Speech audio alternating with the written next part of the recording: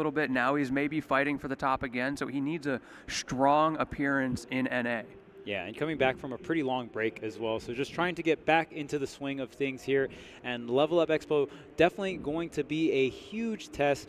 I mean, a P-tier event, Level Up Expo in general, has been growing so much. If you've never been here, make sure to come through. It's getting bigger and bigger every year, and Level Up is investing even more as the years go by into Smash as well. Yes, it's bringing out all this amazing talent to make this event a P-tier. A lot of like just from all over the world too. Obviously, we're going to bring a lot of players from Japan, but also a lot of players coming from Europe as well.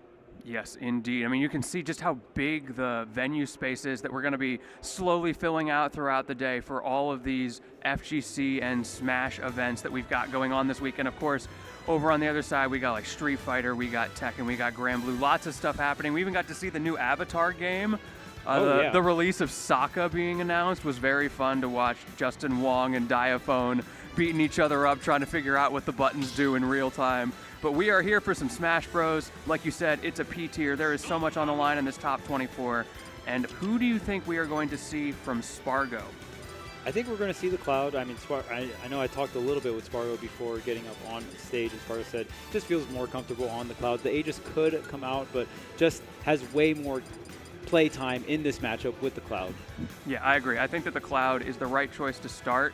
And then if something really feels off, you can start thinking about counterpicks, but just be confident in what's worked in the past and run into game one on PS2. Oh, snap. Scan the QR code. Hey, get that QR code right there. Everyone, all the viewers got it. All right, so of course, Hurt versus Spargo. And this is the first round of losers as well.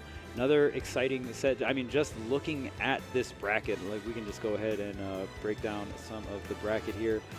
Picture of it earlier. In loser side, I mean, a very exciting match is KMB versus MkLeo. Yeah, so I'm hoping we get to see that. Yeah, Ouch versus Luis, Miya versus Bruho. Right now, Hurt versus Spargo, Toon versus Syrup, Zomba versus Sonix, Wrath versus Gluto, and Big Boss versus a Japanese name I can't read right now, but we're going to get right into it here. Spargo versus Hurt starting on PS2. Spargo with some early aggression as well. We saw multiple run-up shields. Now slowing it down, trying to not be super predictable for Hurt, but still like pressing every advantage he can find. Oh man, the double spot dodge, a little stall on that second one there.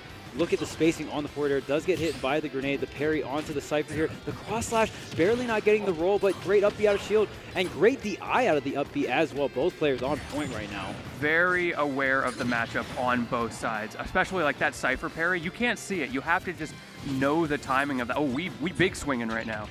Yeah, just trying to get the stock, trying to get something going here. Spargo hasn't taken too much damage, and I like where Spargo is taking the risk as well. Going for that up smash with the platform above you, not going to be as risky, right? Right, as you can't get hard punish. Like maybe a dash attack if Hurt really goes in, but he just kind of respected it. Now you've got limit online though, so it's going to be a lot easier to secure that kill. Can you use that speed to get in? The answer is yes. Okay, you could try to go for the limit up top, but no. Spargo just opting for the ledge trap, the limit running out. Great and safe poke with the down tilt as well. Okay, I love that. Spargo not being too hasty on the punish, letting the grenade do the work there. The kid knows his stuff, so aware of this matchup, and it's got Hurt on the back foot early on. Can you finish the edge guard though? Goes for a grenade setup, but Spargo knows his timing and just respects it. And Nikita trying to hunt Spargo off stage, does burn the limit, directional air dodge comes through, and to the ledge, the air dodge trying to get through everything, the up smashes the Nikitas, and finally, it is Hurt able to find that up air. And doesn't take any extra credit along the way. Very good defensive play from Hurt to find that opening. But now, Spargo is in again. This has been where he's thriving, forcing Hurt to backdash. Yeah, you really want Snake to not have too much of the stage, right? When Snake starts controlling the platforms with the C4 and then even placing grenades all over the place, you want to make sure Snake, oh my goodness, what a back air coming out from Hurt, fighting back, making sure Spargo doesn't get too aggressive with this limit off stage. Oh, and that limit's about to run out, so yeah, he does just burn it and gets a lot for his troubles, pushing Hurt onto the other side of the stage. No C4 setup either, so he doesn't have to respect that. Using the Blade Beam as well, detonate the grenades from afar, but you just see all this chip damage coming through, and Spargo looking like winning neutral, but so many grenades have detonated, 143%. Up and over the neutral air dodge is going to get Hurt back into neutral here. Yeah, it really adds up, but you've got to finish your food. Hurt's going to be looking for that grab at this point because you can do down throw up tilt to close out the stock. So Spargo maybe spacing a little bit more with the sword. It will be hard to get that consistent confirmed. Yeah, and I mean, at this point, Spargo does have the Rage online, but at 172, you're going to be flung so far off stage that the Nikita's going to have so much time to set up on you, right? It's just, at that point, so difficult to get back and navigate your way back on stage. No Rage online now. I don't think a back air is going to do the trick at this point, so you're going to have to rack up a bit more damage. Now back air is going to be online, but going to get a bunch of limit charge, sending down the Nikita, the grenades, everything, the down throw tech chase. Okay, quick spot dodge off the normal get up. And once again, it's just been such good defensive play from Hurt. He is not finishing his plate. There we go, though. Another down smash is going to be what cleans up that stock, keeping it even. I love that from Spargo. Actually positioning so far up to the point where, okay, Hurt saying, okay, maybe if I ledge roll, I'm not going to get back aired. But Spargo just getting back onto the ground real quick and just with that deceptive positioning, going for the down smash, getting the scoop backwards there. Love the play coming out from Spargo. Getting a good amount of damage, but Hurt trading back and forth pretty much evenly coming into this last stock for the first game. I like seeing Hurt trying a couple of different C4 placements. Spargo just was not respecting it on the platform, and Hurt wasn't able to get anything out of that disrespect. So we just tried, okay, I'll throw it in the center. Maybe I can make something happen there. Oh, man, trying to go for that down air. The parry into the finishing touch. Spargo, what a phenomenal confident play you have to go for there. The grounded finishing touch is the one that packs a punch, and then because Snake is so high up in the air as well, I mean, with that damage, that is such an early stock to get on Snake. Snake is this tanky character that we know of, right, that can live for so long and really thrives in an environment where you want to trade back and forth. You know, you do damage to me, but it's like hitting a wall of thorns, right? That's the character Snake, but when you're able to get the stocks off so early, it's so important. And now we have to see, how does Hurt adapt to that? Does he continue the same shield pressure, or every time Spargo gets limit, does he just have to go into defensive mode? Because he's going to be scared of that for the rest of the set. Yeah, and I mean, that's going to be such a key part, right? That's one of the main boxing tools here for Snake, especially just out of shield in general, is going to be that down air out of shield. So. Right, it's a strong tool. But one thing about Cloud, when Cloud knocks on that shield, most of the time it's pretty safe. So Spargo will mix it. What just happened there? Oh no! Wait, I looked away. He blew himself up. With what? How? I think it was a grenade. He must have been so high in the air. My goodness. If you blinked, you missed it, because I definitely did. That was crazy. So unfortunate for Hurt. He has been struggling with that a little bit throughout this bracket. We all saw what happened yesterday in the light set, and now Spargo getting a bit of a freebie. But this time around, it's not over yet, and Hurt does close out the stock with 72 on the plate. We can come back from that. Thanks, Spargo, with from the cheese from game 1 to end it, starting off the game 2 with another cheese. Going to get a really early KO here on Snake, and we talked about how important that is. But as long as the stocks are even, Snake has a chance. Again, just one of those characters that have so much resilience, right? You can't finish the stock, the grenades, the C4s, they start adding up real quick. And as we see, already evening things up here. Spargo not going to pull the trigger on the limit climb hazard. That is going to be an option. Snake loves to recover high, but the up air is going to be enough. And I love that Spargo just burning the limit immediately just to get a bit of charge before Hurt gets back onto the screen. And we could see him all through that, once again, disrespecting the C4. Hurt was trying to recover above it, and Spargo's just dancing around, daring him to press the trigger, but he couldn't find the timing. Okay, grenade going to pop as well. More and more damage. Spargo not racking up too much, waiting on the cross slash, the Phantom Footstool, just getting out of there, but it's Hurt still hunting down. We're going to level 1 edge guards. Okay, do you remember how to deal with this? Yo. Hitting him with the Wi-Fi. Yeah, welcome to Elite Smash. Week 1 Wi-Fi strats. It still works, though. Yeah. He got strong mix-ups off of that. Hurt was able to get a throw off of it, but he wasn't at high enough percent where the down throw up tilt's going to confirm, so it's not as much of a threat. Yeah, and just letting the up smash detonate there for the damage, but Spargo's waiting. I like the tech there coming out from Hurt, not actually going for the tech wall jump, specifically not holding up on that tech. Just teching in place. The Nikita, what a beautiful air dodge up as well from Spargo to avoid the Nikita and still grab the ledge here. 181%, barely surviving the sour hit is not enough. Another fantastic directional air dodge to get back on the stage, but this will be the stock. Yeah, Hurt managing to get that stock because he got the dash up shield instead of just hitting shield immediately when he saw Spargo going for the forward air. Made it misspaced, made it not safe. And your reward is an opportunity to get back into this in a situation where Snake can really thrive. He's happy to trade even with these high percents if he can get Spargo closer to that kill window. Okay, this backer off stage. Spargo just gonna have to back away. Get ready for this ledge trap. Cross up. Okay, the roll not getting through. Is gonna get snatched up by Spargo. 138%. A back air right at the edge will do it. So now Hurt really gonna have to prioritize center stage because of how high percent is. Can't just give up that center stage as easily here. But the grenades are ticking on to the damage here. 92%, and that up tilt going to have a lot of rage. But wow, the fake out there, it's still not enough. Still alive, but we're gonna get so much limit charge off of that. I love seeing Spargo prioritize it, but the up tilt, the Tim's catching him, and Hurt completes the comeback, playing the mind game so well, playing so safe. Oh, you're gonna grab me? I don't care. I'll roll onto stage any day of the week, and manages to get back into it. Yeah, that neutral air dodge right onto the platform as well. Exactly the boost Hurt needed to go ahead and get the punish with the up tilt. Spargo getting a little aggressive with those double jump back airs, but we've seen those double jump back airs get so many stocks. So can you really blame Spargo there? Trying to close it out against Snake can be a really, really, fine line to balance on here when you're trying to go up against Snake. You need to get the stock, but you can't overextend, right? Exactly. And we see like the way Spargo is trying to create the fake outs in those situations. Lots of empty hops, lots of timing mix-ups on aerials. And so what Hurt is doing is he is collapsing his offensive options to think, how can I cover as many of Spargo's mix-ups as possible? And the answer is that close range up tilt. Okay, the grenade interrupting, but limit here online for Spargo. Again, these hitboxes out there, the back air. Again, yeah, I mean, Hurt really can't recover high too often here. Spargo loves to cover that option with the double jump, especially like double jump back air, especially with the limit, because Spargo can go so deep off stage with the limit. But not too much coming out of the limit. Okay, very even game number 3 so far. Spargo does get the first opportunity at an edge guard, forcing Hurt into an awkward situation, and great timing with the F tilt to close it out.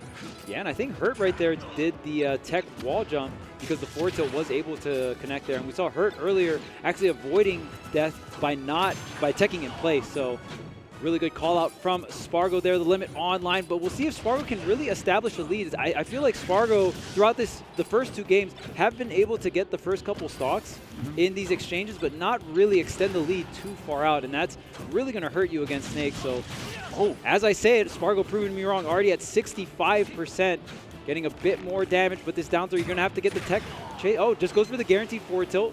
And it does put him in a very scary spot. Great recovery from Spargo, but the Nikita comes back to bite him anyway. This time around, we're okay, but scared of the grenade, gets thrown for it.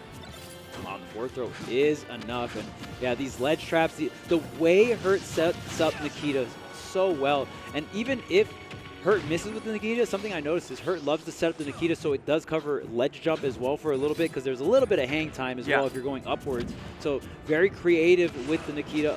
I mean, we all know it's an incredibly strong tool, but Hurt sometimes making it look even a bit stronger here.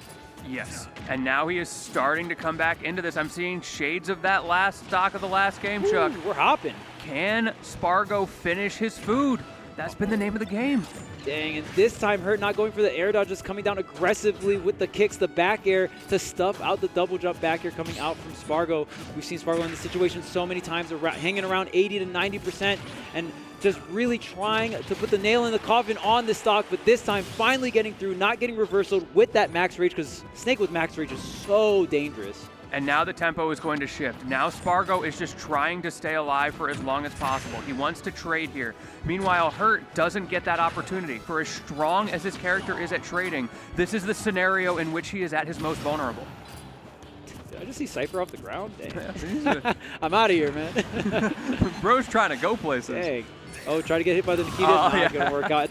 That's unfortunate right there. The limit only lasting around 13 to 14 seconds there, and Spargo barely running out. Wanted to go for the limit climb hazard, but the limit just running out there. So even if it looks a little weird, trying to explain for everyone watching. And now, again, we're just even stocks, even percents coming into this game 3. This set has been so close the entire way. It has, and so back and forth. Every time it seems like Spargo's getting these leads, Hurt just finds a way to crawl back in. Look, he's already at 111%, going for that up air, trying to finish out the game. And once again, it's the up tilt, the Tims closing it out, bringing us to game number 4. What a call out from Hurt there. And I think Hurt really cashing out on some of these reads, right? You're going to aggressively come towards me and just preemptively having that bottom hit of the up tilt come through and just stuff out the approach. I mean, I don't see that often, but Hurt doing an incredible job of utilizing something like an anti-air on a platform when someone's underneath you. Something you don't see often, right? When you string those words together, it kind of doesn't make sense. Cloud is one of the better characters at dealing with that because he has his big disjoint. So it's really impressive to see the way that Hurt is forcing one of the best players in the world into these awkward scenarios where that up tilt can connect so consistently.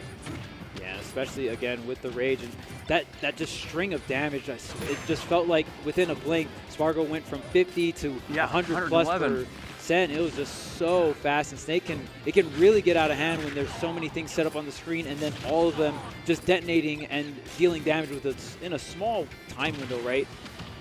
Bro, Spargo is pressing buttons right now. How many tilts is this man going to throw out? But Hurt is finding a way to maneuver around all of them, trying to take advantage of potentially over-aggression from Spargo right now.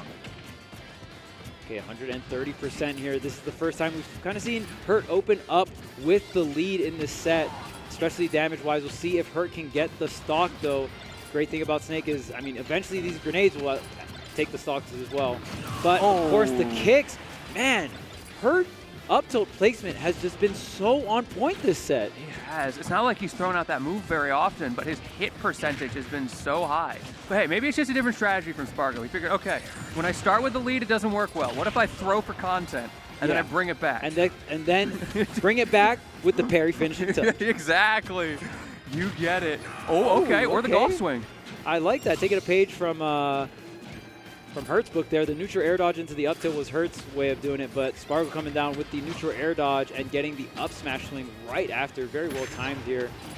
And honestly, didn't take too much damage. Hurt did have the lead, but again, same situation as Spargo in this set. Wasn't really able to establish a very solid percentage lead. So coming into the second stock, just so close in damage as both these players. And I'm not gonna lie, I gotta see a game 5. Yeah, I want to see a game 5, 100%. Whichever way this goes, no bias. No bias. But I just got the I got that game 5 bias. You got that game 5 dog in him. Yeah. And Spargo's making a case for it right now, but he is once again at that up tilt window, so you know it's online. You know Spargo's thinking about it with his aggression. You see him really being careful with his positioning on these approaches. Yeah, I feel like the first stock was a lot more hitboxes coming out from Spargo. We're seeing a lot more movement here, empty movement, empty hops. Yeah, and I think there's something to be said for just messing up the pace. There we go. So that when you have situations like that, it throws your opponent off guard. You change the tempo when they least expect it. Yeah, Spargo was right at the edge of the stage. He's like, really, Hurt? You're just going to double jump in my face and pull grenade? No way. This forward air is locked and loaded. The punish on deck here. Snakes can get a little greedy off stage with how they want to set up grenades and stuff like that. Spargo having none of it here, but we'll see if Spargo can establish a really big lead. The down air. Yo, I got parries too, watch out. Oh man, and yeah, it just feels so hard for Cloud to deal with Nikita off stage, man. If it's not the up tilts, it's the Nikitas here for her.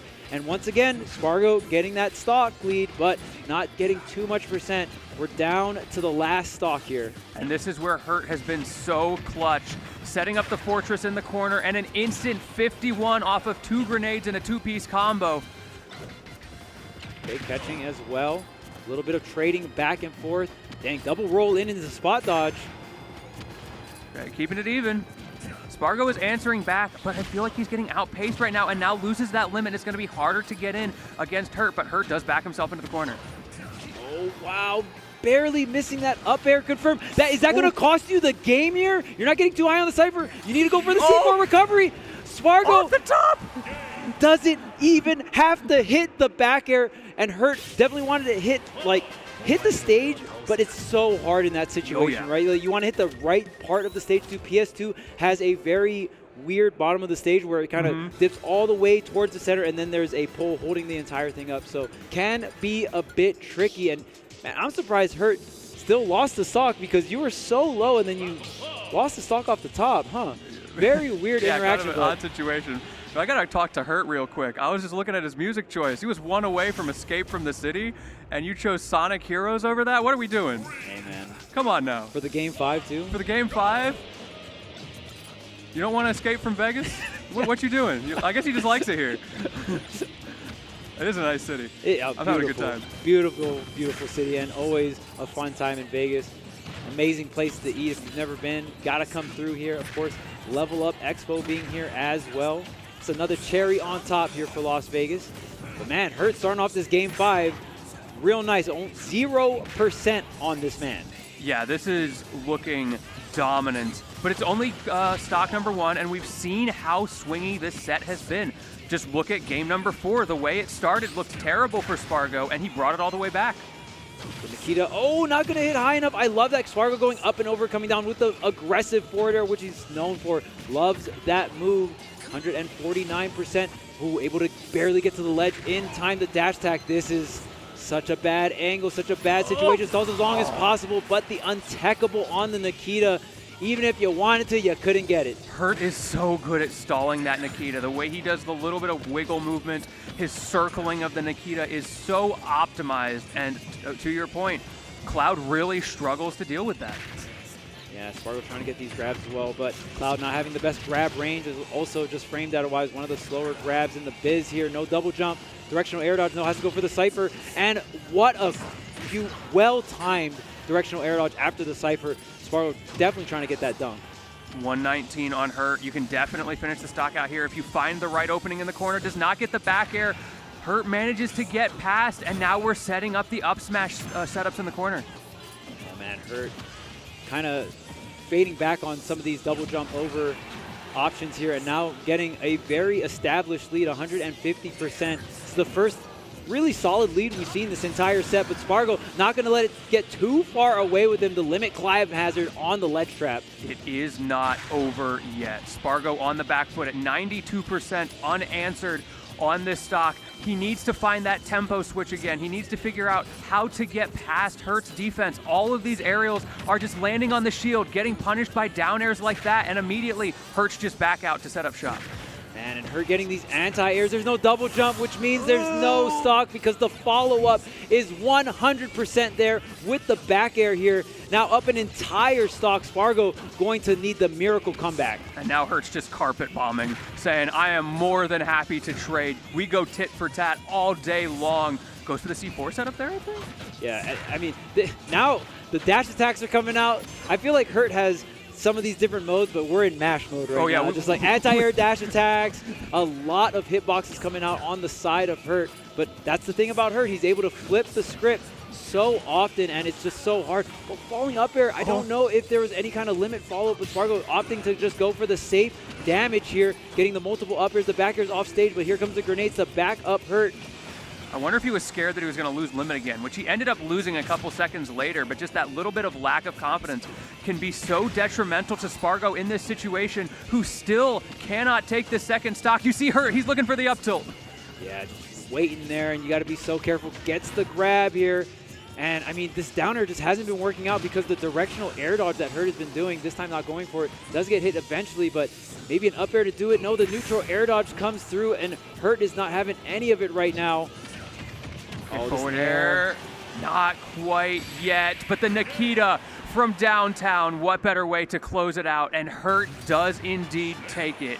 Game 5, staying alive. Yeah, just holding on to those two stocks really, I mean, just changing up the playstyle completely. I feel like stocks 2 and 3, we saw so much more dash attacks. And there, when you're playing Cloud or any kind of mid-range character and you want to set up those mid-range interactions by setting up the jump so you can get those falling aerials, that's when those dash attacks are going to be so strong, right? And Hurt knowing exactly when and where to place them, and man, just taking so much mileage off of those offstage interactions. If Hurt wasn't getting the stock, he was getting a ton of damage, right? And then even if he misses with the Nikita, the ledge traps are to follow. So I think Hurt just playing a real consistent game, and just the Game 5 switch up was insane. I think it paid dividends there. I'm glad that you mentioned those tempo switches because we saw it go both ways. Spargo used it to his advantage in game number 4 and really caught Hurt off guard with things like when he started to get those, I want to say almost lazy recoveries with the, oh, just go for quick grenade setup. Spargo's not coming off. He's playing defensive. And then all of a sudden, boom, Spargo is there taking the stock, taking the momentum, and Hurt just took a page out of his book in the next game. Yeah, for sure. I mean, just very well played from Hurt. Very exciting match. I mean, we were actually going over it earlier, just all the matches we have lined up for everyone here. Yeah, we can take a look here. Ooh, we can take a quick look here. Unfortunately, we weren't able to see all of this, but yeah. They took our match. That's crazy. I wanted this match, though. I mean, as long as Gamer gets the VOD, right? Yeah, exactly. Definitely take a look at that later. Leo versus KNB, and it looks like KNB has a pretty strong lead here in game number 3. Yeah, this is looking rough, and I mean, Leo has struggled against Diddy Kong in general, but I think KNB going to be, this is the first time they're playing for sure, so Leo now fighting another top level Diddy Kong and still having and struggling here down 0-2, but Leo, this game does look it's super winnable now. Yeah, very winnable here, and opting for, I wonder what characters we saw for game 1 and 2, because right now we see, okay. All right, on the board, Leo. All right, Leo. We came in just in time. Love to see it. Going back to your question about characters, I am betting that Leo was on the Aegis games 1 and 2 solely because he was on stream multiple times yesterday, and every time he was on the Aegis. So I think that's the default pick this weekend, and you've got to force him off of it. Because I was expecting the Joker this weekend, but I just haven't seen it. Oh, snap. The game 4 it's Leo, game 4. Dude. It's game 4 off the reverse 3-0. Everyone, don't get it twisted. I feel like everyone just spammed game 4 Leo. Look, if I'm going to come into a Leo set late, it might as well be on game 4. I can't. No, but people would always be like, "Oh, it's game 4 Leo," and it's like not from a you got Leo has to be on the verge of reverse 3-0. Yeah, he's like he won game 1 That and is 2. game 4 Leo. Like you can't. It can't just be like 1-1 and then like going into game 4. You know what I mean? That would be a really funny statistic to look at. Game 4 Leo if he won game 1 versus game 4. Oh, okay. Forget what I'm talking about. This is game 4 Leo. He's back. Martini, put the statistics away. He's back, baby. Leo just pulling out the hands here, getting the Pyra down air. Wow, what a call out here. And that's going to be such an important thing to be able to threaten Diddy Kong on with that off stage there. Just going for the ledge with the monkey flip, getting punished every single time. Now Leo up an entire stock. And we might see the Classico, the Leo reverse 3-0. What happened games 1 and 2? How did we get here? Leo is so in control. Oh, he's looking for some chicanery right now. Yeah, the foot. Hey, I think that option's really strong. The foot still out of shield into the Pyra Dare. I agree. Especially if you can get onto a platform, you can actually combo into the up smash. It is a very strong tool. Obviously, foot still out of shield, a little bit harder on the execution. Forward smash coming out from Leo. Great setup off stage. KB trying to go low here. Another trade with the jab, I believe. Forward tilt should do it in, and my goodness, is this truly game 4 Leo I think he's back, baby. We saw Spargo fighting for his life. He wasn't quite able to do it, and now Leo is carrying the torch saying, don't worry, I got you. Fundies is still alive. The Fundies are back in action here. The banana in hand. The up smash not going to connect, but the banana setup. Now, see, that's foresight. That's game 4 Leo right there. It's crazy, too. I mean, even just, oh, my goodness. I for some reason, just thought Leo was going to start charging a F smash, like the most disrespectful way to end it. Still alive here, but I don't even know if KNB is going to be able to take another stock. It's been Leo in control the entire time this game 4. This truly is insane. Coming back to form here. They better not find us another set. I need to see game 5. Yeah, at this point right now, this is crazy. We're invested. I am invested. That was a 3 stock. 3 stock coming out from Leo. KNB's got to figure out something real quick. Yes, he does. Real quick. The king of adaptation sitting before you, going into game number 5. The pressure, knowing this is the first time I've gotten the opportunity to fight one of the GOATs of all of Smash. and you're so far ahead, and suddenly he just 3-stocks you. Yeah, that's a lot of mental damage. Whew. Definitely it feels bad, but hey, feels good if you're a Leo fan. I think we got a lot of those in the building and in the chat. No comments. All right, Leo, just getting that good damage here. And okay, we're running it back to PS2. Interesting. To be fair, I don't think the stage was the issue. I guess. I mean, at that point, don't you want to just change up the scenery, man? Like, Wait, these guys already saw me get clapped up. I don't want them to see it happen again. Need to switch the pyro here. Oh, okay. Yo, forward smash for damage, 20%.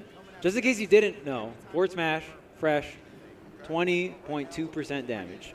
That's some Phil Swift damage right there. That's a lot of damage. KNB looking a little bit better this time around, but still Leo's defenses, they're not cracking. He is so preemptive. Oh, goes for the footstool, doesn't find it. Yeah, I mean, does get the footstool, but there you can tech those footstools. Can be definitely not getting caught sleeping at the wheel here. Oh, the banana almost sniping out of Diddy Kong out of barrels here, up and over. Trying to pull another banana, but you're just giving it to Leo, and it is going to be your demise. Can be going high with the banana, giving Leo the exact tool he needs to go ahead and get that stock. I feel like Leo is just in reaction mode.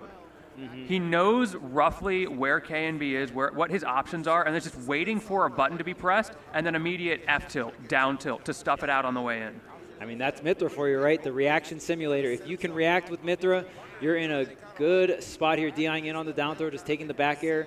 It's all right, going to get all the way back onto stage, but there it is. The Z drop into the down air is going to get the stock here. Not exactly, I didn't catch what option Leo did, but that Z drop in the down air does cover quite a bit of options, cover the ledge jump. Some good early control from KNB there as well. To get back into center stage, they are vying for stage positioning so hard because both of them are so good at edge guarding each other. Yeah, and at this point, KNB still at 2 stocks, but Leo also at 2 stocks. At least it's even. At least it's not getting away from KNB this time, right? Oh, watch the DI though. Oh. Yeah, any one of these big hits will kill from either side, and it is going to be KNB. As I hear the crowd starting to get a little bit uneasy in the background. They know the import of getting to that last stock first. Oh man, and KNB going to get some damage as well. The banana slip on the platform. Is KNB going to clutch this one out here?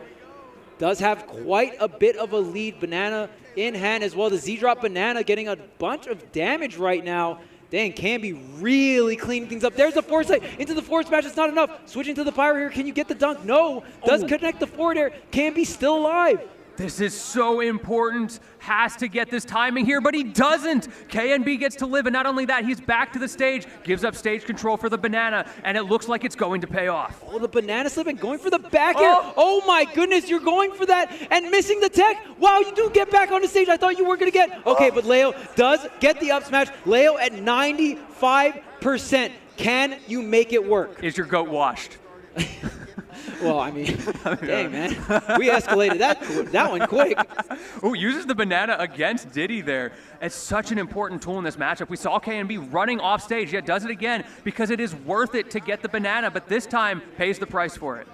I love that Leo not grabbing the banana on the ledge drive here, but oh wait, the double jump's gone. Is that it? Oh my goodness, that was so close to getting the stock there. KNB not pulling the trigger. That was max spacing there. Parry, F smash, set up your comfort zone. Leo doesn't find it. Goes for the immediate down tilt, but KNB waits it out. All right, Diddy Kong at 63%, switching back to the Mithra. Needs to win neutral, but the banana in hand. Pyro on deck. The down. Oh my God, the prime roll misses, and the out smash connects. KNB upsets Leo, game 5. What a way for it to end. Leo was so close, but in the end, it wasn't meant to be. KNB moving forward on loser's side. Leo is out. Dang, that was the prominence revolt not connecting. All right, we are going to get back to the winner's side of things. It is Neo who upset a Tweek in the winner's side to get here and was able to defeat out.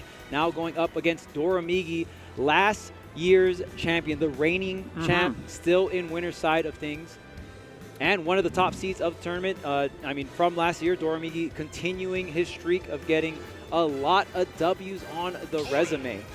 Yeah, Doramigi's rise has been so impressive. Of course, it's been at the upper echelon for a while now, but it felt like there was this sudden leap last year where all of a sudden, Doramigi, who was like a known player, just decided to be the best player in the world overnight.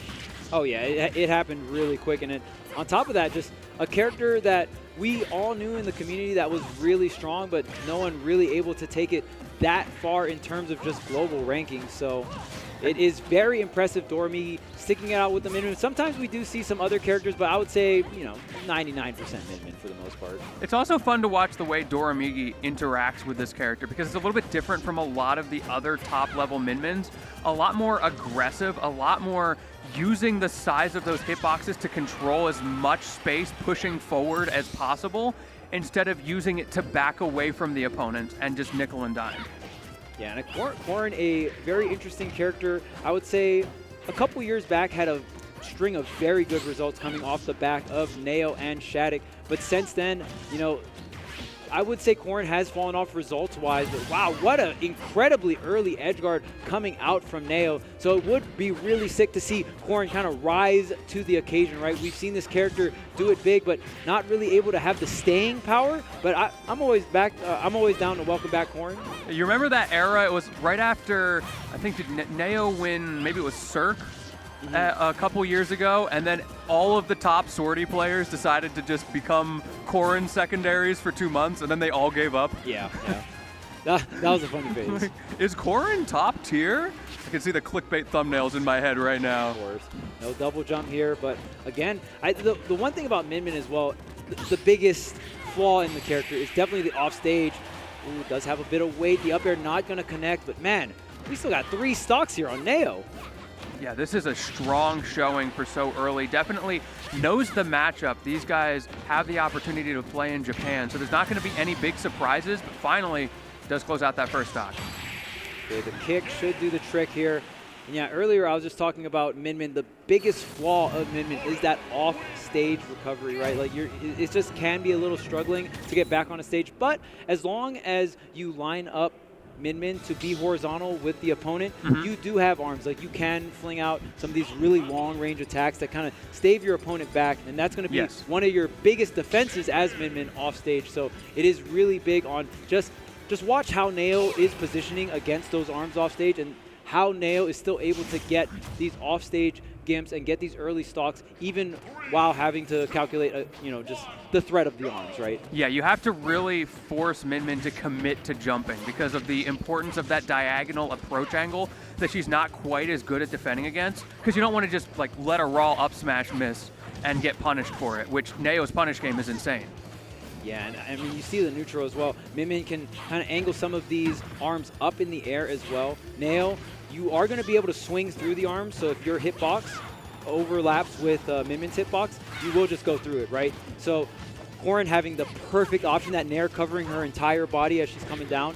So Neo just trying to position in the air and then come down on to Doramigi with that neutral, which is such a great combo starter as well. Going to get that launch, and that's pretty much everything you want as Corrin. Off stage, but oh man. That's the crazy thing about Doramigi, does not shy on going off stage. Yeah, Doramigi, these arms take up so much area on stage and off stage. Doramigi will do this to so many characters, so many players. Just go off stage and cover all your options with the different arms, and there's just nowhere to go. Yeah, if you get the right positioning, it is a checkmate, because if they air dodge the first one, you just throw out the second. Hey, you got 2 of them. Yeah, unfortunately, you don't got 2 air dodges, so it is what it is for Neo, losing the stock, but keeping it even and still in control going into the beginning of this second stock as we just hold down the corner. And that's the thing about Doramigi, just how volatile Min is. I've seen Doramigi get 3 stocks and just next game 3 stock his opponent. Yeah. You know what I mean? I don't think Doramigi, just because of the way his character works, he is not going to get shook from a 3 stock. 100%. It just happens sometimes. This character's recovery is very exploitable. The defense can be very weak once you get opened up, and Neo is opening Doramigi up. What a back air. Got the wangs on that thing. The back air, such a strong option and can be a follow-up tool as well. Ooh, tries to get the tipper pin, another threat that Doramigi's going to have to watch out for off stage. And even, we do see the pin used on the platform as a 2-frame option as well when someone's trying to get to the ledge. So we keep seeing Doramigi trying to use that Nair get off me, and right there shows why it's so valuable, because you can take a stock with it. But for the most part, Neo's kind of just been matching his freak and throwing out a nair of his own, which has so much more range. Yeah. And it's been very difficult for Doramigi to deal with at the ledge and in these close quarter situations. Now you might think to yourself, wait, doesn't Min Min have other arms? Yes, Min Min has 3 total arms you can switch around through, but we are going to see Doramigi rocking the Ram for the most part. That is the quick one that's got the rings on it, and you can angle it as well. It just has this loop. It covers the most area with all the arms. The Mega Watt could come out, which is like the big electric one that does go ahead. It's just like a slower one that's a bit more active, but nonetheless, it is going to be Neo that closes out. You see Doramigi's face. It's like, bro, what do I do? What is this? Oh, man. Doramigi's just like, man, I really got seeded into you. Yeah, it's just like, come on, man. I mean, to be fair, this would have been tough for Doramigi regardless, because even if Tweek was in Neo's spot, Tweek has a really good record against Doramigi as well. So I think this part of the bracket might be pretty tough for Doramigi regardless of who was able to come through on that other side of winners. So it might be a loser's angle to take this tournament type thing. It might be. But we'll see, we'll see. Doramigi, one of the strongest, if not the strongest player in the world. So see if he can go ahead and turn things around. It is a good point to bring up the winners versus losers, because we were on losers before. So now you've got that second life, you've got that second chance, but you don't want to spend it this early.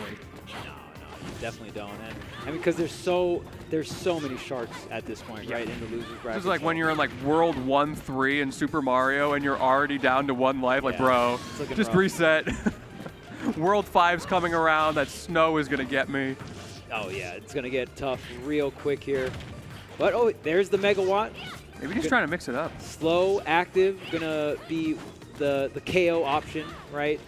Able to take stocks a bit earlier with that Megawatt. But, yeah, like we said, for the most part, the Ram is what you're going to see most of the time, especially in this matchup, too. I don't think Doramigi, because Corrin's recovery is so exploitable, we're just going to see Ram off stage probably for the most part, getting these stocks. I also think there's a consistency factor over Megawatt, where Megawatt you have to get a read in a lot of situations, and with the Ram, it's a lot more just bread and butter poke pressure, and because it's so much faster, it's a lot safer if you do mess up.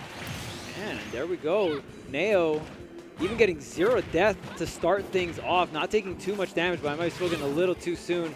The Ram angled down can be another great way to intercept your opponent while they're going to the ledge here. Big punish with the down tilt platform tech chase. Yeah, that up air covering every single option on that platform. Okay, this time going for the nair, wants a little bit more damage here. There's the forward tilt, and my goodness, this sweet sequence from Neo looking real clean, utilizing both the right and the left platform here. Brought it back in 1 interaction. These have been like 2-3 interaction stocks on both sides. And there we go again. No matter how low Neo goes, Doramigi is able to go lower with those 2 arms, getting the stock first. And that time, I think we saw the Megawatt off stage too. We did. Utilizing that, I mean, just a slower, active hitbox, just covering, again, more and more area, and just more so what? Oh, wait, the SDI! Whoa, I finally saw someone SDI that. It's 2026. Time. The year is 2026. We finally learned what SDI is. Bayonetta players in shambles. I swear I've seen Corrin get away with like charge F smash right at the ledge, and it is a great option. Don't get me wrong, but sometimes they be charging that for so much extra damage. I'm like, dang, you really don't think they're at the wheel right now. And that is going to be it for that game number 3. Doramigi with the comeback, a little bit of a fist bump. Not a lot of emotion you usually see from Doramigi this early in the set, so it goes to show like how much this means to him to be here at a P tier in the United States and showing what he can do as the potentially best player in the world, and for a second there on the verge of going down to losers in top 24. Yeah, that would be a very big upset here. Coming in the top 24 winner side. Definitely want to stay on the winner side of things. We've already mentioned there's so many sharks in the loser side of things. This tournament so incredibly stacked. I mean, pretty much all of the best players here in the building, and I would assume is going to be the most stacked tournament for the year for North America. Okay, some good early pressure from Neo, but Doramigi manages to get through it, using that platform just to make the pressure awkward, but manages to unfortunately corner himself, trying so hard just to create space, and Neo ran him down. Yeah, gonna get a good amount of damage. What's the ledge trap here? Oh, falling forward here, great DI. That back air connecting could have been the stock right then and there. We know how bad the offstage recovery is here. I love the falling up air, mixing up the pressure here for Doramigi.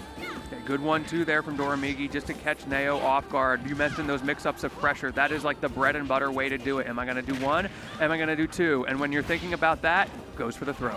Okay, this time Neo getting back onto stage. We've seen that situation happen so many times, and Doramigi also had the power-up Dragon Arm. If you get the grab, the Dragon Arm is a little bit more powered up, and it does have the laser as well. Oh, okay, a little bit dicey in the corner there. Neo resetting the situation and backing off.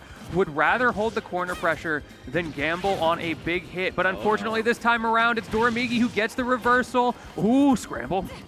Again, recovering Neo, getting back on the stage. We haven't seen that happen too often until this game number 4. So Doramigi does get on to the board here, but not looking too clean on these edge guards coming into game number 4. Gonna have to be a lot cleaner if you want to take this to a game 5 here and get this reverse 3-0 dream to a reality here.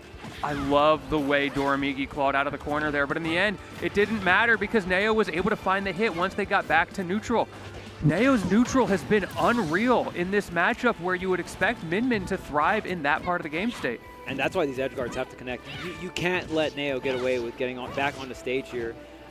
The neutral, I will say, does look pretty tough here for Doramigi. So when these hits connect, you got to make those offstage interactions count. Back throw, not going to get the stock, but Neo getting spent so far away. Surely something going to happen here. Okay, from the ledge trap, going to opt for the ledge trap, and that's something you see more common with the Megawatt, where okay, I got you on the ledge. I can go ahead, throw this Megawatt out, and it'll cover normal getup. It's just so active and slow, right? You want slow, active moves that go ahead, take those stocks, and going to go ahead and follow up with the second arm swing here. Not racking up too much. That massive nair, it makes it so awkward for Doramigi to find things like the up smash, to find his own nairs to get Neo off. Okay, just going to cash out early, gets the parry into the forward smash here, racking up a good amount of damage. Man, Doramigi was just trying to get back to the ledge. Let me just tack on a quick 20 while I'm doing it. Okay. Oh, with a pin, whip punish, yeah. That down air going to get punished real hard, and maybe just really afraid of that up air threat, right? It's so hard to say. When you're underneath Corrin, you don't really got too much options. Right, and that is something that Neo is very good at abusing, making it awkward for Doramigi to know what defensive option to pick, and once again, continuing to shark the corner, setting up this safe pressure, the rinse and repeat bread and butters, just racking up Doramigi's damage. Oh man, back to back. Good amount of damage here going on to Neo. There's the down tilt, another platform tech chase, but not picking it up. Gets the right positioning, but just a tad bit off the timing there. Ooh. Oh, we're playing the Nair game. I'm trying to hit this Nair, though. You ever play that game, Nair? Oh, yeah. I play Fox, man. It's the only game I am playing. It's crazy. You see how Doramigi's combating it, too, right? Doramigi is going jump, double jump into swing. Just to catch Neo setting up from so high up with these nairs. So it's just how drastic Doramigi has to change these neutral interactions to stop Neo from nairing in. Just such a powerful tool here. Yeah, part of the nature, of course, of Min as we go deep, bringing it to a game number 5. I think part of what made that such a strong final stock for Doramigi was in those mix-ups, you kind of get to just fish a little bit and hope things work out as long as you're playing safe and not overextending with your defensive movement. You can't be predictable there. And then you get to try timing mix-ups, and eventually you clip them, and if Neo can't get in before that happens, you end up with that situation. Yeah.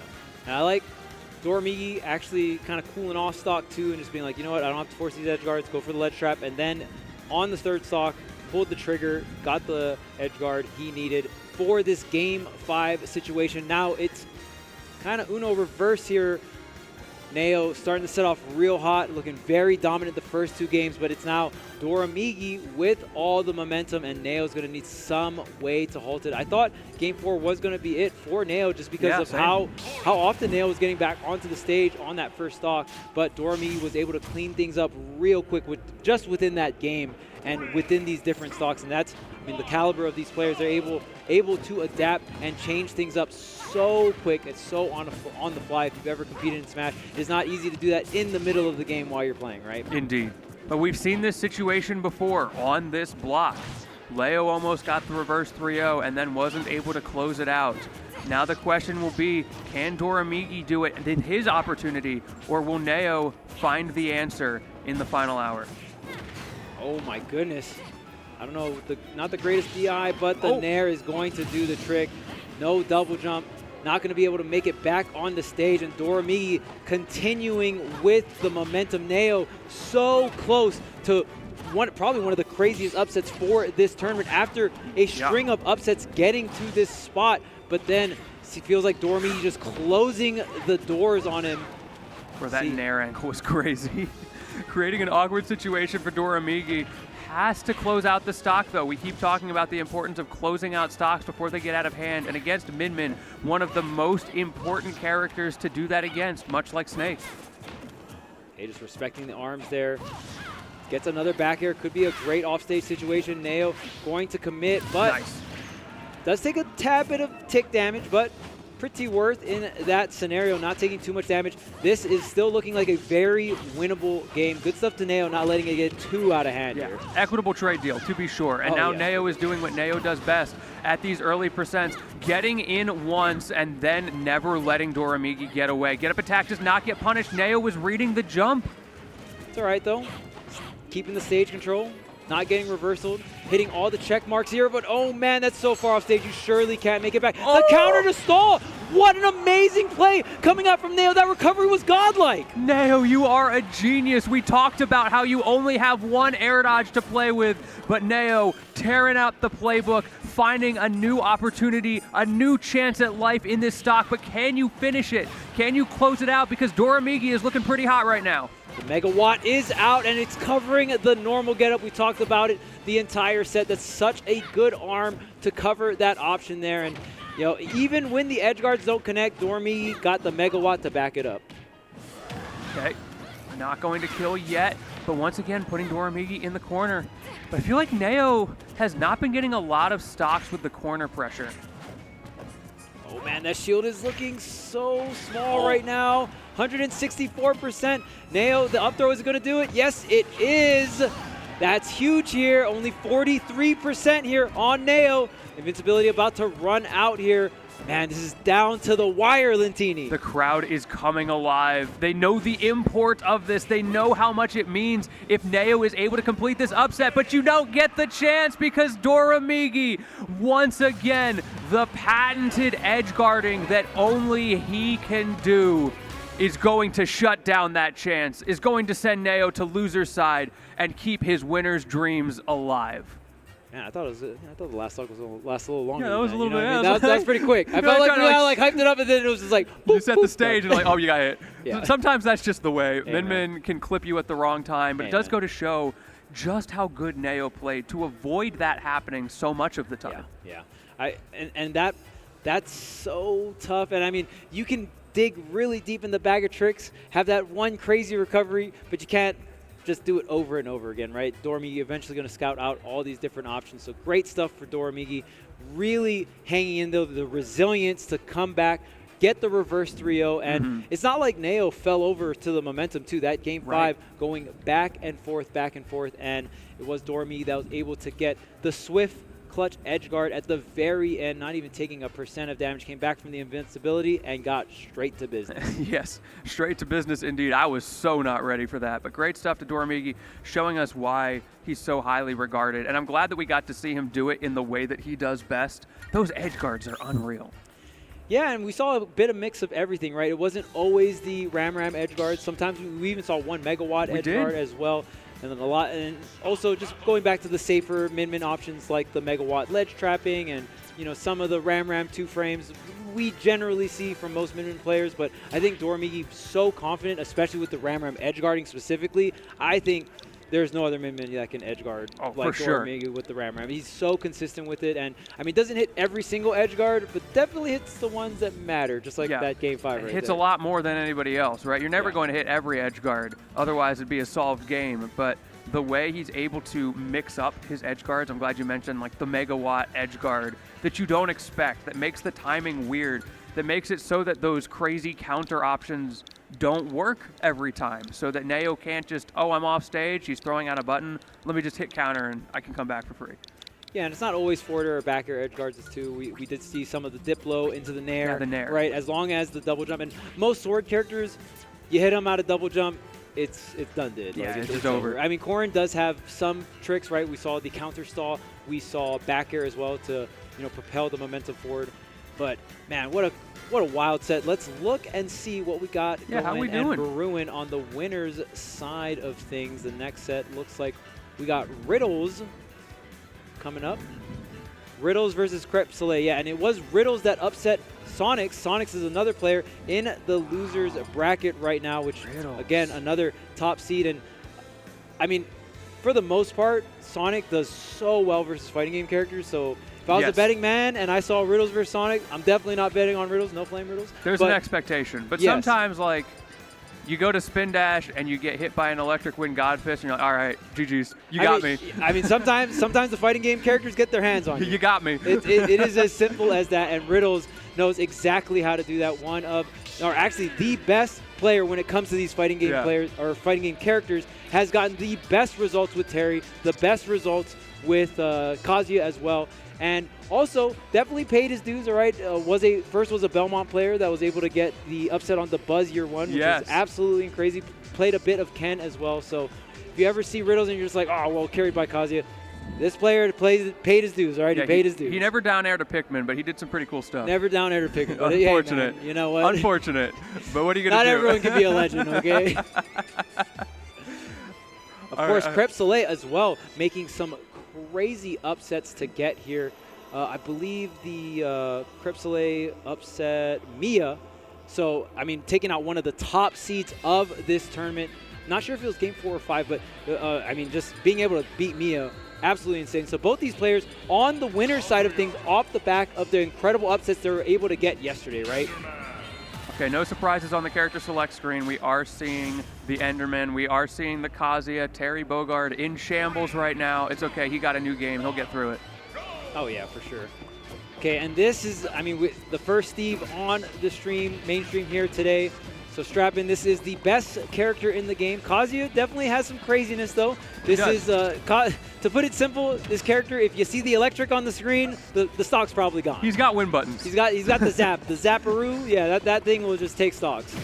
Easiest way to explain it. We'll see how that Zapparoo runs down in this game. Crepe Salee playing one of the characters who is the best at staying away from it. You see him throwing out even those single blocks just to avoid the wave dash. There's an electric, but he's in an awkward spot, so we can't confirm off of it. Yeah, when there's a platform nearby, electric becomes more of a 50-50, right? Are they going to, oh man, what a call out, the dunk. And this is where Steve wants to take full advantage of just being able to set up blocks and having that, great edge guarding tools like forward air to get the spike here. Walk the dog. Okay, we DI out. We're okay for now. Riddles, though, trying to box with Steve and is just getting jabbed on.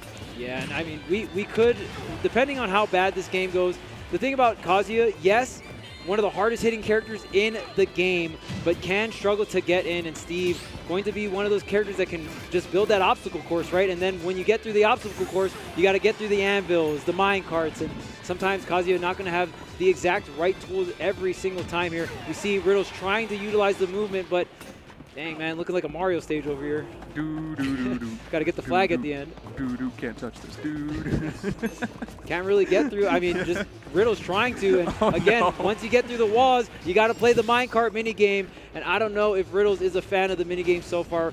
Yeah, the big MM, I believe they call it. Yeah. And I mean, one thing is we could see the switch to Terry Bogard. Going to have a little bit more mobility, not as hard hitting as someone like Kazuya here. But yeah. I think we might have to see the switch. Initiate the switch. It's not looking great. Riddles, initiate the switch. Activate switch.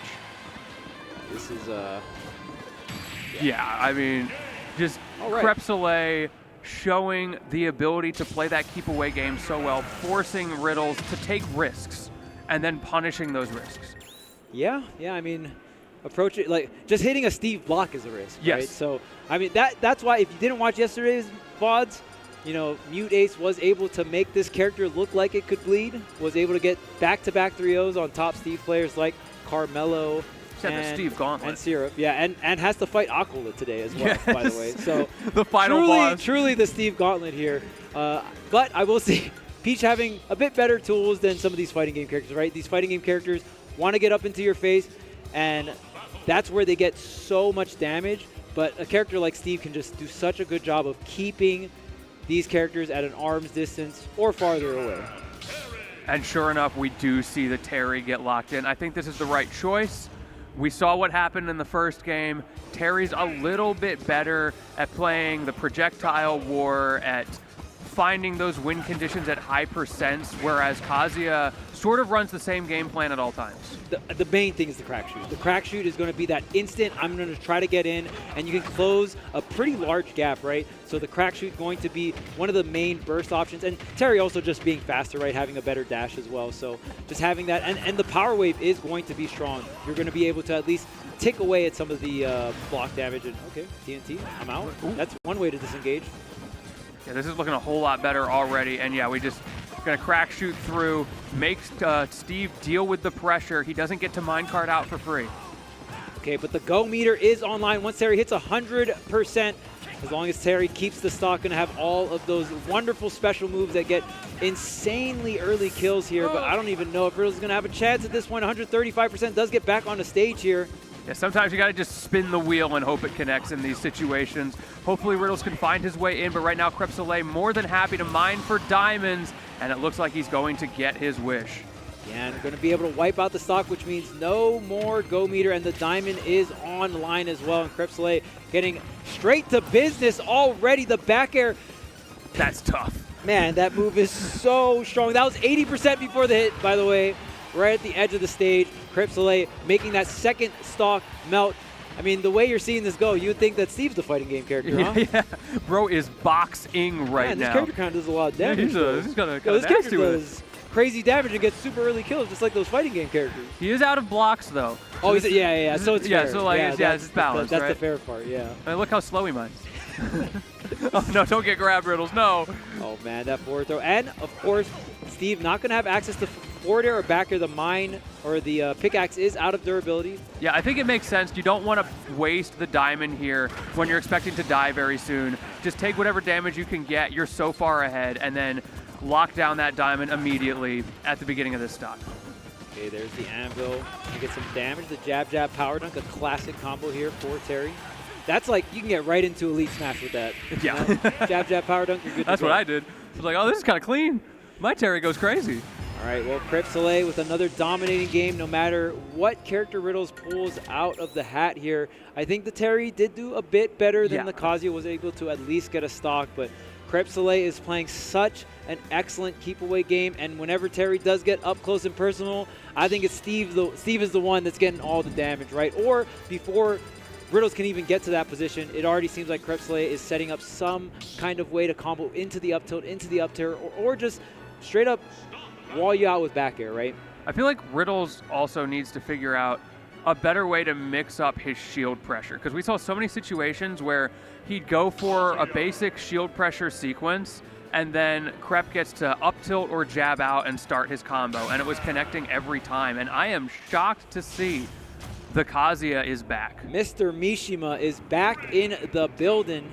All right, maybe Riddles is like, yeah, you know what? I get the crack shoot, but how much damage do I get off of it? Yeah, exactly. You know what I mean? Like, we saw like 140% string in the beginning, but maybe Riddles is just going to double down and just be like, yo, man, if I get the hit, though? Yeah, if I get the hit, though. And I think that's valid. And he's getting the hit, though. Oh, he's getting the hit, though. Okay, yo, he got the hit, though. Okay, he got the hit, though. Okay. I see the vision. I never doubted you, Riddles. See, sometimes it doesn't make sense, but remember, the professionals are the professionals ones on are the on the. There's a reason we're back here.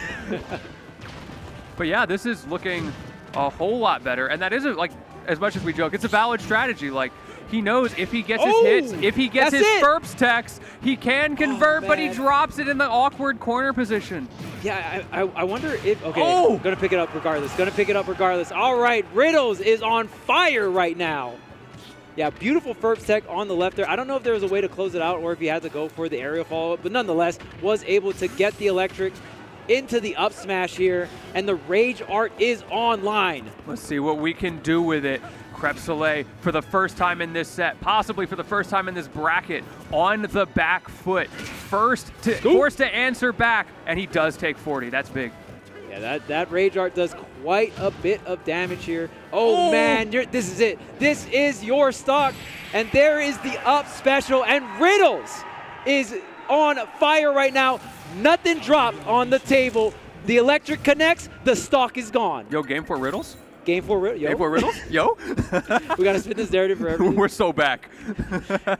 Don't worry, chat. We're so back. Riddles with the, is that a 1, 2, 3? Was that 3? I believe that was 3 stocks online, right? Yeah, it was, was it? It was so fast, I lost count. I'm pretty sure that was the show. Chat, was that 3? Was that 3? I counted 3. I counted 3, chat. Let me know how much stocks Riddles had. I think that was 3 on the board. Man, we are really seeing the repeat of this same narrative. One time, the first time on Leo, wasn't able to close it out. The second time, Doramigi was able to find the answer. And now we're in round 3. Game 4 Riddles up to the plate, and we have got a big stage for Steve to work with. Oh yeah, this is a lot of real estate. Steve going to also get a lot of iron from this stage as well, just in terms of what materials Steve can get. I like how Riddles, you can stand on the platforms and burn the durability off these blocks. Also, Riddles coming down with a lot of nairs and forward airs as well. Forward air going to have a bit more range than nair, and especially at these lower percents, like really low percents, you can actually combo it into grab sometimes, depending on, you know, the fall speed of the character and stuff too. We'll see if Riddles can find the fair opening, because right now, okay, is able to get fair into the scoop here. Wow. Automatic. Just cashing out on the Rage Art. I love it. Oh my goodness, the Dragon Punch almost connecting there. It's still alive.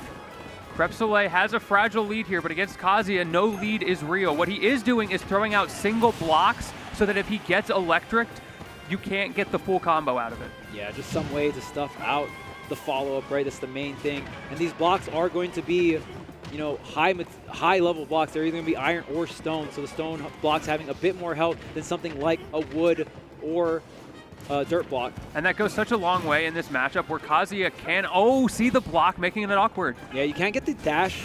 You want to dash jump, right? You want to dash, then jump, and then go for the up special there. So that block being that safety net, and we might see a whole nother strategy, and maybe that's why we saw this counter pick. Crepe wants these blocks, those single blocks on the ground, to have a bit more durability so they last longer, right? Because we saw in the previous games, Riddles was just hitting them with one move to break the wood blocks, and now you don't have that option anymore, and it completely changes the tempo.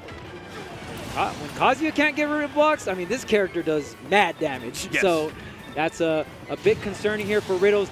At least keeping it somewhat close, not letting the game get too far away. And remember, Crepe is up 2-1. Great SDI in on the forward air to stay onto the platform here. Riddles staying on stage, not going off stage. Very big deal here. Could have been that could have just been the end of the game right there. Okay, for real this time though, no blocks. Crepe in a bit of a weak point here. Can Riddles take advantage? Unfortunately, looks like he's not going to be able to. He's scared of that minecart. He's scared of losing out right here, but he might not get the opportunity. And Riddles had the one game. No blocks online. Does get the trip. This is going to be the stock. The up special to close it out. Doesn't matter the high ceiling on Kalos. Kazuya definitely has the power to back it up here. As long as there's no block to interrupt. And there's the anvil.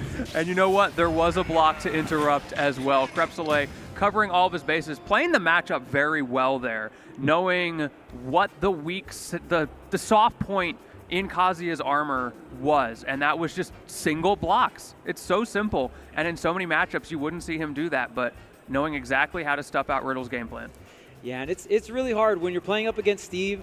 Even when you do get a hit on Steve or some kind of positional advantage, there's always the anvil or the minecart after, right? And when you're watching, you're just like, well, you know these players know it's coming, but it's very difficult to avoid. It's not an easy task. And even when you're that's the amazing thing about watching MuteAce dismantle Steve. MuteAce does not get hit by these moves often, right? But when your character can float into the air, it's a different story. Not every character can do that. Obviously, I hope to God that Kazuya can't float in the air. I would not want to see that. That would be a terrifying sight. I mean, he does have like double jump cancel stuff. He's got wings, I guess.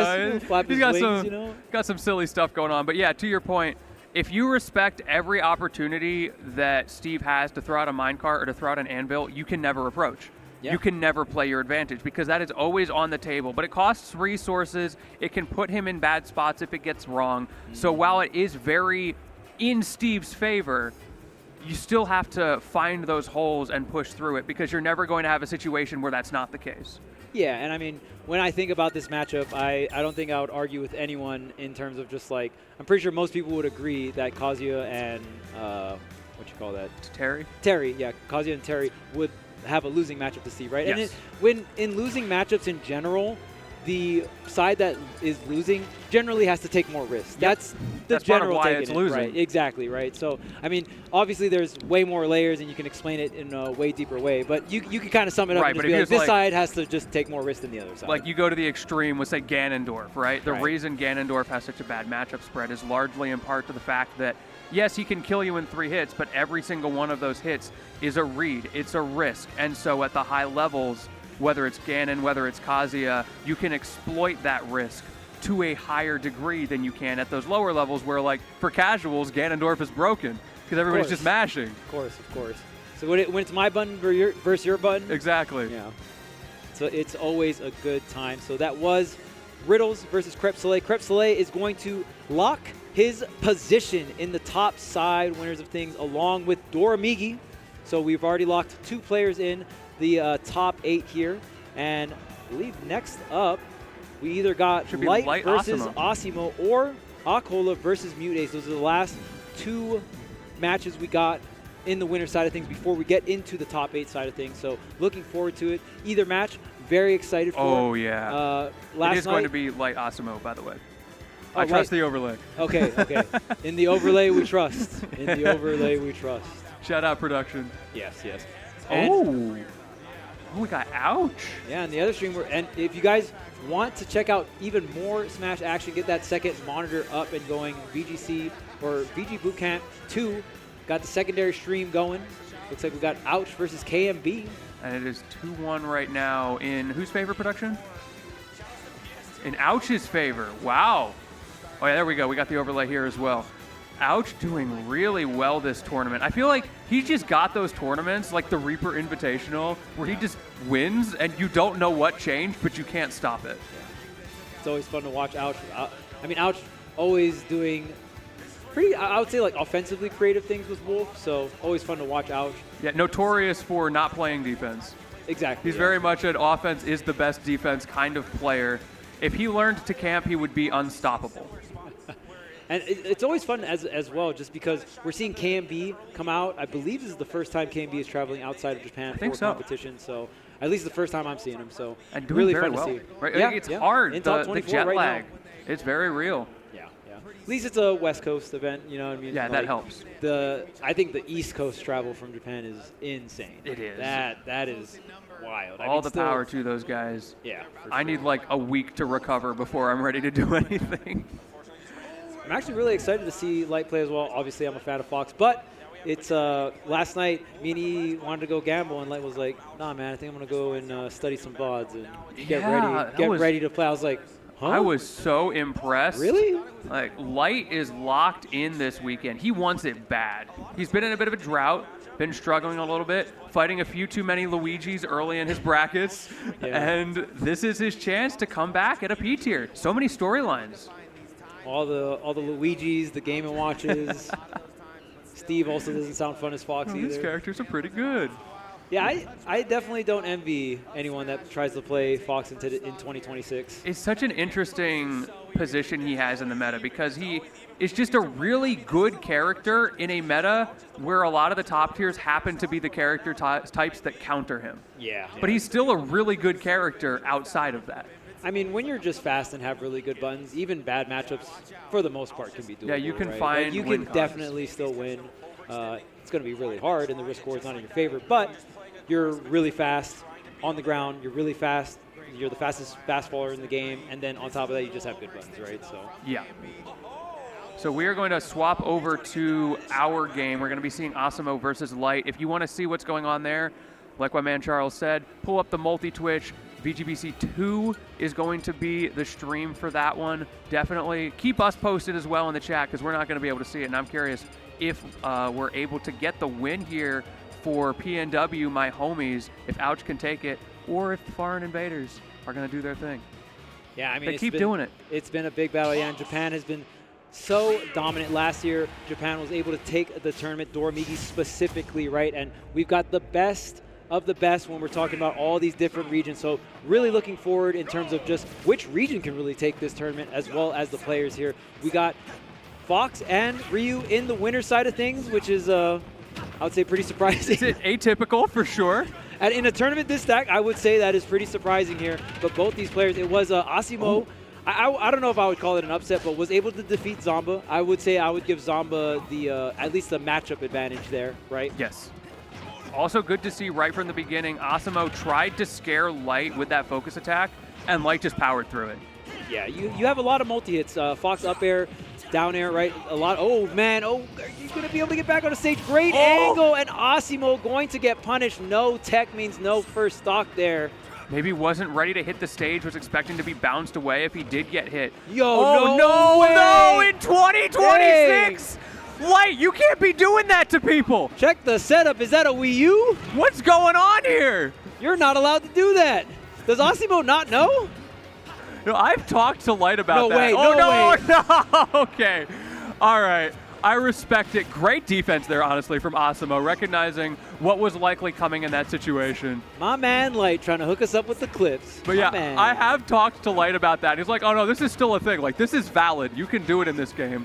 It's just not a guaranteed combo. It's not a guaranteed. So you have to be smart about it. And yeah, there are certain outs, but I will not reveal that information. Now the only thing we're missing is a shine spike, which I have also seen Light do in this game. The double. Oh, you're just giving up? That's cool. That's right, tough. Cool. Yeah, that's cool. All right. Thank you. So, I appreciate that. If you don't know, if you re-grab the ledge, you do not have intangibility. So yeah, that game was a TikTok. Asimo just not even up being high enough to like try and hit, because sometimes you can up B and hit someone that's trying to down smash you or position to down smash you, right? But I'm seeing Game 5 written in the chat. I'm assuming that's talking about the other stream. So ooh, okay, Game 5 there, yeah, Game 5. I was thinking Game 5, ouch, but yeah, Game 5 Light could be coming. I think we got Game 5 in the other set. Yeah, that's what I'm thinking. Yeah, yes. Game 5 on the other set here. But we'll see here if this will go to a game number 5. I would love to see it. Both of these characters, obviously, really, really fun. And wait, oh. That was mad funny, bro. I was so confused. I was like, there's no way they switched the. Oh, okay. I understand the vision now, but I was so brain blasted. I'm Yo, looking chat, did you get mixed? Like Light's Wolf, huh? Chat, did you get mixed? Let me know. Yeah, Let me know. I got mixed. I'll admit it. That would be insane if Light crazy pulled out a character Wolf. switches. You're not ready for this. Oh, I love the forward tilt there, and my goodness, just getting that early part of the dash. There it is. The shine spike, not even getting this tech on the stage. Asimo, I'm gonna need you to wake up, man. You gotta hit these techs, bro. What is going on? We're in top 24. It's time to hit some techs. That shine would have killed as well if he went the other way. He just barely got past Light. So that's why you go for that there. Oh, that was the sour. Oh, no. You had the up smash. And then you didn't believe. Okay, no. Now it's a tech chase. Okay, it's too late for the guarantee combo. But just going to get the whip punish. I'm not going to lie. A little sloppy first stock there, all right? That was kind of sloppy. And no punish either when Light went for the up smash on shield. That is incredibly laggy. Asimo, I think, a bit off kilter at the moment. All right, disengaging with the illusion. I like it. And just because the first stock was sloppy, trust me, these players will pick it up. Yeah, we'll lock in. Those forward tilts, love the forward tilts into the dash attack. Very effective versus Ryu. Putting Ryu on the platform where the up airs are going to do so much work. Ryu having that frame 4 air dodge, so it's harder to get out of combos. The main tool you're going to use is that focus, but Fox up air got 2 hits on that. So going to be able to break the focus. Fox is so good at juggling Ken and Ryu. Yeah, that's a very scary position to be in, and you see Asimo like preemptively air dodging in some of those situations as well, because Fox is so fast, so you can't always react. Oh, looking for those spikes. There's no double jump here. Asimo can try and go a bit aggressive. The Firefox straight horizontal. Asimo just going to take the ledge trap here, goes for the juggles. We've seen Asimo connect those up airs into a Shoryuken, so Fox ain't the only one. Scary trade there. Yeah, we're going for the up tilts right now. Asimo trying to finish this stock off quickly. Good respect from Light. I love that Light tried to catch the tail end of that, really trying to get that nair, maybe into some kind of follow-up like the up smash or a tech chase into a smash attack. Beautiful grab coming out from Light, but Asimo with a ton of rage. One connection from Asimo could be the stock here. And that's why he's fishing for that up tilt. He wants Light to walk into that. Look at the spacing! The pixel perfect spacing from both sides. If either one takes an inch, they die for it. Yeah, I mean, Light trying to actually throwing out some of these higher back airs so you don't get anti-aired. I like that from Light. Just trying to stuff out maybe a jump here, shortening on the illusion, just safely going to the ledge here. Normal get up dash attack, and the back air is able to play that stock here. Oh, tech chase. Oh, just missing that. That could have been so much damage. The jab going to be so effective too versus focus. I love the trade, but there's the double jump on Asimo, so it's not going to be able to get the stock. Yeah, that was really scary though. Asimo being reminded once again of what can go wrong here, but doesn't get the kill off of the up tilt. That's critical. That's very uncharacteristic from Asimo. Even if you SDI Asimo's up tilts away, Asimo will usually go into up air Shoryu if you get the DI away. The raw up air does connect here, but yeah, Asimo is going to have to get a lot more on hit if he wants to stay in the winner's bracket. Yeah, that's the strength of your character. Yeah, you get that one hit and you take it to the bank, and we're not seeing that. And part of it, of course, is the defense of Light, managing to get out of that combo there as well, setting up that chip damage, making Asimo uncomfortable. Okay, dash attack getting punished here. Forward smash, probably wanted a dash attack there, but nonetheless the shield is out. There's the down air. Yeah, that's just it.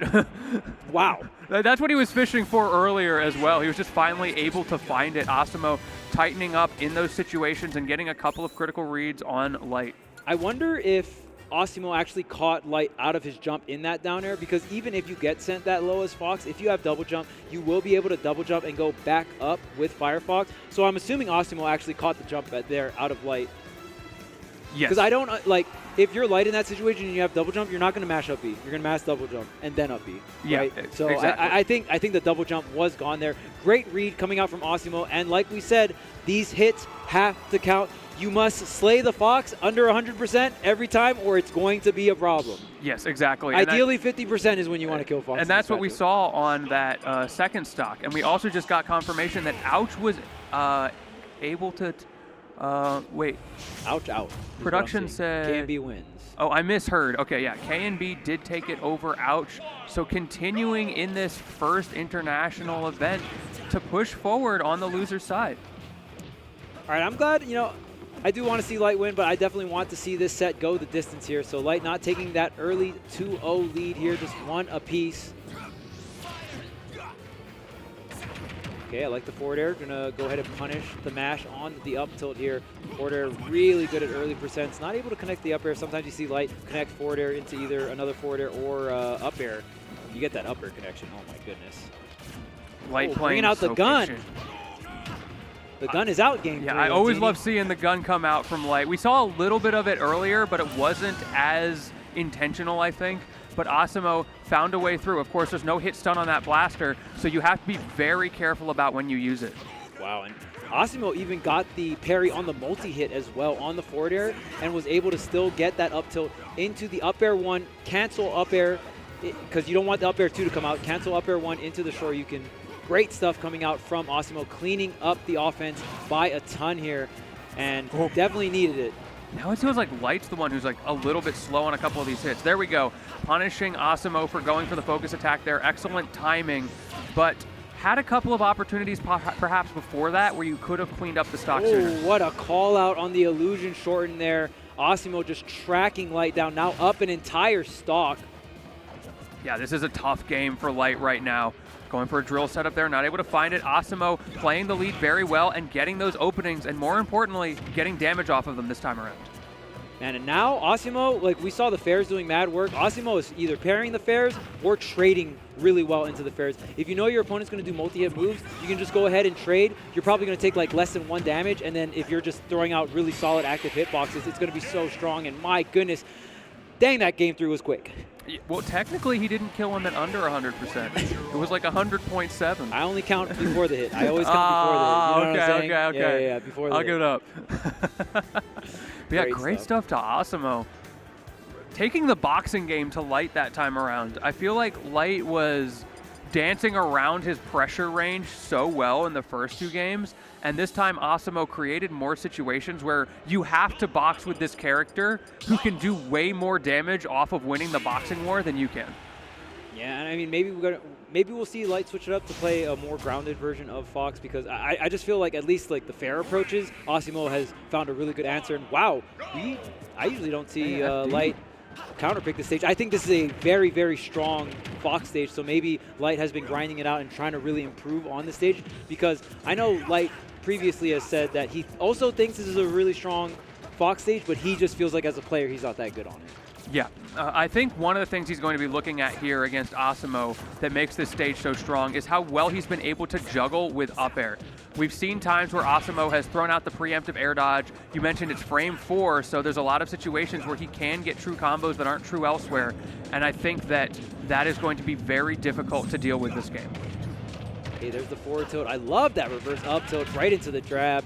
Great frame trapping coming out from Light here, keeping things very close. And Light does have a smidge of rage, so one nair at this point will be the stock.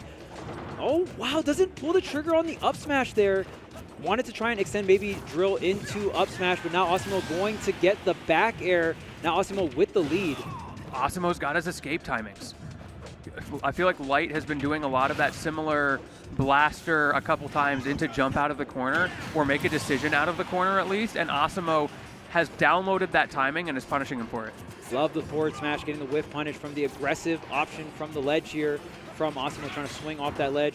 Love the reflector. We've seen Asimo, or just like Ryu in general, do so much work with that orange fireball. It does so much damage if it connects, does so much shield damage as well, so the interactions following are much different from before when your shield's at half, right? Right. Ooh, good pressure from Light, spacing that back air so well. We're back in that threat range where Asimo is going to struggle, and also a lot more jabs on the shield, and Asimo keeps dropping, trying to punish.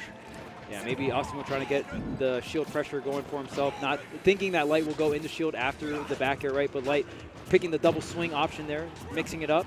Either jab or up tilt. Fox having 2 incredibly fast options, and that sour up tilt is the money maker. You can usually combo almost anything when you get that late hit of that up tilt, and the back air is going to be the answer here for Light. Okay, though, we are starting to rack up the damage. Asimo not able to get the pressure out of the corner, but is able to hold that center stage. Finally, we see the swing out from Light. Oh, the punish, no! Tries to get the up tilt. Oh, another up tilt connects. Where's the forward tilt? No, just going to opt for the continuous up tilt into an attempt to frame trap with the up air. Great damage coming out from Light. No punish on the up tilt, though. Oh. That is huge. That footstool. I feel like that kind of messed up Light there. I don't think he wanted that. Oh, man. Light is playing. Oh, there's air dodge. This, I am very impressed. Light is playing Final Destination very well. There's the tech chase, throwing out the jab, the option select. Light looking clean with it, and I'm glad to see Light confident on Final Destination when he thinks his character does well on it. It's Seeing really cool to see the tech chase in that critical last hit situation as well speaks volumes to the composure that Light has going into this game number 5. That momentum swing is so big for him on his opponent's counter pick. All right, we'll see what does Asimo have a quote-unquote FD of his own? I'm not too sure. Let's find out. We'll see here. Usually a pretty...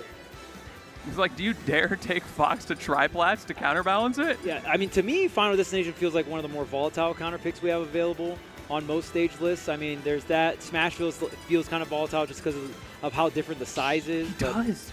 Looks like we're going to go to Battlefield. Okay. Interesting. And, I mean, if you want something as different as possible from Final Destination, Battlefield's probably the pick, right? Yeah, he really thought about that. Because the problem with taking Fox to Battlefield, Fox does like Battlefield. He likes Battlefield. He is very polarized. Lots of platforms or no platforms in this situation. So if he can get those big up air strings, this could be devastating for Asimo, which is, I think, why he took so long really mulling it over. We saw him hovering that PS2 pick as well. So let's see if the ability to land on platforms counterbalances Light's ability to combo off of platforms. Yeah, and those Shoryuken is going to be a bit hard to punish because Asimo is going to be able to either go to the top platform or the left and right platform. And another thing is, I think Asimo definitely taking the double-edged sword counter pick because both these characters can ladder, but most of the time I would say Ryu gets the stock off of the ladder. True. Most of the time Fox gets the damage off the ladder, and then if you can also catch the landing with some other kind of mix-up, then you get up smash or nair up smash. I feel like it's going to be that balance of Fox doesn't kill with the ladder, but he gets it more often. Light almost ultra cheesed him. Fox's cheesiest move is forward smash. If you hit someone with forward smash and they're dying it bad at like 70, that's your cheese. That's it. Well, I guess the fair stuff was cheesy, right? We saw that game 1. Nice jab reset. Asimo back to old habits, missing a critical tech there. That's why Light always goes for that jab before he goes for his tech chase, because you can't react to the missed tech. You have to kind of preempt it, but you can immediately follow up with the roll read.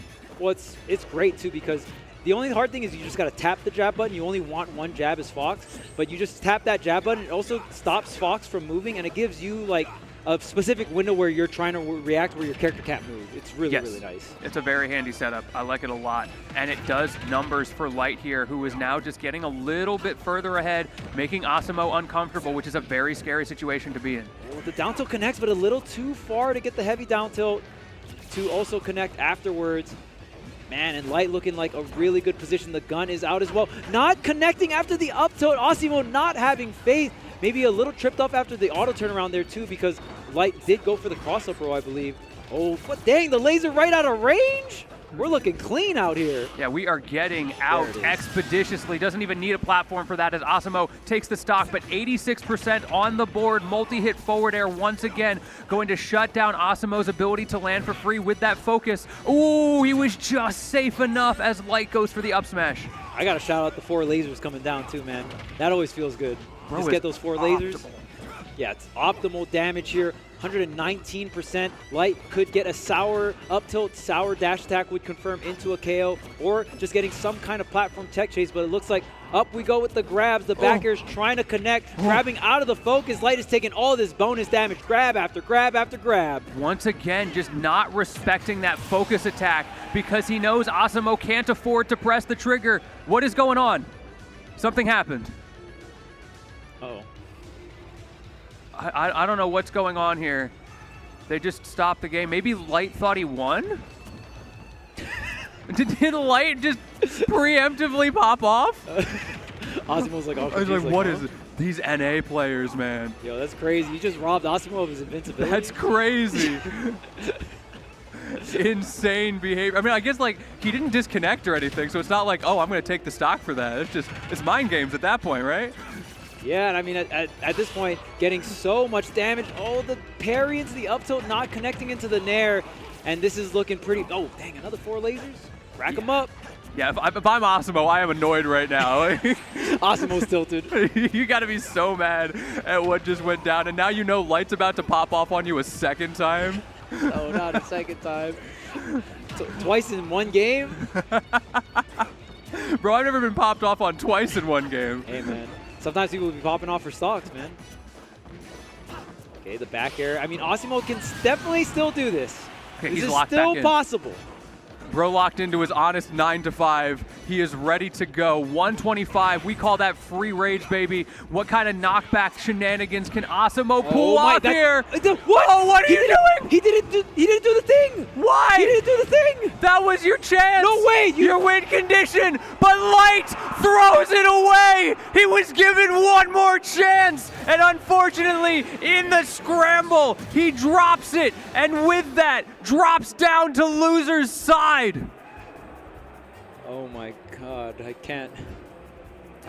What a game. What happened? Yeah. Bro, we're in pools right now. What is this?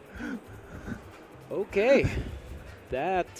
Surely, like, the up tilt Shoryuken would have killed, right? At like 60% with 130 rage on the platform? I would say both players were not playing the greatest there, but I think one player went above and beyond to show who was really not playing that great. Taunt to get bodied, I guess.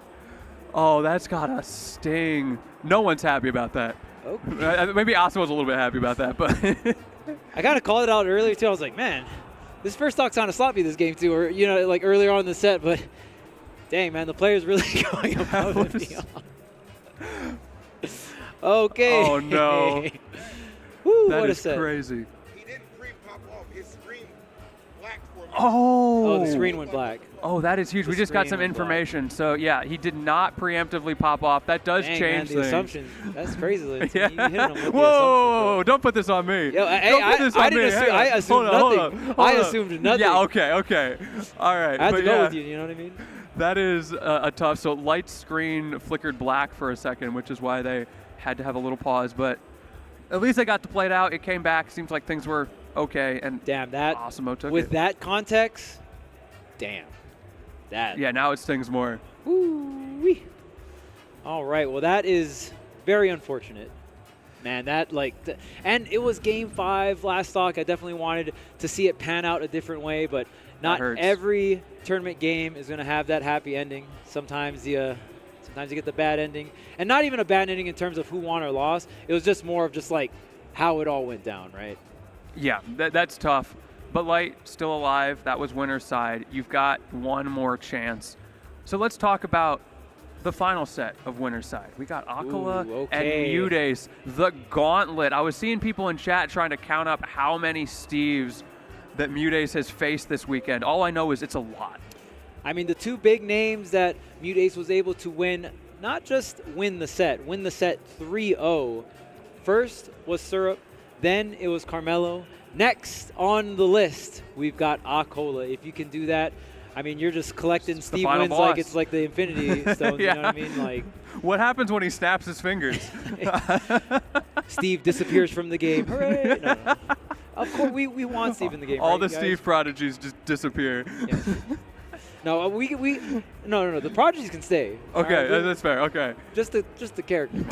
The character can go. All right. Let's just say Steve was his seasonal DLC. You know what I mean? Wait, that'd go crazy. Seasonal DLC. Seasonal DLC. Yeah. Limited time characters. I'm down. And then base rosters aren't seasonal. But your seasonal characters are OP because they're, DLC. They're seasonal. But then you can only get carried by them for so long. You know? So it's kind of like Hitman with like the elusive targets where you only get a little bit of time to try to do it. Yeah. And it's your one and done.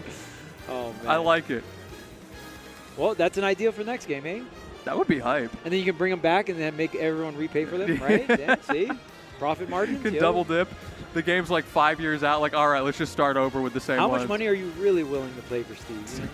If you got to pay for him 3-4 times. Imagine they bring him back as DLC again in the next game. Like, we know what you want. No, please. At least base roster. Please. Oh, base roster Steve. It'll be another Bayo situation where, like, we thought that she was not very good when the game came out because she'd been nerfed so hard, and then slowly she crept back up to high tier. I mean, at this point, I wouldn't mind. From what I'm seeing on the screen, Bayo, come on back, man. Yeah, I know what. You got it. I used to hate you a lot in Smash 4. It's okay. You can plank. It's fine. This is a safe space. It's all right. Maybe no playing. Yeah. Except that thing. We'll iron it out. Yeah. We'll get into the details. But, of course, MuteAce having an incredible record versus Steve in general, but Steve specifically in this tournament, and all of the best Steves are here in the building. So now you were able to take out Syrup. You were able to take out Carmelo. And, the crazy thing was 3-0 fashion, but specifically versus Carmelo, there was comeback games 2 and 3. So if you haven't watched those sets and you like watching Steve lose, make sure to check out yesterday's VODs, MuteAce versus Syrup and Carmelo. We'll see what MuteAce can do here versus Acola. Acola, of course, going to be one of the first Steves the first Steve to get rank 1 in the world. Right? Hasn't kept that rank since, but, still one of the top threats consistently, right? And, of course, Japan being the strongest region in the world, always being a top threat in Japan, always has been and will be a strong player here for Super Smash Bros. Ultimate. Yeah, for a long time, that was a discussion piece. Like, we talked about how strong Steve was, but there was no #1 player who played Steve. So Acola breaking the seal on that and now opening the floodgates for a lot of other players who are starting to follow some of the things that he pioneered with the character. Because these Steve players be talking. Yeah, and I mean, I would still give the title of Best Steve to Acola. I know recently Carmelo has been doing well, and it's a bit more of a discussion as of recently, just because of the past, couple weeks or a month that Carmelo has been doing really well. But come on, man. Like, Acola's been here doing it for so long. There's definitely a stay time. Give it another month or two, man. You know what I'm saying? But we'll see. We'll see. If not the best Steve, one of the best Steves, like probably second best Steve, if not the best, right? He's up there for sure. No matter what, MuteAce is going to have quite the challenge here. see what the strikes are to be. But, I mean, Peach definitely having some unique tools that a lot of other characters don't have, right? You do have that float to go ahead and navigate, and one of the few characters that can actually stop her own upward momentum, right? So sometimes you see Peach jump and then float right at ground level. There's not a lot of characters that can be airborne that close to the ground instantly, right? And Peach is one of the few characters that can do that. And MuteAce is very good at utilizing and abusing every strength that movement gives you, being very tricky, hard to get, has a lot of different sort of movement setups, I would call them, to bait the opponent, some canned options of what he's thinking about in different scenarios to trick the opponent, to trip them up, to get them in for that big combo starter with the turn up or getting the grab on their shield, creating constant pressure. Yeah, and I think you have definitely, if you are a fan of Smash, you definitely see the clips that MuteAce makes, right? MuteAce has incredible clips with Peach. Definitely a character that you do have these zero-to-death routes that are very, very high APM, very difficult to execute. But I think what shines the most for me, at least when I watch MuteAce play, is the neutral. I think MuteAce, one of the neutral wonders of this game, and I think just so in tune with the neutral in general. And I think Peach just has so much unique tools, especially float, that MuteAce just takes his character to a whole nother level when it comes to specifically a neutral game. Still does have the punish game to back it up.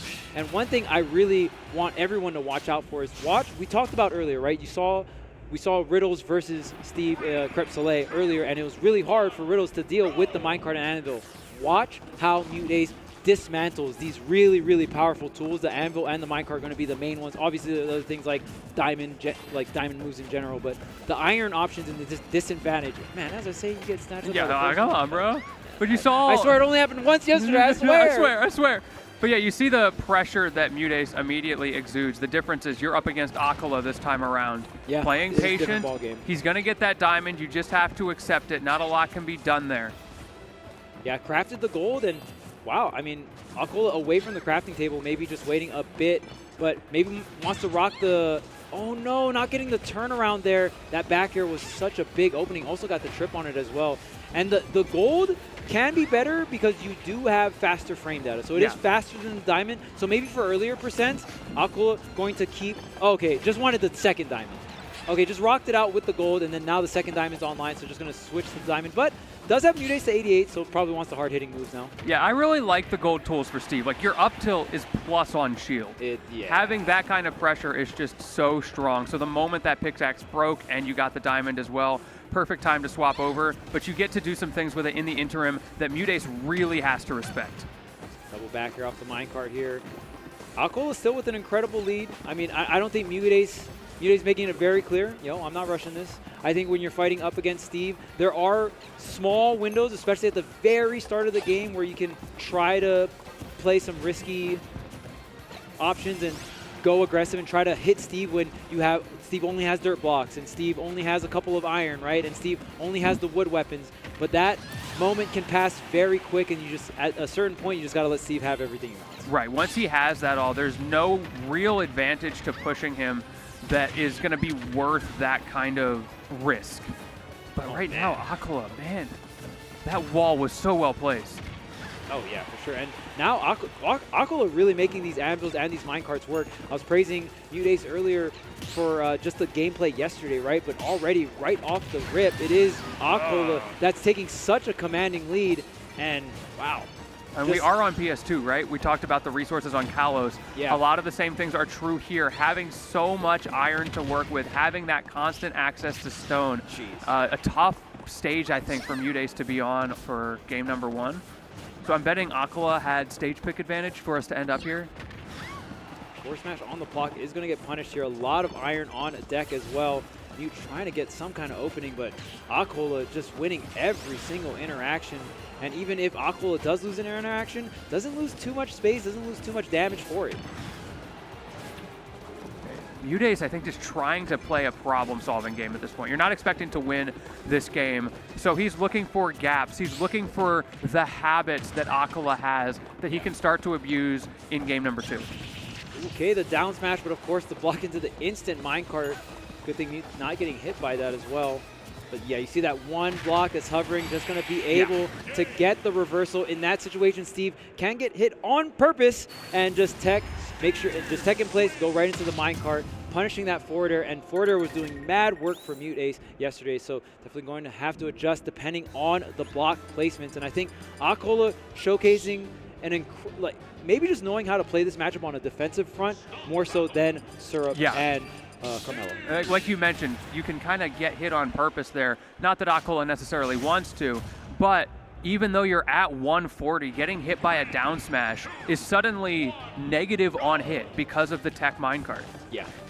Go back to the same stage, really? This character definitely breaks some rules here, but we are switching over to Alex. That's the only thing switching on the screen here. Same stage, like you said. A lot of real estate for both players to work with here. MuteAce trying to get in, trying to put some early pressure on. Again, this is the weakest point of Steve, the wood weapon. There's the minecart is also very, very slow, but taking that gambit and it not working out can mean Steve hits you away and gets more mining, right? So it's definitely not one of those things where it's like, oh yeah, just always rush down Steve. It is still a risk in the beginning. I am so surprised to see us ending up on this same stage. I'm going to have to talk to MuteAce later and try to figure out what he knows that I don't, because I always ban this stage against Steve. Yeah, I mean, just maybe more comfortable with the amount of space. I will say when it comes down to minecart and anvil, if you don't have a lot of room, like avoiding those two specific moves on Smashville can be a little difficult. So maybe just wanting a bit more space to be able to retreat here. Turn up against the minecart, yeah. That is something we saw a ton yesterday from MuteAce, even to the point just getting underneath Steve, throwing the turnip up to get Steve out of the minecart, right? So see how these turnips come into play against things like minecart and just the neutral game in general. This is looking a lot more even than the last game. However, the last game really got out of hand on the second stock. So we'll have to see if it's going to be more of the same or if MuteAce can keep the damage control. Okay, we do have Mr. Saturn. No shield for you. That is an instant shield break for anyone who's not aware. Okay, Z-catch into the forward air, the blocks. Whoa, really tripping up MuteAce movement there, almost losing the stock. Saturn down. He's running away. Get me away. All right, we got it. Saturn's back. Let's see if we can use this to our good. Oh! You really? The shield flicker! In your moment of hubris, acola, you tapped shield and MuteAce knew. He could sense it in his soul that it was coming. Does he know? Does he he know about the shield break? He's a knower. Does he know about the shield break? You think he maybe just doesn't know? Surely he knows, right? Maybe just like he's never played with items. I'm kidding. But that would be it's crazy. Just so crazy when my opponent has Saturn, I will not shield, but acola, you know what's crazy? We didn't even see the shield. Like you said, it was probably like a shield flicker. I wonder maybe going for a parry or something of the sorts. Yeah, that was kind of wild timing. I mean, we take those. Yeah, well, we take those 100%. Against acola, you gotta. There's the forward air beating out the minecart. There's the anvil, and now we're seeing the navigation we saw from yesterday from Mute. Not getting hit by these anvils, not getting hit by these minecarts here. The turnip coming out. Oh, but this time the turnip catch on the forward air here. Okay, no item combo from acola, but does get to use that turnip to reset the neutral, which gives you more time to diamond mine, which is what you managed to pull off.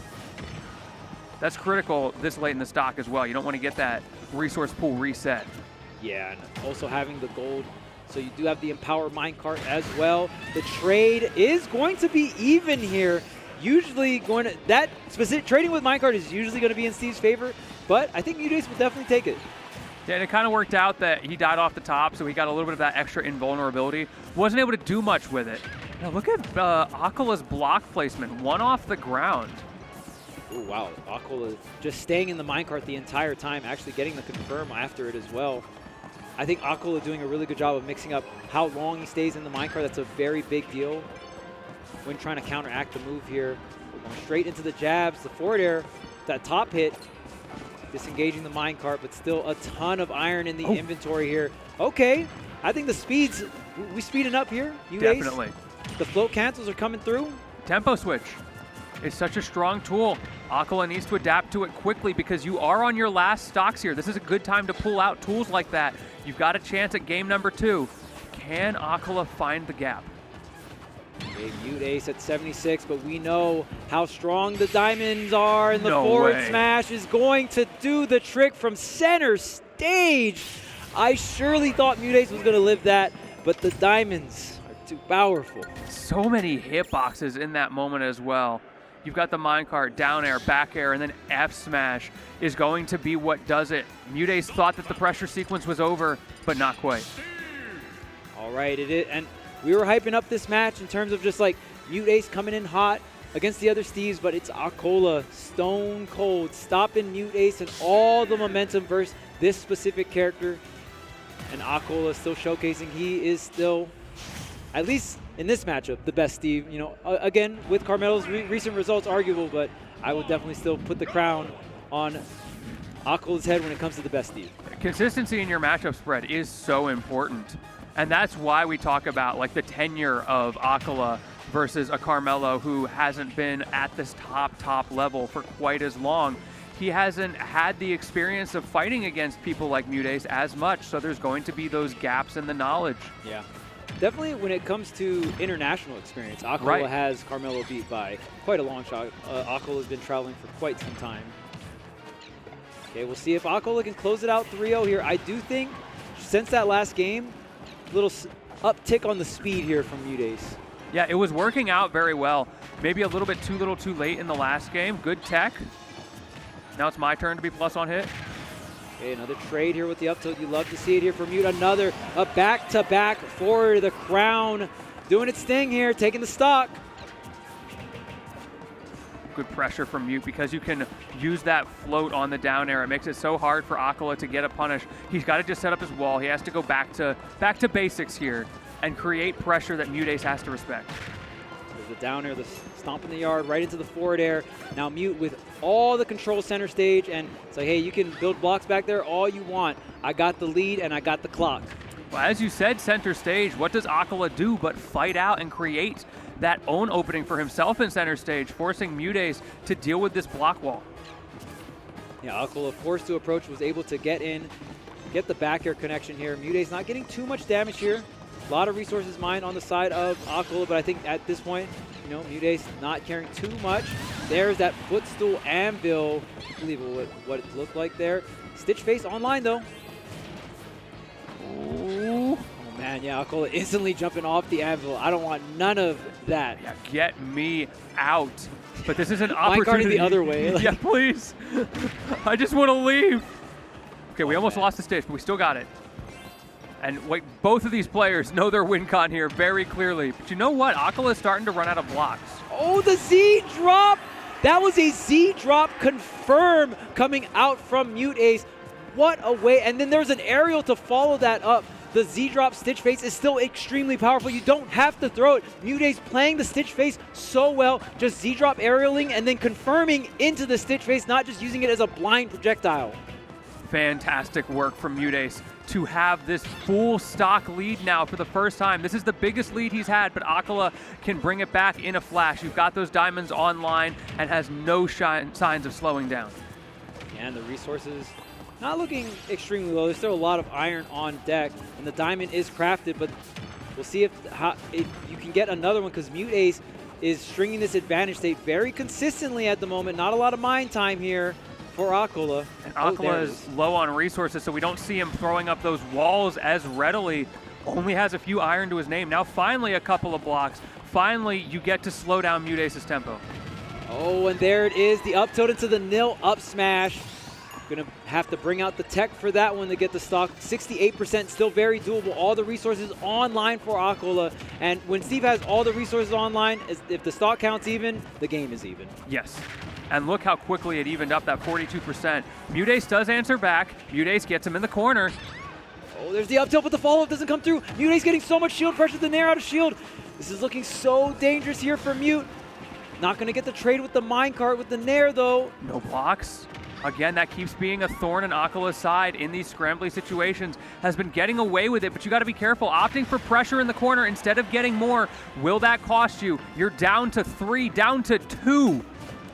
Okay, the turnup wasn't there in time to stop the minecart, but the resources extremely low. No iron, but the diamond sword is online here. Just barely out of range of the forward air.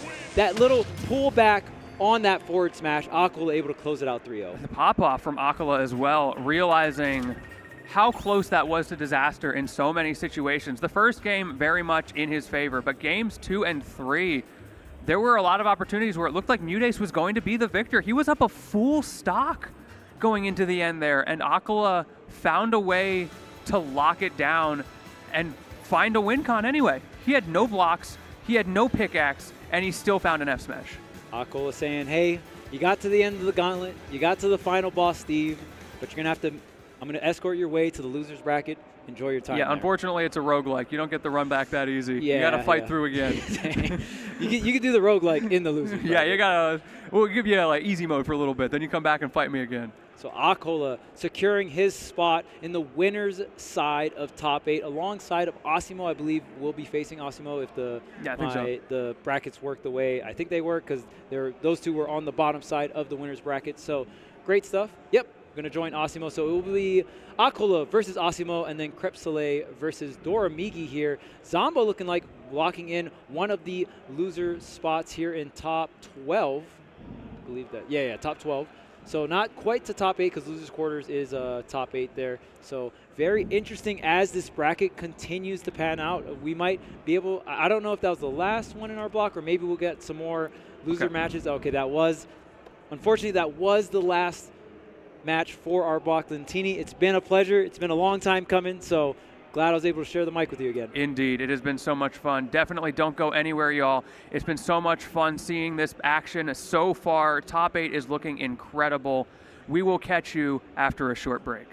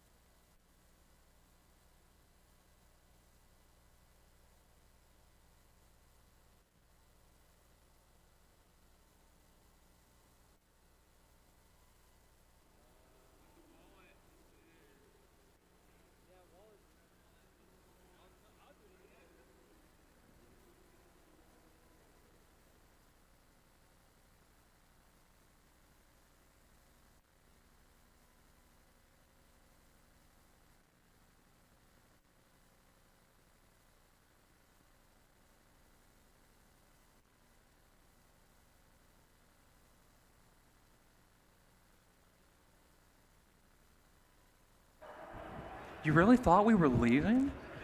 You thought top 8 qualifiers were over? Nah, man, we still got one more. MuteAce is back on the stage, and this time he's going to be up against Hurt. Once again, it's Lentini and Aviator Chuck on the mic, excited for one last top 8 qualifier match. Yeah, shout out to Zenny, man. Shout out Zenny. They do more than just all the different, I mean, we've seen so many different types of glasses from Zenny's, right? Yes. Especially if you are an avid fan of the Smash community. But the Aviators coming in here. Nice. You're rocking them. Oh, thank you. Dude, we both got the double Aviators, man. We're coming in hot. It feels good. We're coming in hot. Just like this next set, we got MuteAce versus Hurt. And it was Hurt that was able to defeat Spargo in the loser's bracket earlier on. So Spargo is out of the tournament, but Hurt still prevails here. And the next opponent is going to be MuteAce, who was unfortunately 3-0'd by Acola. I thought we were going to at least see a closer set there. I would have actually been in favor of Mute there just because of how well Mute was playing against Steve, right? But, you know, good stuff to Acola, obviously, just amazing stuff. For sure. And you see, like, the way he was navigating the matchup, even the little things, to go back to block placement. In the Kazuya matchup, we saw Steve players placing the block on the ground to break up those combos. In this, against MuteAce, in the Peach matchup, we saw it one above the ground because you're trying to stuff out that turn-up opening, the forward air opening. And just those little things go such a long way, and it's so important to understand those things going into the matchup because they can completely flip it on its head. Oh, yeah, for sure. And then now we're coming into this matchup. Definitely not going to be Steve, but Snake, definitely a character that's not setting up things like block, but setting up things like the grenades, right? Just more items that are going to be there to do damage and can detonate here. So item control going to be a very, very big thing whenever you're going up against these characters like Snake or Rob that can spawn in these items. And Snake not only able to spawn in one, 2 of them, all right? So 2 of them plus the C4, plus the Nikita, right? And then on top of that, sometimes Hurt's throwing out the up smash, right? And then on top of that, while all those things are going on, sometimes Snake can get his hands down and dirty and just go for things like dash attack, throw out the single jab, and just using your character as well to cover area as well. Yeah, that's part of what makes him so difficult to deal with as a character, because he's got that boxing game in addition to the zoning. I feel like a lot of the zoners in this game, the way they're balanced is by limiting their movement. They've got boxing, they've got zoning, but they're slow. And in Snake's case, he's very good at using things like B reverses to negate that potential weakness, or the explosive range of a dash attack. Yeah, dash attack definitely brings this character together. If this character didn't have dash attack, this character would be maybe not significantly worse, but it would hurt the character. It'd be a lot. noticeable. Yeah, it would be very noticeable, because there's certain ranges you have to respect against Snake because of dash attack, how fast the character propels himself forward. It's an anti-air, and on top of that, after the dash attack, he lays really low. His hurt box is really low during the lag time of dash attack, so it can be hard to punish things like down tilt, like dash attack, to give you that low silhouette while you're in your cooldown, quote-unquote, For sure. move. That is something that Peach specifically will be decent at dealing with because of the float cancels, Yeah. but we'll have to see how that plays out in practice, because you still have to create those openings, and that is always going to be a risk in a matchup like this. And that Peach definitely going to be a character where when you look at turn up versus grenade, well, one's a lot better than the other, right? So, A little bit. yeah, I mean, Peach definitely not going to be able to play the range game. Eventually, Peach is going to have to get in. And like you said, Snake just one of those characters that, yes, you're trying to get in the whole time, but once you get in and next to Snake, sometimes it's a little bit more fearful for you than Snake. Okay, but which would you rather? 100 grenade-sized turnips or 1 turnip-sized grenade? That's a tough one. I would rather have 1 turnip-sized grenade.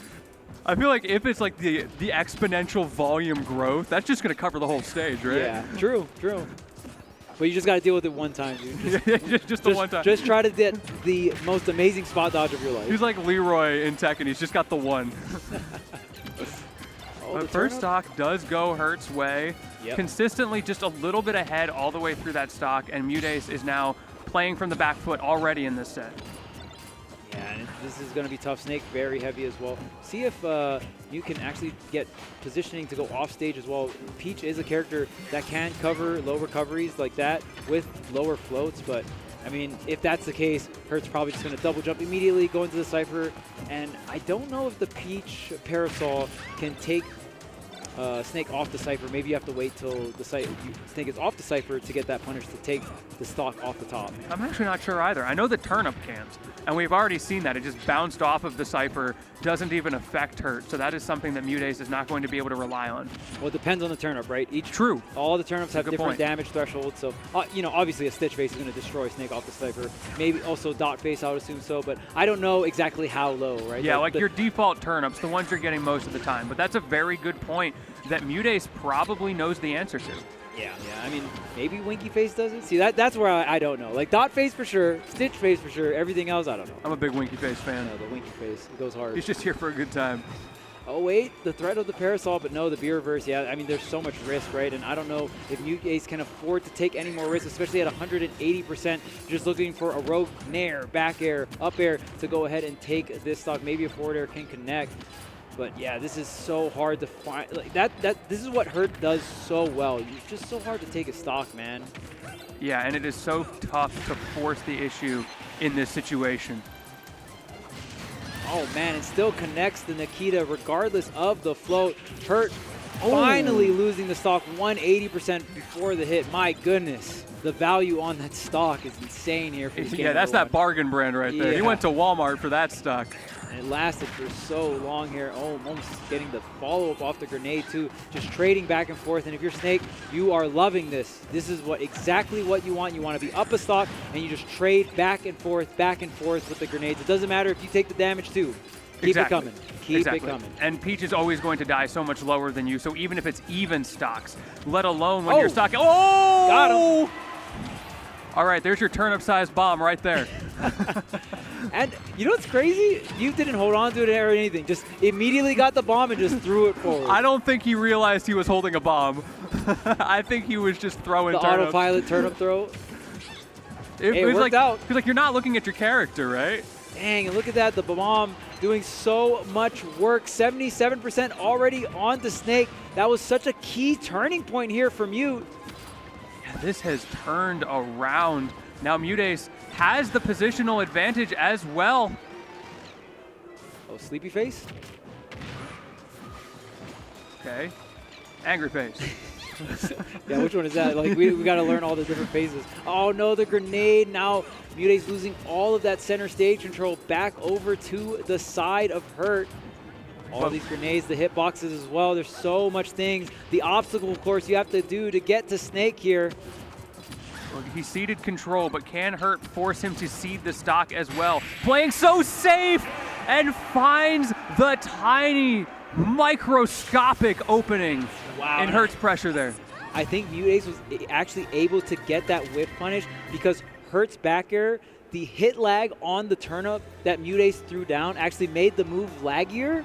So because of that, I mean, maybe Mute still could have got the forward air, but a very interesting interaction there where MuteAce, not really, the only use for turnip is not just hitting the opponent. Sometimes you can go ahead and have them hit the turnip and make some weird interaction where you can take advantage of it and turn the entire game around.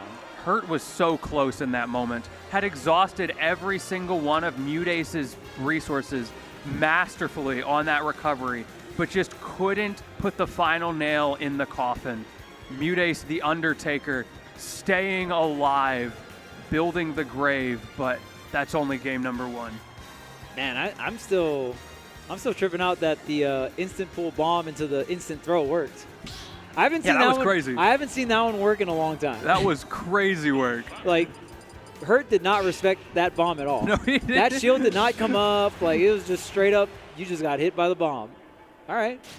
Yeah, very weird situation, because usually, like, you don't even get hit by a regular turnip at that range. That's kind of just MuteAce throwing stuff at the wall and hoping it sticks. That's a good point. The bomb throw is a lot farther than the turnip, so maybe Hurt just didn't think, oh, hey, I'm out of range at this point. So that's a very valid point. Yeah. So we'll see.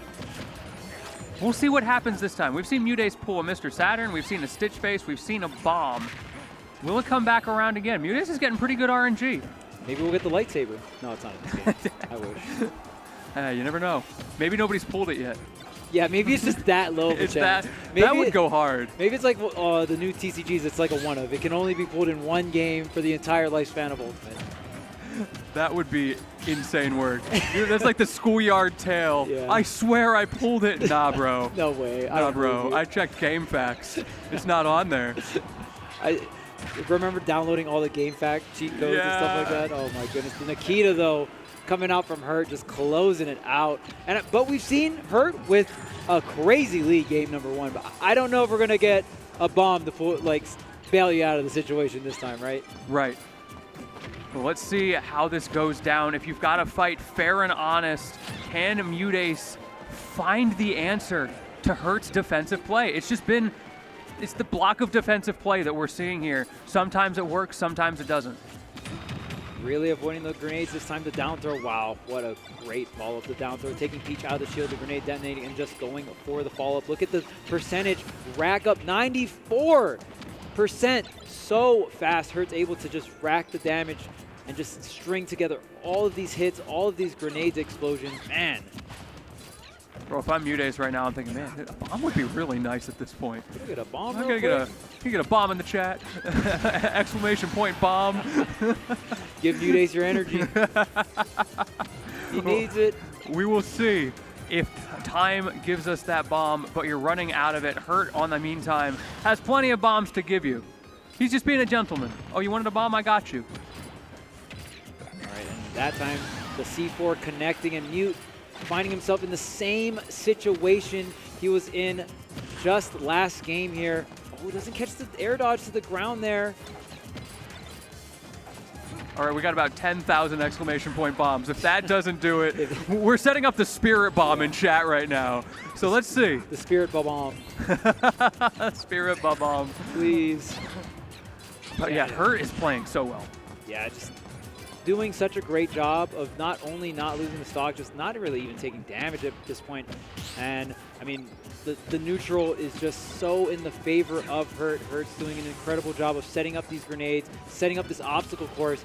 And right now, MuteAce is not passing with flying colors on the obstacle course, just taking a bunch of damage here. Already 72% on the last stock. Hurt still rocking 2 of those things. Yeah, MuteAce is in basic training right now, and it's not going great. It's not going well. It's not going great. I love that C4 placement. That's so awkward for MuteAce to deal with. How do you approach right now? Yeah, I mean, these platforms are so good for C4 placement in general, right? The explosions can hit underneath the platform, so you just cover so much area. Oh, at that time, it was off the platform, I see. I thought it was like right at the edge of the platform, but it was actually on the floor there. Nonetheless, just anything center stage too, right? It's like, it's right at that corner of the platform where it's difficult for MuteAce to get past it because you also can't land on the platform safely. Yeah. So I think that was the intention there for Hurt. Either that or you like slightly missed space and I'm giving him too much credit. But I'll give it up for Hurt. It seemed to work very well because MuteAce just waited it out. Yeah, regardless of if it was a mistake or not, sometimes you got to go with things on the fly. No one ever plays perfect, right? And Hurt, oh man, Hurt tried to do him dirty. Tried to do him dirty, tried to get the sticky on the head there. Hurt does that when he is like got a big advantage in a game. He goes for that on last stock fairly often. I see. Yeah, especially when you got your opponent, but MuteAce was able to get Hurt back to the final stock here. You just got to find some damage, but you're running. At this point, Grenade's going to get the KO pretty soon. Yeah, this is scary. Okay, gets past the C4, was being very careful maneuvering around it, but at 196, this is truly anything will kill percentage. He's got a good amount of time, too. 2 minutes, 30 seconds on the clock here. Oh, the shield gets the grenade, but the dash attack will connect. And again, so many layers of threat Hurt putting on the table, putting on the stage. That's including Snake himself, right? That dash attack going to clear out that final stock. MuteAce, I just feel like in that mid game, Hurt locks it down so hard and it just establishes such a big lead onto that last final stock, where if you don't have a situation like that bomb situation in game number 2, it's going to be rough, right? Okay, Hollow Bastion. Hollow Bastion is always an interesting pick when Snake is in this discussion because he can try to control space on that center platform with the C4 and make it difficult for Peach to play in center stage. So I'm curious to see how MuteAce navigates the neutral with that strong counterplay in mind. Oh, sorry, my mistake. This is game number 3. That was the bomb was game number 1. So we are coming into game number 3. 1 apiece here. Hollow Bastion is the pick for MuteAce. Yeah, like you said, that center platform is going to be doing work here for Snake. You can put your grenades on it. You can put pretty much anything you want on those platforms, and you're covering the most important area of the stage, right? That center area. Right. There's also the nuance of will Hurt put the C4 on one side of the platform, or will he put it in the center? Because there's pros and cons. Looks like he's leaning towards that right side at the moment, so then he hovers under the left, and where do you go? How do you fight this? Yeah, you kind of just get funneled into Snake at a certain point here. The side special, getting hit by the Nikita once, but being able to get back onto the ledge here. The down throw gets the roll read, and just like that, that first stock is off the table here for MuteAce. But 98%, I mean, that could be very low for Snake, depending on how the stock goes, but it is also potentially a kill window if Mute can find the right opening here, which this time around, not able to get it. Tries to get the forward air, but Hurt just continuously drifting to the left there. There was no B reverse. So a lot of those 50-50 situations, because Snake has the B reverse option with the grenade, and I mean, you can B reverse with a lot of things too. Yo, there he goes. Second Mr. Saturn. Dang, Hurt. Man, what a hater. Yeah, this man did not play hater Earthbound. Energy right now. Oh, there's the nairs, and man, this is where it feels like it's getting a little out of hand against Snake here.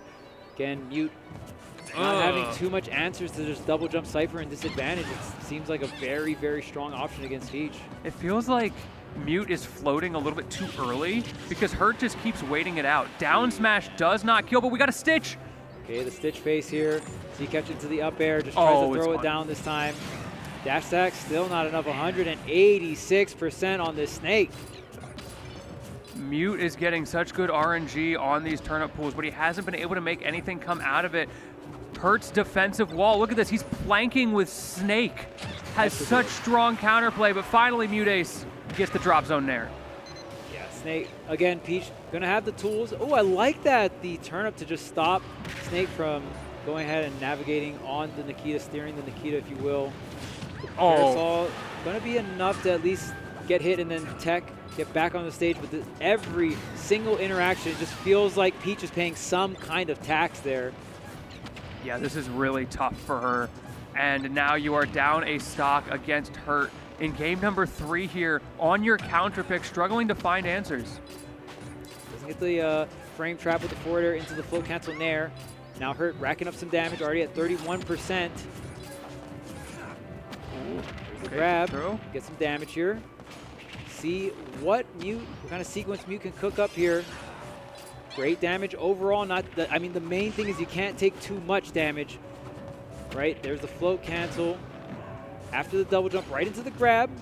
Seeing this ledge trap pay out a lot here. Tries to get the roll read. Yeah, you gotta throw out some gambles at this point. Yeah, I respect it. And again, that early float, not able to stay up there for long enough to stop Hurt's recovery. Tries to get the forward air, down smash not gonna connect. The grenade coming through with the assist. The air dodge does get caught. MuteAce, honestly, not that bad. Yeah, that was a good stock. 59%, very doable. That's a turnip combo. Yeah, exactly. But you've got to find it. Hurt has not let that happen, and it's not a surprise in this matchup. Oh, very difficult to force the issue with such a big opening like that. Forward airs are coming out here. Whenever you see a Snake forward air, that's the confidence meter. It's at full. Yes, for sure. 96% now unanswered. Hurt, once again, setting up that wall. He's got the C4 on that side, and he is locked down underneath it. Dang, I really noticed, man, when Hurt's on the last stock, that's when the camp gets cranked up. Oh, yeah. Like, grenades are flying. Bro is setting up camp. Okay, gets the mash on the down tilt there. No C4. So this is an opportunity. If MuteAce can get in, he's not going to have to deal with that defense. Okay, back air for back air. Tries to get the ledge jump. Does get the ledge jump, though. The forward air, is that enough? Oh! What a call out from MuteAce, the double jump cypher. MuteAce has the answer, just going far out. What a call out, Lentini. That was highway robbery. Bro saw the military caravan coming through and said, don't mind if I do. Yep. That's mine. Thank you very much. Thank you very much. There's the last stock, and wow, it's so crazy because every single game, no matter the victor, when you're coming into the last stock, it just feels like Hurt has so much control. Or even when you're looking at the second stock too, right?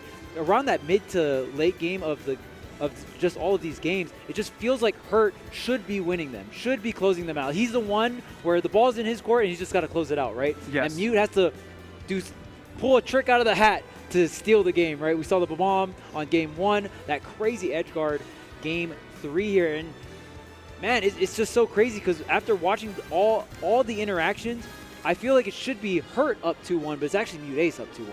Yeah. It's so wild to look at. And this is a MuteAce classic. I have heard that exact line be said by commentators a dozen times over the years, where you look at the set, you look at the tempo, you see MuteAce's opponent controlling the game all the way through, and then you look at the scoreboard and you go, huh? He just always finds it. That critical opening.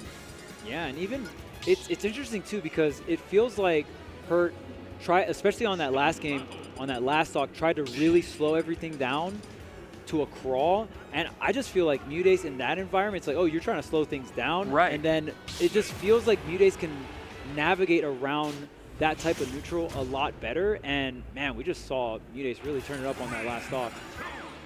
And now we are going to PS2. Interesting. So Hurt maybe not feeling great about that stage, or maybe it got banned this time around. But whatever the case, we're mixing up the scenery for game number 4. Yeah, PS2 is the pick. Very different platform layout. We got the 2 platforms, and these platforms a little bit higher as well as smaller compared to something like a small Battlefield. And another thing to note is this is the largest stage by far on the legal stage list here for Level Up Expo. So both players are going to have a lot of room to work with. Yes, they are. And we'll have to see how much that is able to benefit Hurt too, as to your point on that last stock, really slowed things down.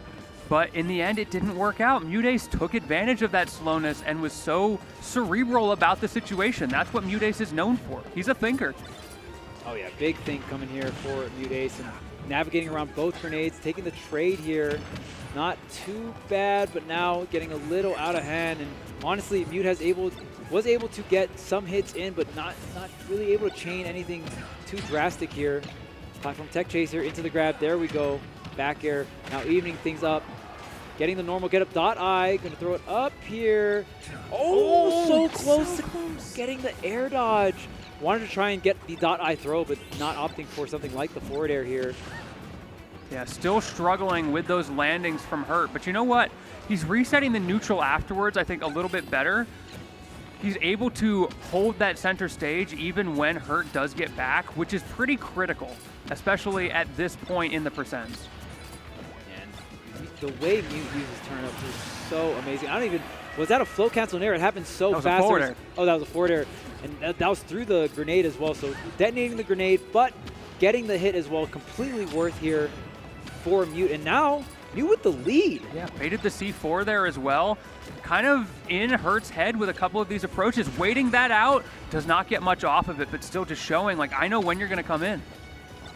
Yeah, and I mean, it's just crazy because the first 3 games, it was Hurt with the lead every single time on this first stock. Snake without the stock lead, especially on that first stock, is a much different game. You can keep throwing, but oh wow, I guess it'll eventually get the KO. Yeah, I mean, it's just a matter of time, right? You're fishing for maybe some awkward DI, catch your opponent dashing in, dashing back, but there's an opening. Ooh, I love that. Hurt just sitting in the shield a little bit too long. Getting another grab, 73%. Ooh. That trade going to be worth it here. Gets the back air. No tech, you're in a horrible position. You're forced to C4. Goes for the parasol. What a follow-up. MuteAce! That was beautiful. Man, and in that situation too, MuteAce just tracking and following the C4, right? And that, I don't, like, Hurt was so far out because Hurt missed the tech, you couldn't really go for a C4 into the stage there. So what an incredible follow-up. And we're thinking about when is the time for the parasol to come through and get the KO off the top? Well, there's the answer. It's to punish the C4 recovery. Yeah, sometimes you forget how much knockback that has as well. It's kind of a crazy move when you can find the opening. Yeah. But it's not really like reliable as an anti-air option in most cases because Peach is so floaty. So if she misses, you get to land before her and start sharking her. Yes, yes, and it can be, I mean, there's some mix-ups. You can like undo the parasol and then redo it back in, but for sure. It's still not, risky. it is definitely risky if you don't connect on that. Grenade right at the edge here. You're going to have to space that better. The jab, not going to catch the roll there. It's just a little bit too slow because the Nikita startup took so long. That is some of the sacrifice you do make when you commit to the Nikita. Okay, we're seeing, I think, signs of unsureness from Hurt. Sometimes he gets into this mode where he'll like throw the C4 a couple times and immediately explode it, just kind of hoping you run into it. And we just saw that, but what we do see is a fantastic setup here. C4 for fun, up tilt for the kill, and now 24%. Hurt is right back in this. Yeah, very even game here, only 40%. That is nothing on Snake, just like that. Now already Peach is at 57% here. Racks up. Very, and we talked about the weight classes of the characters as well, right? So that is going to benefit Snake. He wants even percents. Oh yeah, for sure. Snake is definitely, on paper, when you look at the screen, Snake's winning right now. Yeah. So we'll see if Mute can make this comeback. That was insane shield pressure coming out from Hurt. 3 different things to pop the shield, the last one being that dash attack, right? Great stuff, just weaving in all of those different hitboxes to break the shield of MuteAce and put the game back into his favor. This was one of the few games that Mute actually had the very early lead here, and that's such a big deal versus Snake, but it actually might be Hurt that's taking that game here. Ooh. This is so scary. Down to the wire here. The roll gets through. Setting up shop. They set up that C4, making it very awkward for MuteAce to approach, and he has to respect it because this is the kill percent. Getting away from that C4. He's trying to bait it. Oh, he gets it. Oh, there's the other. Yeah, it is back. All right. Doesn't take long to reset back up. No, it doesn't. MuteAce was not in a position where he could really do much there. You have to be respectful. Big pressure sequence, but Hurt finds the gap. Oh my goodness, the roll in, the forward tilt will surely do it here for Hurt. Game 5 situation. We'll see what the counter pick is here for Mute. And man, just again, it just feels like so many times within the set, whoever gets the first dog is not winning the game. It's been a bit of a trend this entire bracket today, honestly. Yeah. So many game 5s, which has been so exciting to see. The level of competition through the roof. And we're going back to Hollow Bastion for our final game. MuteAce feeling like, despite the strengths of Snake on this stage, it is the answer with what we've got left for us.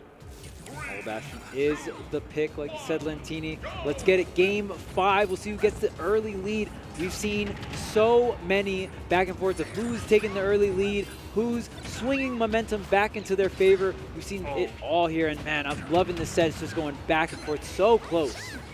Well, it's going very much on one side at the moment. Hurt managing to get a clip with a C4, which put Peach in an awkward spot and created another opening to get hit by a couple of grenades. And up until this point, it felt like MuteAce wasn't able to get in. Oh, yeah, tries to go for the deep backer. I respect the play. You got to try some stuff. That's the kind of thing that will get you back into this game. Explode, not going to detonate here. The down tilt spot dodge. Not going to get checked, but turnip throw into the grab confirm here. There's the nair, and oh man, just barely getting the backside of it. Not too powerful. I believe the air dodge was able to get Hurt to safety, and what we heard the nair connecting on was maybe the Cypher. Yeah, it was an awkward spot for sure. I'm surprised that we didn't see a hit from MuteAce there, but we are back in the neutral. Trying to hold down that center platform as long as there's no C4 on it, but I'm sure it'll come back momentarily. Wow. Nice little coverage. Yeah, that was amazing. Catching the spot dodge after the grab. Well-timed and well-placed turnip here. Turnips have been doing so much work. He's going for the down smash. What a follow-up. Great tech, though. Not letting her get too much damage. Oh! Okay, the grenade, little assist there. Going up and over. Calling his assist. He's playing Marvel. Yeah. Bringing the tag fighters. Got the Nikita, the grenade. That'd be a crazy assist. Man, wait a minute, Snake's got a lot of assists. Wait a second. Hey, hold up. How much the military paying for these? I think a grenade's like 10K, right? I would assume it's a lot of money. It is a lot of money, to be sure. Another grenade here, and now Mute. It's residual damage starting to add up. Snake at 178%. We've seen this before. Really trying to get this last hit on the Snake stock can be so difficult at times, especially when there's always a grenade looming, always some kind of trade you have to make to get some kind of hit or some kind of positional advantage. Well, there's 2 grenades for that nair. It is going to be worth nonetheless. You do get the stock. I think part of the fundamental challenge for Peach here is just that she doesn't have a lot of setups into guaranteed kills or even tech chase kills. She has to force the issue with raw openings, with raw reads for her, admittedly very safe aerials, but they're reads nonetheless. And Hurt is very good at reducing the number of opportunities you have to make those reads. Yeah, and I mean, it shows the longer the set goes on where Hurt can really display his skill at doing that. I mean, it's so important. It's what's gotten him this far in the tournaments. See if Hurt can stay in the tournament. Definitely trying to do that right now. Game 5 situation. Loser is out of the bracket here, and Mute already at 150%. Hurt kind of chilling at 60. But we've seen that 60% turn into a stock before. I think it was about 70, the forward air off the side, that won on this exact stage the last time around. Ooh, scary grenade, but great air dodge from MuteAce. Oh, the nair's going to do it for sure. It does connect. The grenade does detonate, but going to be completely worth it here for Hurt. Let's get the back air connect. Going to be negative on hit. The jab, not going to do too much work. Just gets a bit of damage here. Mute really needs to find the stock. The forward air, it sets up the offstage situation, but instant double jump Cypher. Going to be very hard for Peach to punish. Tries to weave the turnip in. Not going to connect. Still got center stage though, but that nair fighting his way to the center stage. And dang, charging up the forward smash. Well, he is hungry right now. Yeah, you deserve that back throw. I feel like an unnecessary risk for her to throw out a move like that there. Grenade going to break up the throw attempt there, which wouldn't have killed, but still would have given an advantage to MuteAce with the stage, which is desperately needed right now. Okay, the grenade stopping. The back air still not going to do it cross stage, but you've already got the recovery so low. But look at that, just instantly be reversed. But it is going to get punished with the forward air. Mute staying in this game, 77%, not the best percent, but still doable. Mute, this is what you asked for. but heavy is the crown. Can you bear its weight? Can you find a way back into this? Not dying yet, still alive, but in a horrendous position in the corner as Hurt tries to lock this down, tries to clinch that position in the top 8. Man, only 14% on Hurt, and just like that, the up tilt catches the roll. MuteAce could not get out of that right side. There was nowhere to go. What control from Hurt. Once again, in the last stocks, that is where he has thrived all the way through this set. Been so good at setting up lose-lose situations for the opponent, forcing them to force the issue, and then killing them for it. Yeah, I mean, just doesn't miss a beat, especially with those up tilts, man. And you usually don't see Hurt, I mean, depending on the matchup, just throw them out as anti-airs to control space. Right. Most of those up tilts have a purpose, and they do connect. And Hurt just doing an incredible job, man. That last, 10 to 20 seconds, MuteAce tried all these different routes to get back to the center stage, and Hurt was having none of them, and eventually did get the roll in, did get the up tilt, and just playing it like just so clean all the way to the end. And that set did go down to the wire too. I mean, not last stock, last hit, game 5, but still game 5, last stock. And I mean, both those players proved that they can turn things around so quick. So many games got turned around, and like the person behind on the last stock was able to win. So very exciting set overall. Yeah, Hurt was sweating, especially with how the previous Hollow Bastion game had gone. Fantastic stuff to MuteAce. Tragic to see him not quite find a way through, but congratulations to Hurt, who absolutely deserves it. And now let's take a look at our final top 8. They are all locked in. Oh, yeah. So it is going before losers quarters, but yes, top 8 locked in here. We got Doramigi versus Crepe Salee. We got Asimo versus acola. We got Zomba versus Light versus Hurt. Wait, who? Yes. I did. Well, I don't think we casted that game. No, we did not. Keeb. Oh no, not Keeb. Chat, help us out. Who is this Probably last Miya? name? Is that Miya? Carmelo. Thank you, chat. Hey, man. I'm working on my kanjis. I'm not quite there yet. Come on, man. Give us a break. Give us a break. It's tough. Come on, we got the aviators on, all right? Yeah, I can't see. These things are polarized. I'm blind. All right, Carmelo. So, dang, we got a lot of the top talent here.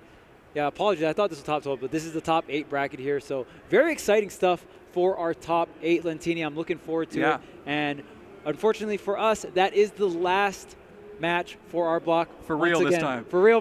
It was a pleasure, Lentini, and we are going to kick it off with top 8 soon, so make sure to stay tuned, and you guys are going to be joined with another amazing pair of casters. Bam and Rod will take it away for the first half of top 8. So looking forward to that, and peace out.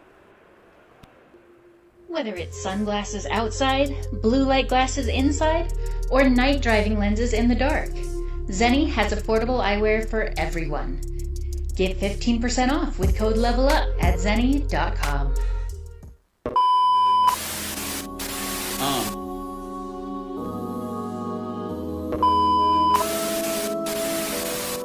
Look, I see the dub, so the vision is clear. I'm close to the finish line every time.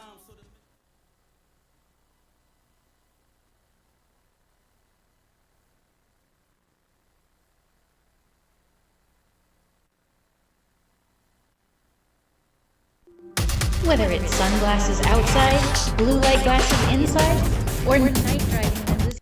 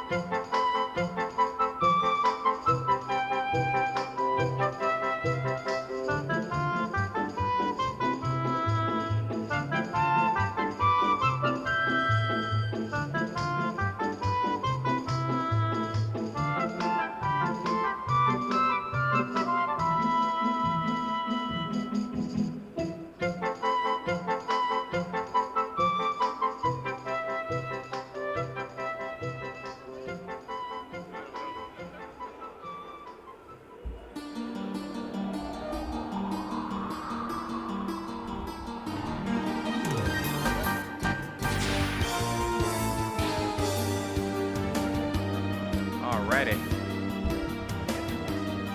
No, I don't know.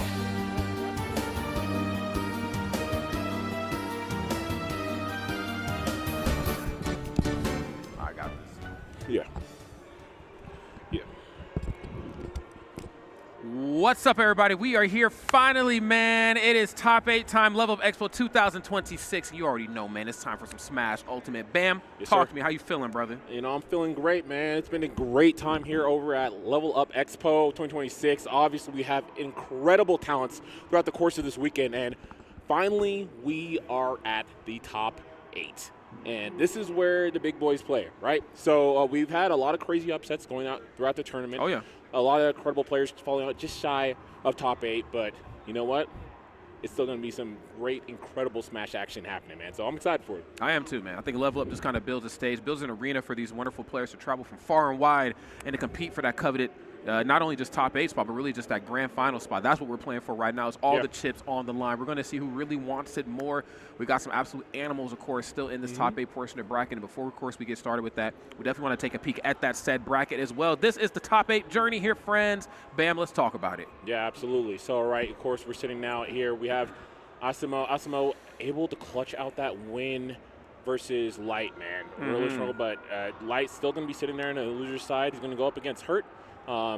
Potential double jeopardy here, right? I believe that he was able to take on Hurt. Hurt actually losing that set to a C4 going off. Yes. Great awareness there, situational awareness for Light. And that, funny enough, Light was telling me that this happens consistently with those two. So we might get another one once again going in that losers round 1.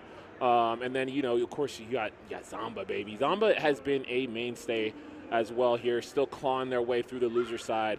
But enough about that. You know, we got the winners, of course. We got Doramigi, we got the Crepe.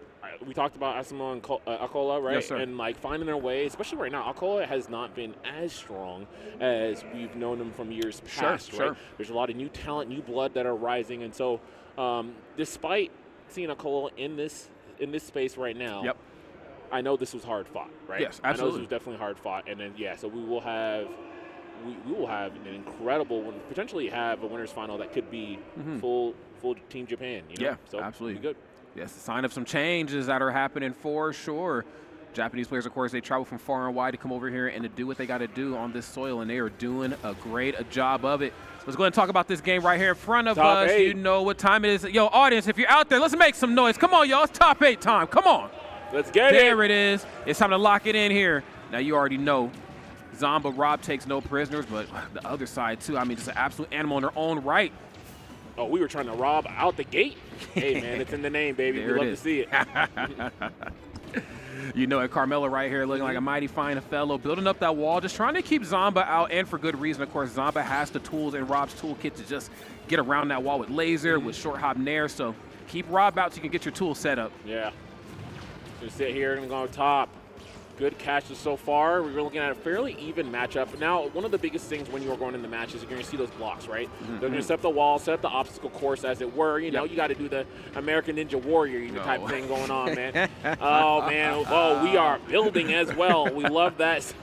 Closing it out with the up smash. Good stuff there by Carmelo. Always consistent with a lot of those conversions. Consistency is certainly key in a matchup like this. You know, you got to get that first stock and really try to hold on to it for everything it's worth. Because as it stands right now, Enderman looking pretty blinged out. Of course, got the gold on deck, diamond online as well, and Zomba bleeding out here, oil everywhere. Yep. Okay, fake out on the gyro charge, does have that laser still in hand as well. I'd imagine. Yep. Oh my! What the heck? Okay, that's clean, okay, Zomba. Man. Okay, it was looking good right there. Definitely shades of maybe something to come here in the future. We'll see if we can get the same setup twice. There's that laser I was talking about. Blocks are a thing of the past. Of course, Carmelo certainly knows it. Getting a little closer right now, but still got to be careful to rob one of the best boxers in the business. True that, true that. Yeah, we'll take that damage there on that dare. Just got to be careful on that later percent. So far, we're in a good spot. Let's see if we can get this kill. Great laser. Lasers, like I say, like Lupe Fiasco. In Yes, the sir. corner. There's the down tilt. Laser back online and a little off the mark with the down air. Okay, I couldn't tell which way the grab was going to go, but it doesn't matter because I ran up. Down smash, we back off the stage. Finally get the snipe here, and we're going to have gyro in deck, which means we actually might get an early kill here potentially if we can get this one right. Oh, okay. And like Bam said, yeah, we could certainly get an earlier kill. I mean, I just feel like when it comes to the lower percent portion of most matchups, Rob is going to do very, very well just due to the nature of the character's kit. I mean, down tilt, up tilt, the jab. I mean, this character is boxing, and we're taking the fight to the sky right here. Yep, like I said, he's definitely activated right now. Really great movement and getting that damage. We're already sitting at 99 here for sir. Carmelo. So we're definitely in a point now where we are at the threshold. Who's going to take the second stock? This is going to be a really important stock here for the course, not only of the game, but for the set, right? This is where you really get to start. Who's going to be out the runnings first? Who's the person who has to make up the deficit? Okay, it's going to be a matter of time before you find out. And, of course, sooner or later, death comes to you, this time administered by Zomba. Great down smash in the quarter, but, of course, Carmelo not out at all. Disengaging, kind of keeping the game plan in hand for what we've seen in the beginning portion of this match. Again, you know, I'm not saying that Steve is not a good character without their tools, but, you know, I just feel like it makes the task at hand in top 8 that much easier when the tools are online. You better put the spin away. Put the spin up now. Let's see. All right, we're going to get back onto the center stage here. This is where we're going to start mount our offense once again. Great defensive nair. Going to land. Not going to really get much damage out of it. And once again, we're back in the air. Great landing fair this time around, too. Loving these falling arrows. Continuing to be aggressive. We are going to lose that stock, though. And now we're at the last section of this game 1. Are we climbing? We building? We're mining and we're crafting in that exact order. And don't you forget it out there, chat. Crafts. Okay. Anvil back online. Again, distance is definitely key. It is really trying to control the pacing of this match. I feel like between both of these two competitors, it's very easy from one side to feel a little overwhelmed with just how well they play up close. But create himself a little bit of distance just to close it out right now. Zomba, of course, taking it sky high. And I love that utilization of cart. You know, I think some of the differences between some of the Steves out there is cart sometimes can be used in an aggressive way. It can sometimes be used to get out of that. Yep. It could be used to get out of harm's way, but not in that case there. A Zomba taking it right to your front door. Brilliant stuff there for Zomba. Going to close that stock. As always, looking just disappointed. Always wants more. That's right. That young man is hungry. I'll tell you that much. That's Battle Beast. That's Battle Beast for sure. You promised me a fight. Yes. This is your best? This is your best. I traveled through the galaxy for this. Oh, my goodness. Yes, both of these two, I mean, just where we're kind of positioned here on the map. Feels like they came from a galaxy far, far away, but they find themselves on this Las Vegas soil. Game number 2 is here, friends. Zomba, of course, with that game 1 finish. Carmelo on the answer back. Let's see what it's going to be. Nice. Gets the throw. Laser online. Get that card up out of here. Yes, sir. Down tilt. Oh, no. Oh, man. That could have been everything. Okay. Almost became dinner right there. Okay. Nice. Building it up again. Yes. Oh, my God. Oh, my God. Moneyball. Easy amount of damage there. Okay, yeah, and again, we're just kind of seeing some of the negative effects at times of playing Rob. Again, Carmelo knows the win condition. They know how to get in and get that damage going, and it comes namely because, you know, Rob just a really big target. Right. You know, oh, my God. Okay. That could have been clean. So close to get that fair connection there off the gyro. Oh, go for up smash. Not close enough to get that pickup hitbox. Going to be okay here, of course, going into this game 2. Carmelo is the one trailing behind here. Just on the game count, right? So that's really a big thing for him to try to close this one out because you do not want to go down 2-0, especially against a player the caliber of Zomba. No, you definitely do not want that. So hard amount of comeback versus Zomba. I mean, some character-player combinations, you know, they go up to 2 games. You feel like there's still that light at the end of the tunnel. Sometimes Zomba just knows how to kick you while you're down. Yep. Okay, dead even percents and stocks right there just a moment ago. Just kind of proving how airtight this matchup is. Okay, coming through the blocks right now. I'm set up. Now I'm ready to fight. Using the gyro right there just, again, to create that distance and really control the pacing of this match. Down tilt, though. Safe boxing options. Getting rid of the blocks. Of course. Ooh. Huh. Okay, get that crafting table out of here. I hate tables. I hate them. Money. Another shot. Oh, the drag down, and we still get the kill? Okay. All right. Okay, getting a little innovative right here, but sometimes you got to do everything and then some to get the stock taken. Carmelo backing off. Gold member online right now. Yeah. Ah! It's getting wacky. I dropped the anvil on your head. What is this, Looney Tunes, bro? Yeah, always, man. Acme, baby. Acme, damn. That's crazy.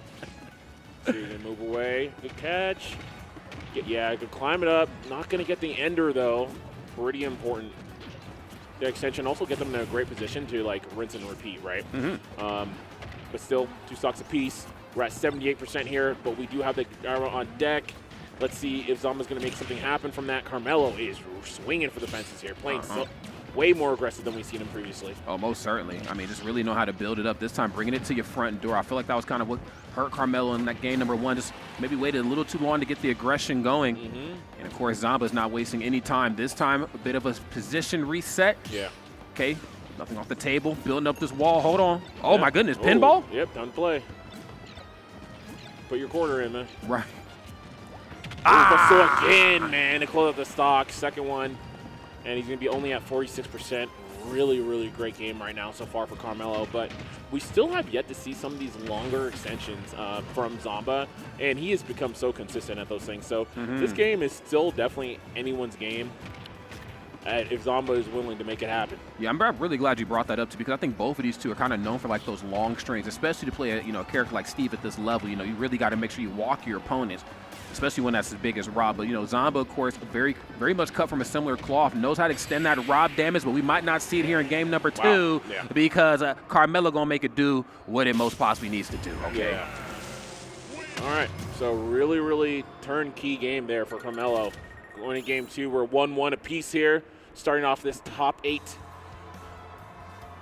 Okay, and I'm loving everything I'm seeing right now. Of course, what you don't want to see, of course, is a steamroll as you get into top 8. I think, we've reached this coveted portion of bracket where adaptation is definitely key. Yeah.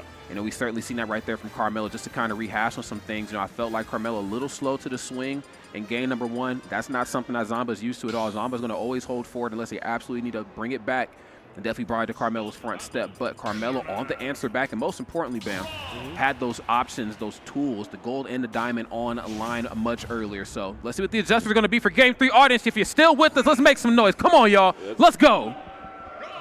Love it, man. Here we go, man. Game 3, small battlefield starting off right, and already gets in there into a quick dash attack. Quick little 18%. We'll take it. Okay. Good movement. And one of the big things I've been loving about Zomba is, I feel like when he's playing right here, the biggest thing is how he's shifting from that, close CQC into, going to that mid-range, right? Leveraging that laser, the dash forward, jump into that fair, as you see right there, too, to really go for these air-to-air situations. Oh, footstool there. Yeah, air-to-air is such a big part, I think, in a matchup like this, too, because so much destruction and just devastation comes out of that short hop forward air, short hop, back air, especially with these two characters. So whoever jumps first really has to make sure that option's already out. Gyro, oh my goodness, okay, I love that. Going for the F smash through the block there that time, just in case Carmelo gets a little antsy, wants to go for a block F smash himself. Oh, he's looking for it. Yeah, looking for forward smash again. Expecting that dash attack, but not going to get it. Easy whiff punish there for Carmelo. Great nair. Okay, Anvil on the way back down. Nothing out of the ordinary there. I think that's kind of thwarting Zomba's option on going for that up air that we're so used to seeing him go for. No let's trump. Okay, we're going up. Tombstone. Easy damage. We'll take that one. First stock. Free. Easy money right now. Rob in the lead, but more importantly, in the lead with a little bit of rage online here. And by a little bit, I mean a lot of it. Let's call it for what it is right now. Carmelo, of course, on high alert. Zomba could be knocking on death's door right now. Yep. Okay, trying to play the floor is lava, and I love this. There's a lot of short hop forwarders. He knows how much Zomba loves that top platform. Okay, sometimes love hurts. Unfortunately, cost him a stock right there. Yes, sir. See, good movement. All right. I got the second to the down throw, but here we go. Great damage. Okay, building it up. Okay. And being a little bit more haphazard on how we're going to get our way back down to the ground again. This is one of, Rob's biggest weaknesses is that inability to land at times. Great recovery, but just getting that big body back on the ground is tough. Not if you're Zomba, though. Love that. Gets to throw right into the up air. Yeah, and I love that you're pointing that out, right? And I do think that's one of the things that's kind of nice for Rob in this matchup particularly, just because even, Steve's movement, right, is, it's very telegraphed, right? Because the base movement for Steve isn't that strong at all. No. It's really going to be them leveraging cart and then the fear of certain options that they have. So for Zomba, he's been able to just go high and kind of be reversed, do those kind of things to get back on stage. So Yeah, I'm really glad you brought that up, that importance of B-reversing, just really using everything in your toolkit to make sure you can land comfortably. 1,000%. It can be very difficult at times to do, and of course, Carmelo's not going to make it any easy feat. Okay, again, not a lot of utilization here of cart in an aggressive way. We're usually seeing it, just to get themselves back onto the ground, but I might have spoke too soon this afternoon. Great stuff right here. Carmelo getting the cart right into the aerial. Carmelo back up here, but we'll see for how much longer. Are we getting this for free? Is this for free? Oh, okay, we'll take that. 1%. We'll take. Sometimes that's all it takes, brother. That's all it takes. Yeah, I call that bartering right there, man. I'll take it. The art of the trade, baby. Yes, sir. All righty, Nair on the way back down. And again, Carmelo just not making it easy against the wall, quite literally here. Is Rob, is Zomba. Okay, yeah, just kind of getting smothered here with aerials up air, and then almost stepping into the F smash. Yeah, man, so close. Oh, no, okay, yep, he knows. Win condition is online. It is. Now he gets a bear. Not going to kill, though. Great DI by Zomba. Next one should do it, though. Okay. He's got the tools. Okay, unfortunately, you can't jump off the stage with ease to retreat because those blocks are kind of messing up the movement options. You don't want to jump center stage because you know up tilt is ready and waiting for you. Falling up here. Hold on. Hold up. Oh, my lordy. Hold on. Hold on. We got a game. Okay. I was going to use the laser probably to stop the cart, but Carmelo elected to not go for it. No anvil either. Just again, we're going to run the mini game back, bam. Hold up. And we stand on these platforms, too. Going high. Good swing. Good nair. No double jump. There it is. The cart's been hit. This is important. Oh, my lord. Woo. I'm talking pixels away. Right in the needle. Pixels away. You are walking the line right now. Okay, not enough laser in the tank right here to go the distance. Carmelo certainly well aware of that. Yep. Looking to just disengage here. Hold on. I need my weapon in hand. Yep. Just give me a second. There we go. Yeah, there it is. I need the shiny one. Ooh. In? Oh, my gosh. So close on the tech chase. Doesn't get it. Cart last stock situation. Jesus. Who's going to go up 2-1? Okay. Both at the edge of their seat right now. Again, we're back into the mini game. What goes down sometimes must come up, I guess. Let's see. Okay, oh my lord. What are we doing? Gyro? You better land by the gyro. Carmelo's looking for you. He knows the bait. Oh, extension! Wait a minute. Oh, man, that sucks. Oh, Carmelo with the big brain play at the 11th hour, quite literally able to close that one out. My God, I didn't know which way that was going to go, but I'm going to be honest with you. I mean, both sides were playing so well, and most importantly, covering each other's weak spots. But it looks like when it was all said and done, Carmelo was able to close that out. I don't say this often. I'm that listening. Sucks. Yo, this stinks. Yeah, that is unfortunate, man. For those of you watching, you may not understand, like, of course, going to get that hitbox extension because of the hit pause happening on the gyro. Yes, sir. Just enough to change off the timing, and that results in Zomba falling into the later hit and losing that stock. Carmelo's going to be up 2-1 here, going back to small battlefield. Let's see if Zomba can kind of focus in and still continue the battle here. These guys are definitely going tit for tat, but we may see a momentum shift right now. Well, let's see. We're going to need more than that just to bring ourselves out of this hole because Carmelo's one of those players where once they start to go up, they kind of keep that momentum moving forward. So let's see if Zomba can douse those flames. Looks like he's doing a pretty good job of it right here. I love those short hop forward airs. Can we believe? Can we believe is the real question right now because Carmelo's a firm believer in himself and his ability to get this done. Weapon back in hand. Okay. Okay, we're running the mini game back from what we've seen at the end of that last game. We're just not allowing Zomba any free access points back onto the stage. And honestly, I think that was the biggest difference maker from what we've seen in game one to what we've seen in that last game. Yeah, man, almost got a conversion there. Gyro to up air, not going to be enough. Carmelo's pressure right now, man, has been absolutely phenomenal. Look for a footstool there. Really misses it, and we're going to get a forward smash on the landing. Surprise. We love that. Big beam, man. Okay. Now, I think the difference between both of these two and just kind of how they approach being in a deficit is that, you know, Zomba really starts to hold forward at times where Carmelo might actually just take a break, get a second to reset themselves, and then bring the damage. And certainly did just that. Didn't want to make it too obvious, but hold on. You against the wall right now. Not a good space to be in here versus Zomba. Yes, sir. Corey in the house, man. Corey in the house is crazy. Oh, my goodness. Okay. Good move, man. We're going to get back here. Now, looking 20 to 50, right?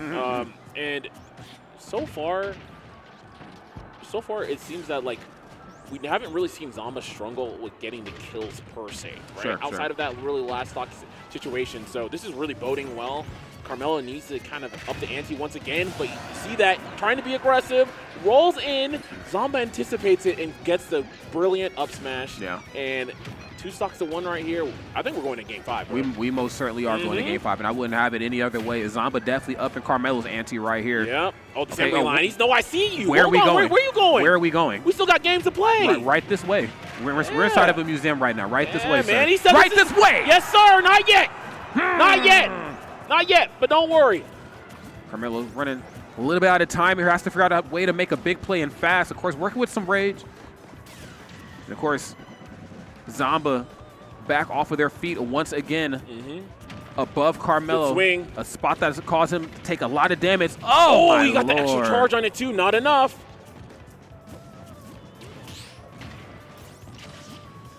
Okay. Using the cart to get themselves back down. Really good spot here. Slowly getting up the damage. You know, we're going to get to a point where we have that guaranteed throw online to get a kill. Might get it here, though. Yes, sir, absolutely. And welcome, Netflix. That film is still going. We got ourselves a Game 5 situation. That's right. We've been renewed for a season of 5 here in this set. We will definitely take it. Level up Expo, bringing the hype and bringing the momentum. That right there is how you make a statement, Bam. Yep. Okay, Game 5 is upon us. And honestly, I can't even call which way I think this one's going to go. I mean, both of these two feel evenly matched. Let's do this, audience. Let's make some noise. Game 5 is here. Let's go. Let's get it. Come on. Season 5, season finale. We're here. Finale. Let's go. Season finale, baby. There it is. Okay, Zomba first one to draw some blood right now. Quick 5% out the gate. See, good movement. Okay. Nice, using this gyro right here just to kind of set the tone and the pacing of the match. Not a bad spot for Carmelo to be in anyway. He kind of wanted to disengage and get his tools in line. That's all right. I'm by my crafting table. You know what I'm ready to do here. Yeah. Yeah, bye. Just zooming away. Okay. Looking good right now. Just kind of putting out an area where they think Zomba might be. Very smart. Just in the off chance that Zomba gets a little too aggressive here. Okay, using card a little bit more. Yep, good movement.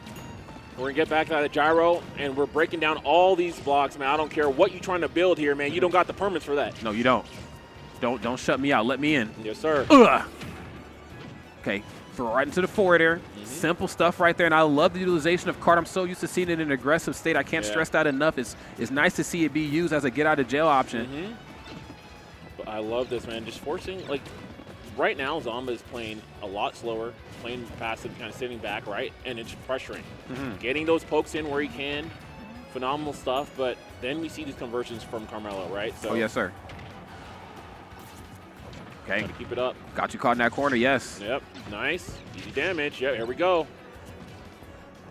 Okay, laser through the crafting table. I know where you want to be.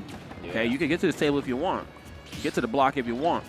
It's going to cause you a little bit of damage here online. Nice, there's the down tilt. Boxing in the corner, and yes, the car's starting to get a little bit more aggressive this time, catching the reverse snare.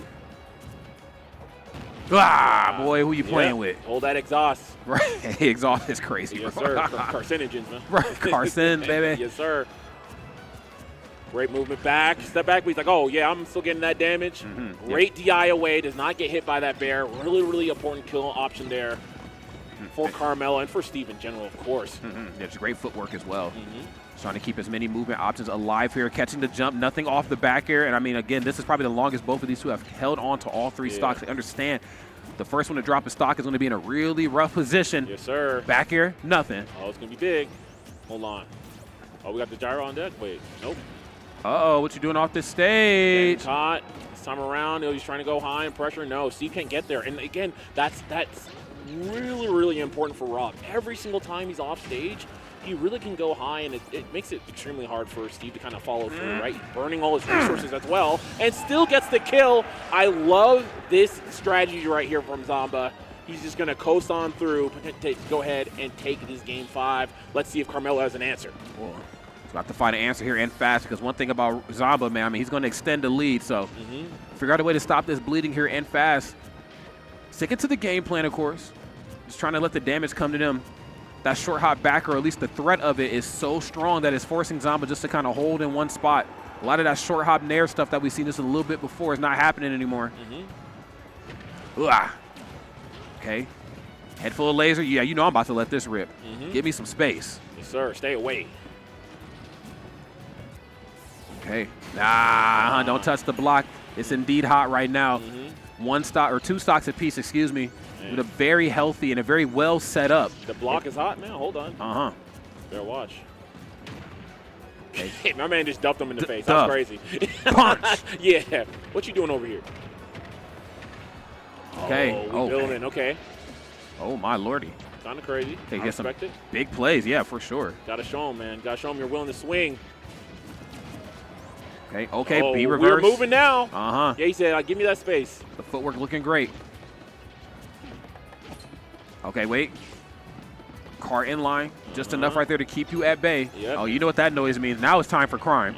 I'm ready to steal something. Robbery, and we got the gold on deck too. Ah! Diamonds. Okay.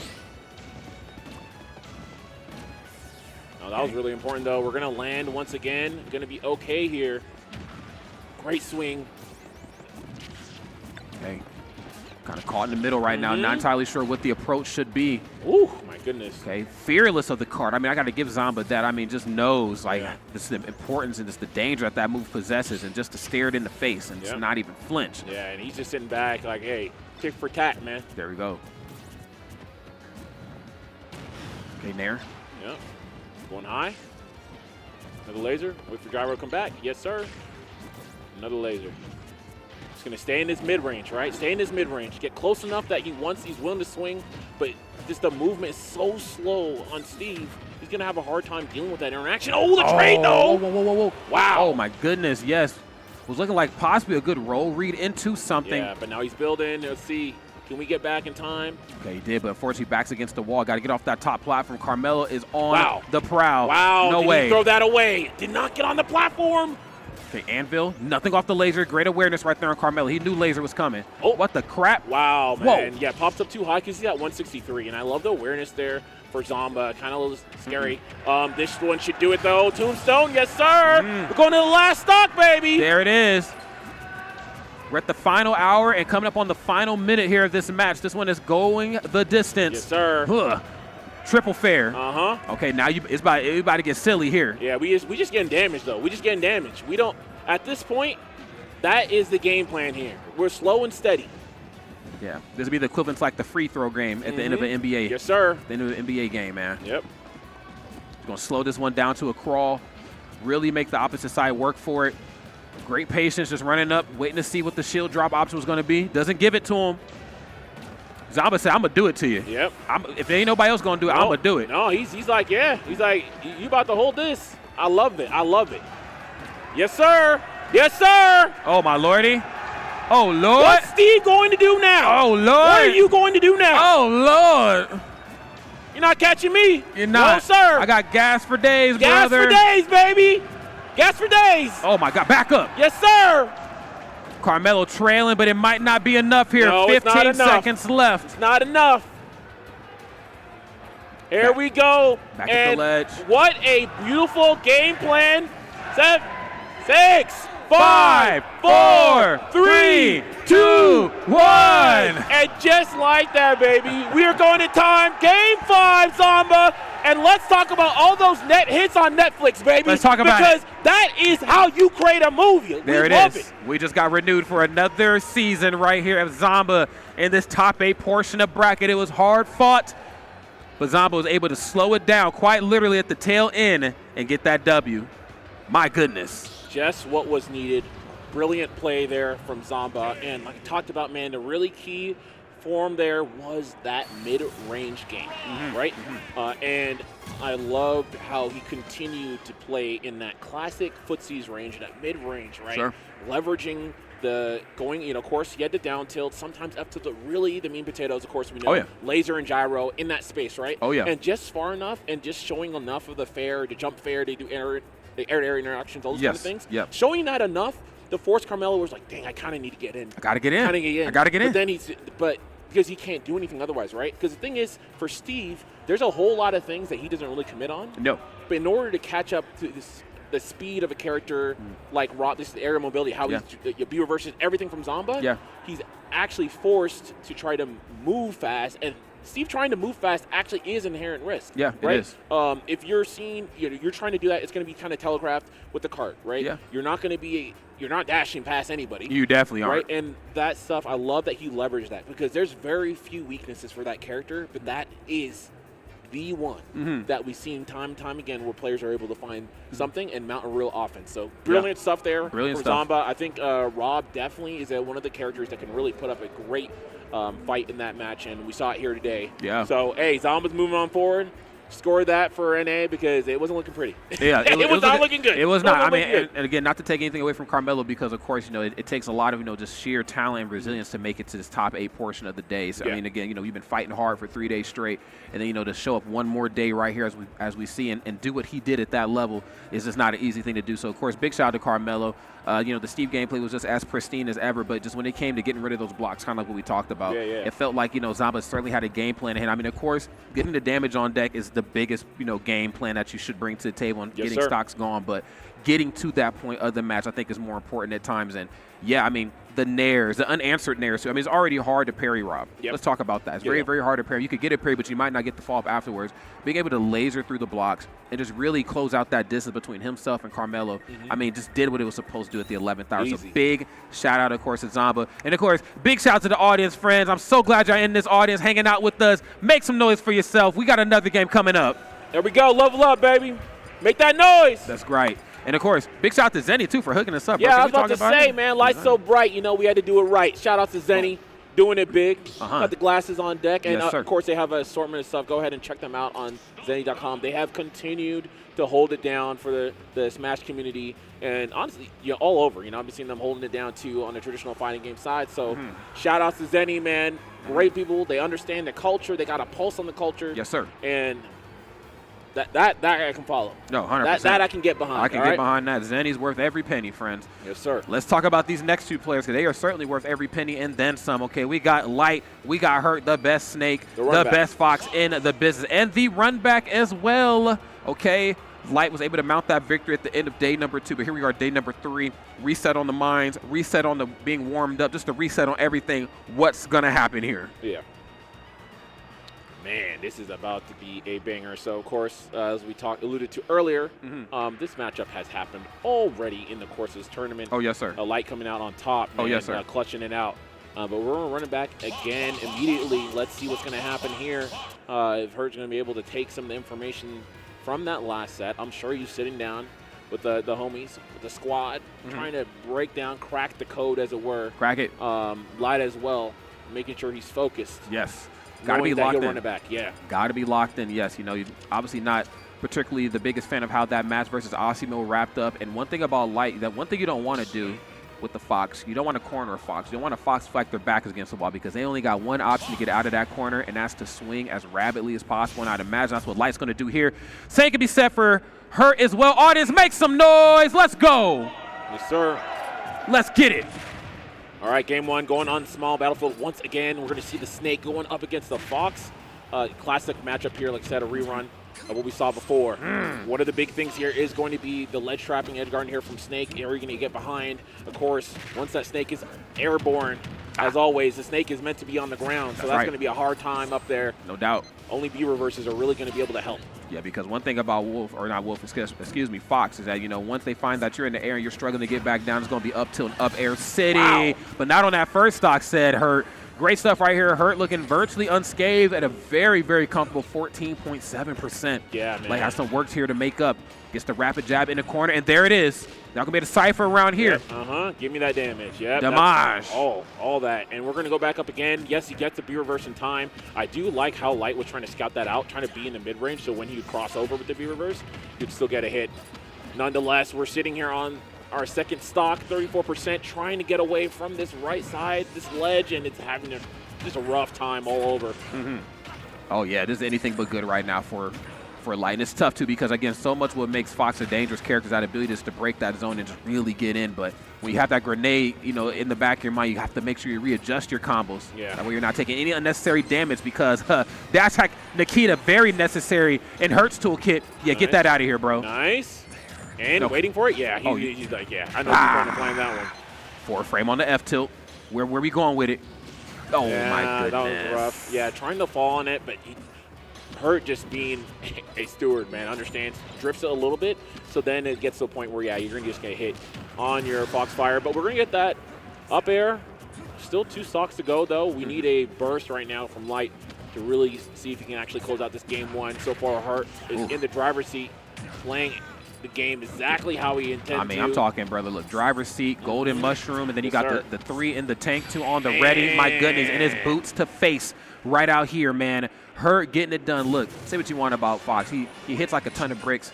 Light is Fox, and Fox is Light, okay? Yes. Let's talk about it. 100%. Cannot be tangling with Snake for too long in the ring, because that 3-frame jab definitely changed into a lot. Sooner or later, you find yourself knocking on death's door. Back here is going to get it done. Absolutely. And, of course, the star of that game 1 going to be that short hop, that bear, right, from Hurt.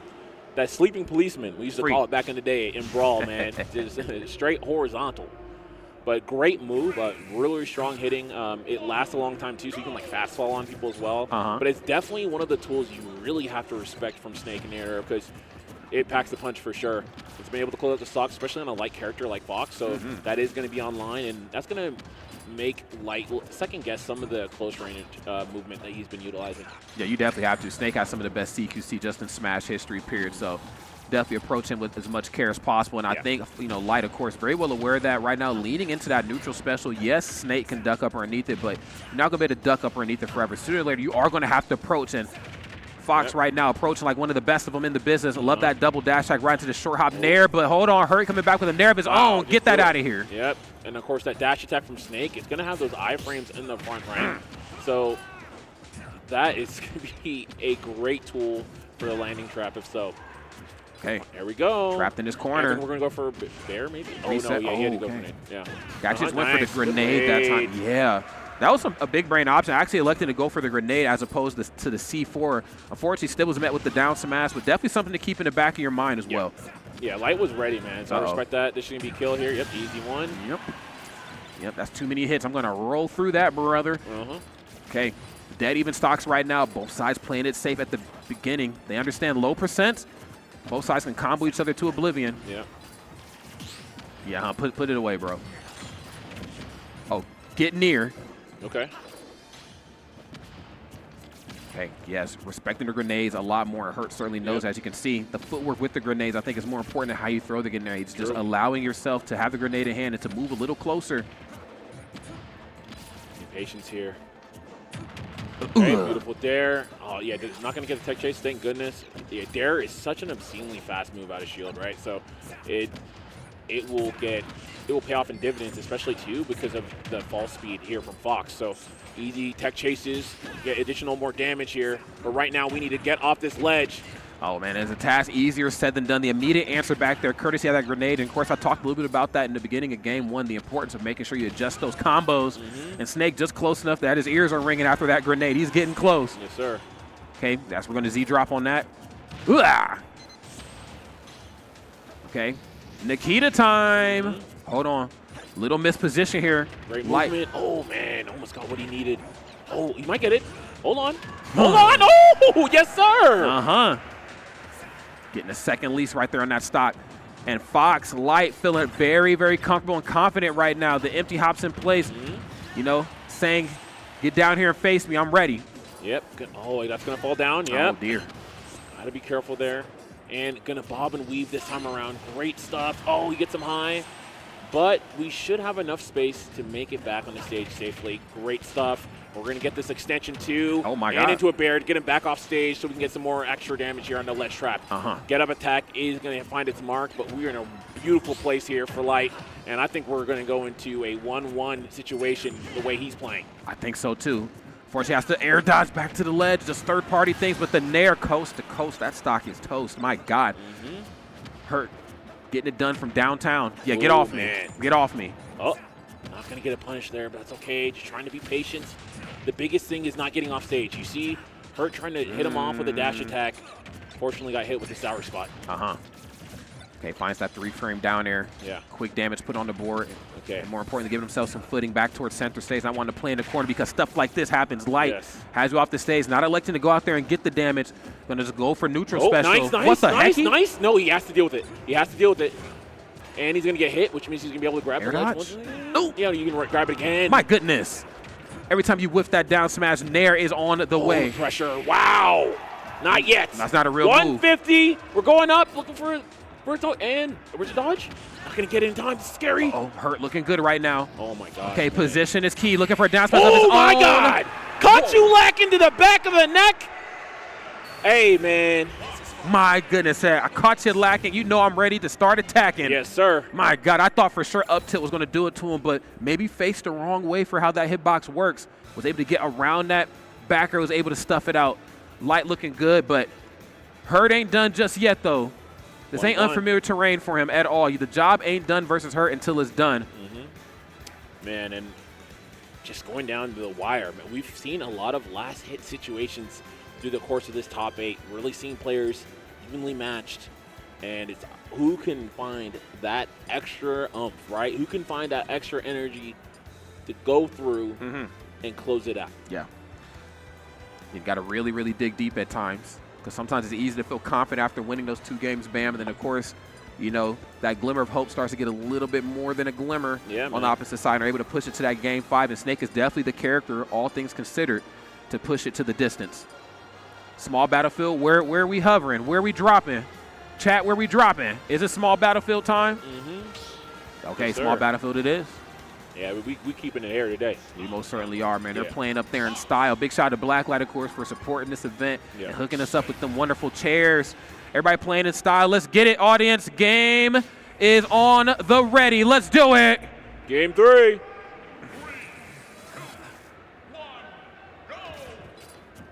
Okay. Nice dash attack on the way in. Yeah, you know you're in some trouble. Low percent grenade. I'm about to put my hands on you. Oh, man. I love that short hop fast fall up air. Leveraging that as pressure. Such a great tool. And he continues to be phenomenal with how he positions that on shield. So stay here. Okay. Great dash attack. Oh, she blew up in time, which means he gets a combo. Oh, we'll still get an air, though. We'll take it. Yeah, definitely. I'm loving what I'm seeing here from Hurt as well. Kind of taking a page out of Light's book. The importance of playing in the corner. I think in that last game, it was so much of Hurt being caught in the corner, having to air dodge around down smash. Now the shoe a little bit on the other foot, but Hurt right here catching the shoes, or I guess in this case, the boots here from like that rapid jab getting busy. There's dash attack. Man, so close. We're going to wait here. Up, stick. Okay. Oh, man. That's filthy. Nikita knows, brother. Yep, going to go for a get-up attack. Okay. Great movement here. Okay. Floor is lava right now. He's setting it up. Double grenades. Going to go ahead and chuck that one. That time going to cook it a little bit more, but this time you're getting cooked. There's the up smash. And that's why those lasers are important right there, man. Just enough to close out that stock at 41%, but I assure you that will be circumvented really soon. Right, Fox always going to be a burst character. Glass Cannon, man, prototypical in the Smash scene. Let's see. Okay. Oh man, unfortunate there. And this time getting a little bit closer. I'm liking this switch up here from Hurt. Not playing as far away. Nice really letting some of these longer options here in Snake's toolkit, namely that backer, find the openings.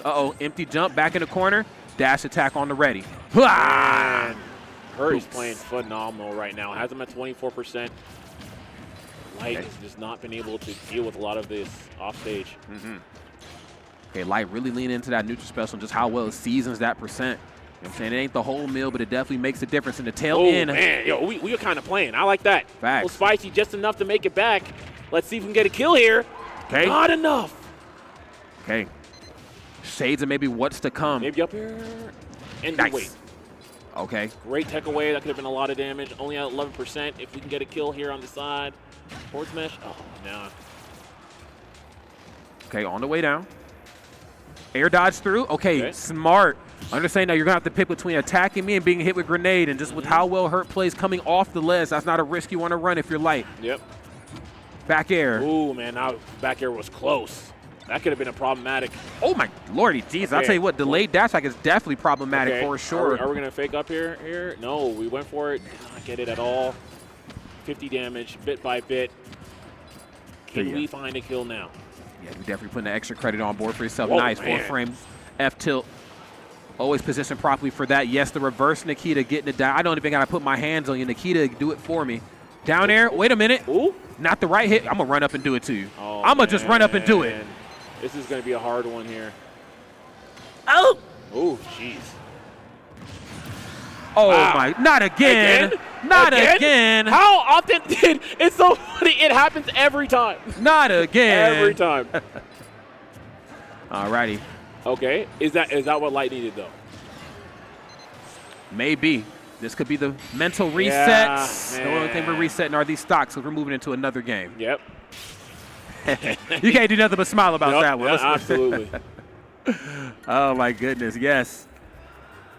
I mean, again, it's so much to account for, I think, in a matchup like this. I think both sides, of course, very cognizant of each other's movement options, or I guess in Snake's case, sometimes the lack thereof. But one thing that I think is really easy to forget about, of course, is where grenade and C4 is. It happens to the best of us. Sometimes it happens to the best of the best.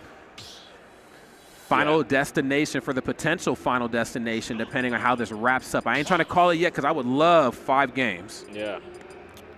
Love to go to a distance, but right now, Hurt in the driver's seat. Yes, sir. 2-1. I think one thing, though, going into that game 3, I think the biggest thing I was seeing is the fact that Light, that early stock, right? The early stock that happened to him on, early on, that's really what set that that tone overall. Agreed. We really didn't see all too much discrepancy outside of that, right? Yeah, yeah. And so Hurt was just able to maintain that lead. Let's see if we can get a better opening. We could see this game swing very, very quickly. Yeah, for sure. It definitely could swing in a different direction.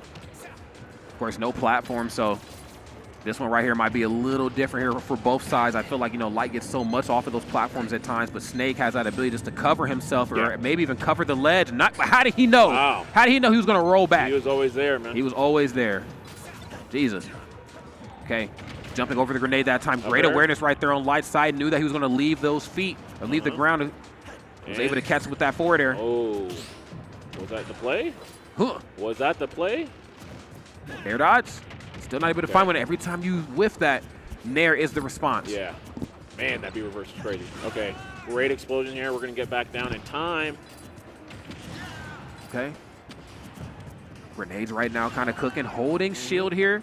More importantly, force you off your feet and kind of give you a little taste of your own medicine. I mean, I haven't allowed you in these previous games to, up air me too much because of my grenade, but let me bring it to your front door now. Wait a minute. Okay, who are we feeling like, Bam? Man. Let's see. Nice. Gonna get that one. Looking for the attack, but went a little bit too high on that corner, so unfortunately, that's gonna be a free kill there for Light. But nonetheless, Hurt's down to trade any day of the week, baby. Oh, for sure. Yeah, come on in. Yes, sir. Doors open. Day trading every morning. Every morning. I'm up when the stock market's up. Yes, sir. Okay, both of these two right now, some semi-fresh stocks here of their own. Wait a minute, but not if Light has anything to say about it. Really leaning into this Firefox off stage, trying to force an aqua recovery back on to the stage. I think that's one of Snake's biggest weaknesses, that inability to land comfortably. Don't get it twisted, friends. Hurt is just that good. Yeah, honestly. Okay, late dash attack. Great DI away, though, on that late dash attack. Forward smash will do it this time again, though. Great stop there. We're at 67. This is big. If we're able to kind of escape here, as we see right now. Ooh. Okay. Late on the dash Why are you attack. battling? Oh, my goodness. Wait, here we go. Here we go. We'll take that damage. Okay, nice grenade in hand. Going to throw it down that time. Okay. Did not get it in time. I think he's trying to throw it up, but just a little too long. Great F tilt. We have an opportunity here. Nikita, not going to work.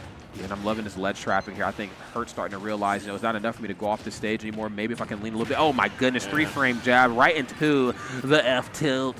That's right, friends. CQC getting busy here on Hurt's behalf, and only 72%. This is far from finish here. Yeah. Oh, man, we're getting damage here. 99%. We can be patient, get a kill here. We're going into a absolute Game 5 territory once again. And down air, dash attack. Okay, what we feeling like right now in this corner? Back to the ledge. Love that parry that time. Fair. Easy. Whoa, whoa, whoa, whoa, whoa, whoa! Easy. We got ourselves a Game 5. There it is. Easy shmoney. Now, I was a little curious to see how that one was going to shake out on both sides. Of course, we're on FD, and the biggest, elephant in the room with FD is that there are no platforms. So both sides, of course, having to adjust how they land, and how they extend combos with their platforms. But when it was all said and done, Light was able just to kind of narrowly escape through. Let's see what Game 5 is going to bring. A small battlefield is going to be the name of the stage for the final game. Yes, sir. Yes, sir. Season 5 is always my favorite season. Love this audience shot right here. Audience, are you still with us? Can you make a little noise? Are you still with us? Can we talk about it? I said, can we talk about it? Fist bumps across the board. Let's do this. It's time for crime.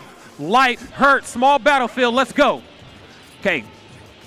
Setting up shop early. Yes, shop is open for business. Double grenade right to the C4 on top. You know exactly what I'm looking for right now. And, of course, Light sees that and answers back fully. I'm going to lean into my neutral special, not get too handsy. Not the best thing in the world to do versus her at low percents. Okay. Nice. Okay, parry right into the up tilt. Oh, come here. Yeah, I'm going to go for a roll that time. No grabs for you. And always on time right there for dash attack in the corner. I'm loving every part of this. Okay, dash attack in. And just not being able to land for free, I feel like it's just been kind of the running narrative between both of these two opponents. Both knowing, yes, landing is going to be difficult to do for a multitude of different reasons. Up tilt into up air on the reset, as you can see right there. There's another up air on Fox's side. Yep. But the same could certainly be said right here on Hurt's behalf as well. It's true. Let's see. All right. Bear, great stuff. That bear, once again, man, finding the mark. Okay. Up tilt, you know it's okay. You know he's looking for it. Oh, man, that could have been punished. I think that's the biggest difference maker between this game and the last one. Ooh, that's godlike. That's godlike. That's godlike. We got traps. He's cut differently. He's cut differently. Okay. Kind of caught him lacking right there. Hurt was trying to scout out an up tilt, but didn't give it to him. Ugh, get stomped on, boy. Stomp the R. Right down. Getting the lasers. I love the stuff back there from Hurt. We're going to plant, set up shop here. Shadow Moses. Triple up tilt. It's my favorite dance move. Yes, sir. Grenade in hand. Don't touch me. Don't touch me. Hey. Hey, man. Yo, Light looking kind of nice right now. No, for sure. Yo, was Light sent by the Patriots, bro? That's what I need to know. I think so. The Lolly Low? Come on now. You already know what it's about to be. Damn, another 8. I'm just saying, bro. I'm just saying. Light is lighting up the darkness here. Is looking good right now. Hurt on their final stock. He's only got one mission. That's it. Okay, just looking pretty complete here. Okay, Nikita online, though I don't want to call it too early because Hurt, I've seen him come back from these time and time again. Okay. Oh, my God. Dare on the way back down, an aggressive landing option. We might get a 3-stock, baby. Hold on. Oh, my. Up underneath the nair? Okay. How? Okay. We're gone here. Okay, got up underneath the nair that time. My God. Come here. Oh, yo, that was disrespectful. Yeah. That was mad disrespectful. I don't care about this grenade. Yeah. Oh, my God. Don't roll. Not on me. Not on my watch. We got the JV3. Make some noise for Light as he moves on forward. Great stuff to both competitors. Yes. And a well-deserved pop-off. Yo, crowd, make some noise, baby. Let's go. Well-deserved pop-off indeed. The Light chance coming through. Played out of his mind. There it is, friends. Great stuff right there, of course, to Light. I mean, just a hard-fought finish. It was not easy at all, especially going up against somebody at the nature of Hurt's level of play. I mean, that snake, the best snake in the business for all the reasons you just seen right there on stream. But at the 11th hour, at the final moments, it was Light that was able to close that one. And, of course, audience, I mean, round of applause to Hurt as well. It's not easy to compete, okay? Big shout out to him. Yes, sir. Yeah, so great showing, as always, between those two competitors. You know, Light, of course, had a pretty cold start earlier today, played against Asimo. Hold on. I did not hear the applause. Crowd, can we get an applause for Hurt, please? I know your hands work because I seen you hold the controller earlier yesterday. There it is. Clap it up. Yes. You know, a bit of a cold start to the day right there on Light's behalf. Yes, sir. You know, fell just a little short right there to Asimo, but was able to dig deep versus KNB, and, of course, finds himself, you know, beating Hurt as well as we move and groove through this top 8 portion of bracket. So the journey ain't done just yet. Not yet. It ain't done yet. It ain't done yet, and friends, we aren't done either. Friends, if you're just tuning in, this is Top 8 here, Level Up Expo 2026. If you're enjoying what you're watching, of course, big shout out to the whole production team as well for putting on this thing. Of course, Vegas might historically know in the fighting game community how to put on a good show here on this Las Vegas soil. So, yes, right. So big shout out to them. And of course, if you want to join the conversation, hashtag Level Up Expo 2026 on the artist formerly known as Twitter.com, X.com, and of course, maybe, you know, on Instagram as well too. Kind of cosplayers, they live in that rodeo. Well, right, absolutely, man. So of course, Asimo versus Acola is going to be coming up next. This one will be a classic. A classic that happens time and time again out in Japan. But you know what? We get to preview it here right now on the big stage. Big stage. 2 players, 2 of the new bloods that have really made waves for quite some time. And even as we see new talents emerge, these guys still remain. He who remains. He who remains. I've seen it all. I'm at the beginning of time, at the end of the time. I've seen it all. Okay, the Council of Kangs is here. All day, man. No doubt. So it's going to be a great one. Asimo, of course, I mean, the Ryu gameplay needs little to no introduction. I mean, you know, no matter what the matchup might say statistically, once you get at this level of play, I mean, it really just kind of comes down to the players, and more importantly, the dog inside of both of those two players. And Asimo's been on an absolute tear, still sitting comfortable on this winner's side. Beat Light earlier, you know. Definitely wasn't an easy feat, though. I will say that, you know, definitely played, you know what I'm saying, to his heart's content, but able to make it and get ready to go up against Acola, man. This ain't going to be easy. It's not going to be easy.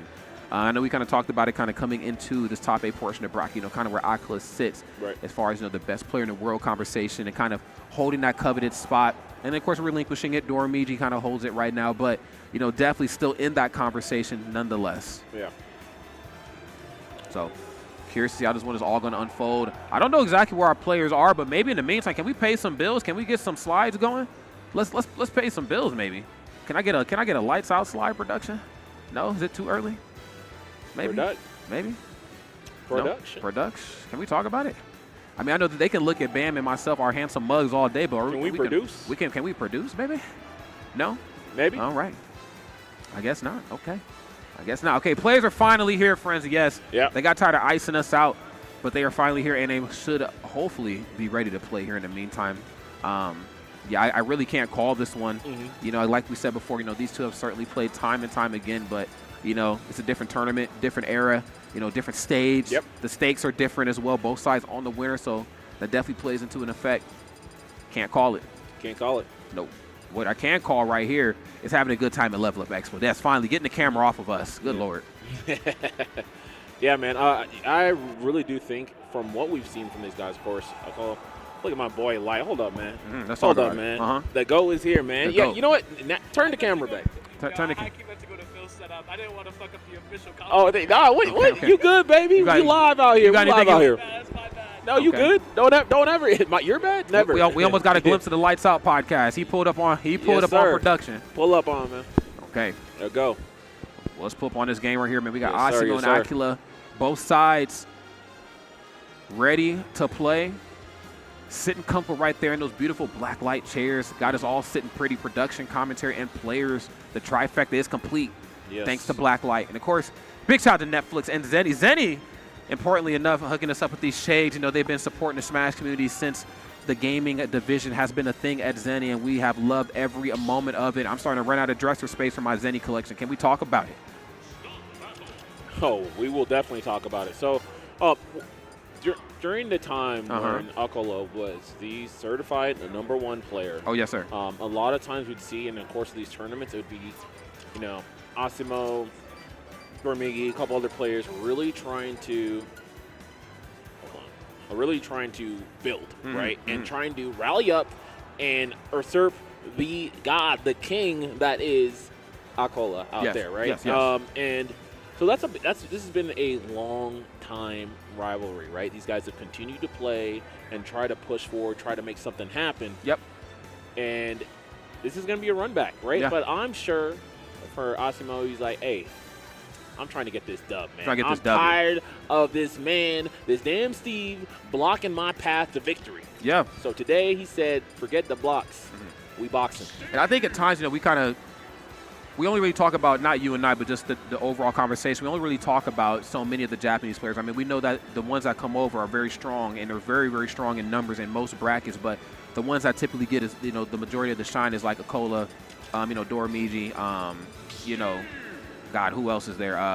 You know, just all Shuton as well. I know he's not here this weekend. Miya. But, you know, sometimes I feel like we kind of forget about Asimo in the conversation. You know, he definitely has what it takes to win a tournament, definitely has what it takes to tank with some of the best of them. I'm hoping that they prove their worth right here. Audience, let's make some noise. Game #1 is here. It's Asimo, it's Acola. Let's do it. Hey, let's get into it, man. Winners semifinals. Looks kind of familiar once again. We got the small battlefield on deck. Oh, yes, Sirski. Okay. And I'm all over you right here, weapons in hand. Yes, sir. Why not? Okay. Perfectly plays get up attack. Not something that we see very often, but when you need a little bit of space to get back, you might see it come out. The World Warrior. I'm going to get busy. Okay. Shocking Netsu. Versus Mr. God Mode, Steve. Man, emphasis on the God Mode. Yes, sir. It is that serious. Yo, Steve is from the 5th dimension, man. Facts. He is not from our dimension. No. The rules just do not apply to Steve in more ways than one. But sooner or later, back air will come for you. Great stuff right there on Asimo's side. Okay, looking for these up tilts. Can't quite find it. Knowing Ryu's a big body, can be easy to combo at times too. Just got to be sure you time your up tilts and dash attacks carefully in accordance to focus attack. You know, Asimo, one of the focus attack kings. Yeah, of course. Beautiful Shakunetsu right there. That red fireball into a fair. That's going to be a good amount of damage. Next light can make it happen. See, maybe dash forward. Okay, nice. We're going to forward air right on top of that. Yeah. Oh my God, back air. Yeah, beautiful bear. Bear is such a great tool. Wow, man, we continue to drift and swing, making the play. I would love to see a light here into a DP, go try to close that out. And that was such a tough spot to be in either, because it's like, DP, oh man, it's not going to get in time. Maybe another one on the pressure. No, he said, I'm escaping. I'm not dealing with that frame trap. Not today. Great catch right there. That's going to be a nair to bear to close out that stock. And now we're at 2 stocks apiece. We're moving forward. We're going to step back, try to get all the resources in the world. We do have gold and, of course, diamond on deck. You know, build out those resources. Great catch there. Okay. Still messing with wood, but just enough, man. Just running off and swing. And now we have 2-1. Gosh, acola just playing phenomenal. Slow and steady. It's definitely going to win this race. I mean, it's not a race to the finish in terms of speed. You know, it's all about the utilization of our options. And, you know, acola just looking like an absolute monster right now, just closing off all access for aggression here on Asimo's side, and importantly so. He's one of those players where, you know, once he gets a little bit of momentum going, I mean, we've seen it versus Light. You know, he's the best player in the room, it feels like. Oh, man, yeah, I'm going to step don't ever through that. swing there. Don't do that. Nah, I'm telling you, that if you see acola just chilling by a wall, move. Minding his, move. Minding his business, mind yours. Yeah, get out. Because if you don't, he's going to start minding your business, brother. He'll start minding your business. Yes, That's what he'll do. Because minding is his business. Yes, sir. Watch himself. Okay. Strong start right there. And honestly, the best way you want to kind of kick off a set like this, because I think, again, both of these two could be evenly matched at times, and, you know, certainly has what it takes to go the distance and push it all 5 games. So it's not about getting the first game. It's about how you get that first game at times. And let's see what game number 2 is going to bring us. Let's get it, man. Here we go. Game number 2, once again, going back to small battlefield. Really good selection. I would love to see some play. I know they're really consistent on some of the small battlefield, but I would like to see a kind of change in pace here. Just trying to see like what new options I would give, right? Yeah. But you know, this is kind of the tried and true for a lot of players here. We really have seen a lot of optimization coming in, like a lot of platform tech chases and getting additional damage. Sure. So a lot of players just like that's just like the type of game everyone wants to play right now, right? Oh my good Lord. I tell you what, man, Akola's playing the game that needs to be played to get the job done right now. Just all over Asimo and just not having a quick enough options to answer back. But hold up a second. I got these. Oh, yeah. And I think that's a part, I think, Ryu's toolkit that or not the toolkit itself, but just like the sheer output of the damage that we forget about. You can beat him up, but I'm telling you, man, you whiff one thing, and trust me, he's on the ready to respond. I will make up this damage. Oh my goodness. Man, just enough there. Not the best DI, 115. We're going to close out, though. Oh, great answer. Good amount of damage. Next light interaction close that you can get. Probably can be a kill, just as I say that. Nair, Bear will do it. Okay, we're building it up. Up tilt. Okay, we're building. Dang. Building. Real estate. I don't know why. It's just mad funny seeing the crafting table just fall down. It's hard to take Steve serious at times. I mean, it's crazy, man. It's a character that means business, but I'm telling you, the animations, sometimes you just can't help but to laugh. Yeah, man. Animaniacs, that's character, bro. No, for sure. Then you got somebody on the opposite side like Ryu. I mean, as serious as it gets, okay? Yes. A World Warrior, quite literally. Okay, bringing the World Warriors here at that. Nice. Gets the back air off the stage and making sure you have the right options to cover yourself. Yeah, I learned my lesson. Yep. You ain't doing that again. Nope, not at all. Beautiful position there with that bear. Obviously going to be one of the greater poking tools and a kill confirm as well for Ryu. So we always got to be careful about that, especially when tagged with that Nair. Nair bear, one of the better kill confirms he has. That's really mobile, versatile, make things happen. Great corner carry as well. I mean, on the topic of getting mobile, I mean, we're seeing that FADC just all across the board, just using everything they can to keep acola from up underneath them. Yeah, shout out to Ultra Street Fighter 4 that was here today, too. Yeah. Man, shout out to TNS also, man, just having the bandwidth to run all these phenomenal fighting games. Okay, we got to see who has enough bandwidth right here to win this game. I mean, I think that's most important right now, and as it stands right now, it is Steve's time to shine here. Oh, against the wall? Oh, man, yeah. I think he's looking for a attack, but we should get Tatsu. That should be a kill. Yeah, I love that. Low forward Tatsu, baby.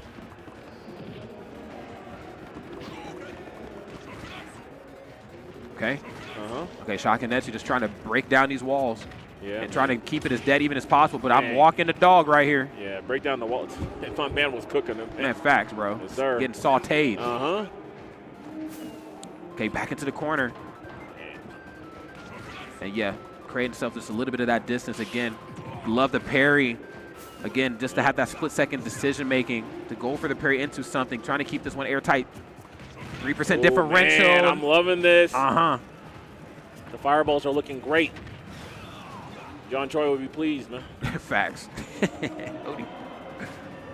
Okay, it's card time. Let's see. Oh, yeah, you tried it. Oh. Okay, no shield drop there that time. And again, a nerves of steel. Because when Asimo runs up on most opponents, they're going to drop that shield. Oh, here we up go. tilt. Yep, DP, yes, sir. Not enough. Not enough. Oh, Bear. Tech. Oh, God damn. He said, bring the walls down, baby. See ya, Jericho. Bring it down. Looking good right here in those final moments. Wasn't quite sure how to call that one, but had to figure out a way to break that zone. I mean, I think that right there is such a difficult thing to do, to run up on him, try to force a shield drop, not give it to him, and then to reset the situation again. You're going to give me that shield drop, and you're going to eat this up tilt. You're going to eat this back here. I'm breaking that zone. Yeah, Steve once again, man. Asimo playing on all cylinders. We Yeah. love that. Yeah, firing We love off that. for sure. Yes, sir. Firing off indeed. Is looking great right now. Both sides is getting a chance to reset themselves, reset their controller, back onto the Steve. Here we go. Ryu, Steve, let's do this. Game 3 here in winter semis. I'm going to be honest, I thought, some of the games were going to be a little bit more lopsided. 32 but fresh ones, 43. I'm telling you, bro. I'm telling you, momentum's certainly a thing right here on Asimo's side. You have got to be careful. Yeah. And I want to mention something here. I'm listening. Look how he's playing the mid-range. This might look kind of similar. You see he did a double jump there. This is important. He should get damage at least. Oh, my Lord. Yep. Oh, my. Good stuff. Oh my Lord. Oh. Hold up. Okay, down tilt in the roll, corner. Don't roll. Yep. Oh, my yes. goodness. Caught him where he needs him. And that's a great position, right? Because that well-timed bear, any interaction that he had done there, he still should be able to get potentially a light, in time afterwards. And maybe even get a guaranteed kill and get up attack, right? So, or like just regular get up. Yeah, for sure. And again, I mean, just to answer back immediately, when you have a character like Steve that's, kind of walking you down to find a small opening for a focus attack, albeit not a fully charged one, but still enough to get you out of harm's way. There's the anvil off the mark with the parry. Got to be careful. You feel yourself maybe just a little bit too much. Yep. Nice down tilt into Tatsu. Beautiful stuff. So he's trying to weave, barely misses that bear there, but we're going to get an opportunity here on Tatsu. Great DI there from Akola. Not going to get hit by Tatsu this time around, especially with that rage. That would have closed out that stock.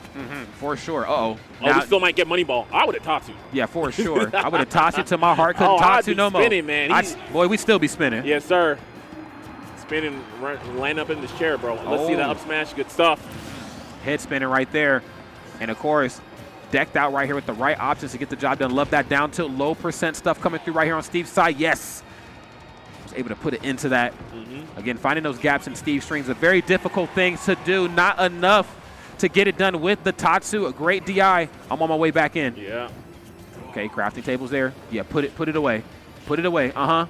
It's time for gold. Let's see. Oh, the charge, not going to be enough. Oh, my goodness. Yes, sir, that's a stock. Jeez. That's a stock. That is a stock indeed. Tatsu taking no prisoners right now. Kola has to figure out a way to bring this one back here and fast. The pressure's definitely on here in this swing match. Yep. Oh, and I'm swinging big right there. Gets the up tilt right into the back air.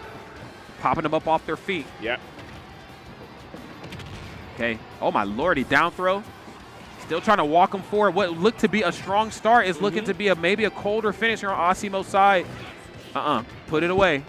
Let's see what he can do here. He's still racking up damage, still in a good spot. We haven't seen him get. Oh. Wow. God. Oh, my God. Damn, that Jesus, was Lord. disgusting. Oh, Lord Jesus. Oh, that my was Lordy. disgusting. Lord Jesus, I got to remind you, I used to be best in the world in this.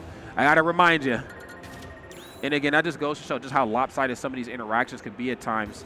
Both of these two just titans with their characters, but Steve just has that ability just to blow you up. Yeah. Yeah, man. Whew. And I'm hoping Asimo can keep it together, try to make something happen here. Now, unfortunately, when it does come to this set count, man, it's pretty gruesome, right? Acola has definitely been the one who's dominating their head-to-head, but Asimo, hey, he's been able to get some dubs, right? So hopefully he can make something happen here. We are on game 4. Got to do it now. You got to do it now. Shut up or shut up. I mean, this is your time to shine right here, especially on the winner side of bracket. Okay, and of course, dead even right here. I'm talking 0.1% differential. That is how airtight this match has been. Yeah, great parry. And again, it's just Kola, just the king of swinging through those blocks. Great situation awareness right there on Asimo's side just to, parry through that. Man. Okay, down tilt. Get away from that crafting table. Come here. Oh my God, just try to run him down. Not gonna work this time. Put that focus attack away. Damn. Just damage. Okay, you guys are looking fairly even though, oh man, almost got a landing there. So close. You can get an opportunity here. Okay, gets on the landing. Has a wall. Can we move forward? Up tilt. And easy. Easy money right there. You leave your feet, you're gonna lose your seat right there on the stock. Okay. Now, you have the lead right now. Asimo has played the majority of this set here from behind. The so dash attack. Okay, good parry. No, he just does it. Okay, hold up. Okay, punish there. That's not going to kill. Okay, just kind of running them down right now. Like I was saying, Asimo's played the majority of this set here from behind, so this isn't unfamiliar terrain at all. You just got to figure out a way to get this first stock taken here before it gets out of control on your side. Okay. Oh, man, it's going to be a lot of damage. Boy. Jeez, man. Boy, who you playing with? Fresh ones. Oh, my Lord. Just like that, man. Almost about to get lapped. Okay, has some rage on side. Once upon a time they did, that is. Losing another stock of Kola. This could be their game to win. Yeah, it looks like this one's going to be closed out in favor of Kola. I loved the way Asimo was playing last game where we saw a lot more fireballs and kind of spacing in that way. We're not really seeing that from him now, right? We're not seeing that as often. And I do believe that being able to toe between that mid-range versus a character like Steve is very important. Yeah, and I think and I think that's where we really see him, be able to apply some appropriate pressure when he's making sure to still show the red fireball. Go ahead and do, if you need to go with a heavy fireball as well, with that speed. Oh, great parry. Okay. Yes, and again, I'm glad you talked about the importance of pressure, but more importantly, safe pressure. I think that's a tough thing to do versus Steve because, if your combos just aren't as tight as they need to be, Acola will figure out a way to kind of swing out of harm's way or really just kind of build up a wall to get himself away from you. Yeah. Oh, my that goodness. down smash. There's Tatsu. Yeah. And, do another one, and that's going to close that out. And Acola will move on forward, continue dominance over Asimo. However, this is winners. Winners. Asimo's still alive. Asimo's still alive, can make some things happen. He will go into loser's side, and Acola will be sitting winner's side in winner's finals. Yes. We love to see that. Yeah, and honestly, I mean, I'm not a betting man at all, despite being in Las Vegas. But I mean, just looking at the start GG, I mean, there's a good chance that Acola was going to be there. Let's call it for what it is. I mean, there's only so many people in this current state of the game that can really reach to that coveted portion of bracket. And again, when it's all said and done, it looks like he was the player to enter that spot. So big shout out to him, and of course, big shout out to Asimo as well. I mean, the Ryu was definitely getting busy. Of course, beat Light earlier today. I believe as we move into top 24 into top 8. Fell a little short. But that's what the loser side of bracket is. So the bracket run just becomes a little bit longer, but you're still in it, ready to win. You're still in it. You're still in, baby. You're still good. in it. So, yeah, big shout out to them. Of course, big shout out to all you out there in the wonderful digital world, the Twitch chat, of course. I mean, without you guys, Bam and I, we wouldn't really have much of a job, so I hope you're enjoying it. And, of course, big shout out to Zenny as well, too, hooking it up for us. Level Up Expo style there. Let's talk about it. And also, big shout out, of course, to Gimmer and Chair for their wonderful animation. And Sassy, okay, be sure to look that one up right there on Adult Swim. Okay, they're doing their thing. Let's talk about it. Bada bing, bada Bada bing, bada boom, man. Boom. Hold on, let me hold both. Can I get both in there? Yeah, I said, can I get both? That's right. Look them up.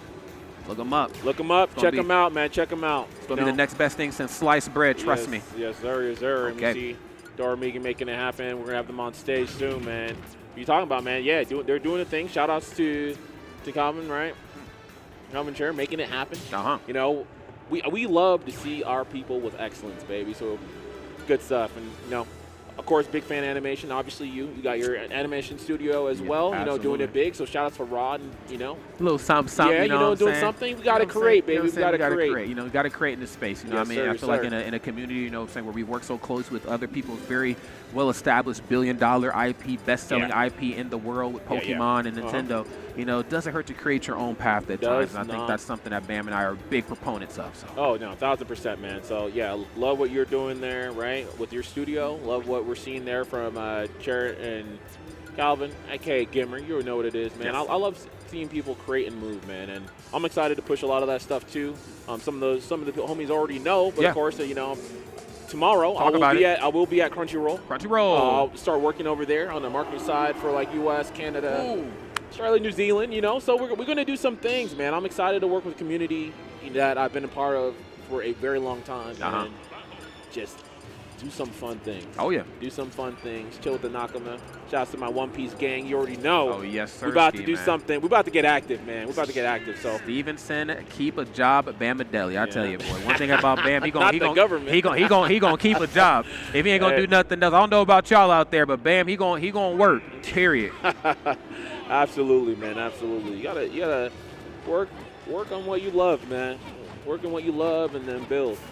So I'm excited to do that with a lot of people. But enough about that. Of course, like I said, let's get into the set at hand. So we see that young gentleman right there, Doramigi. Doramigi, best players in the world right now, making all the right moves. And again, I've said it once, yesterday. I'll say it again. I feel like of all the top players who have ever been #1, Doramigi just has like that. You can beat him up. Yeah.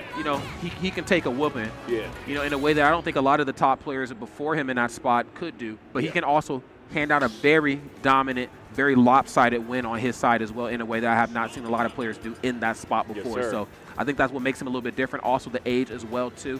Definitely has to be the coolest kid in high school, being the best player in the world in his game. I got to call it for what it is. I mean, this is the player to beat here this weekend. Yeah. Here we go. Game #1. Let's make some noise. Here we go. Let's get it, baby. Okay, now we're actually going to lean into the Rob here gameplay this time. And I'm going to reach out and grab somebody. Great stuff as we kick off this game #1. Okay, nothing off the nair. Ram nair, though. Yep. I do love this here. Crepe, Salee, of course. Frenchman doing big things out here. Okay. Great nair. Cooking.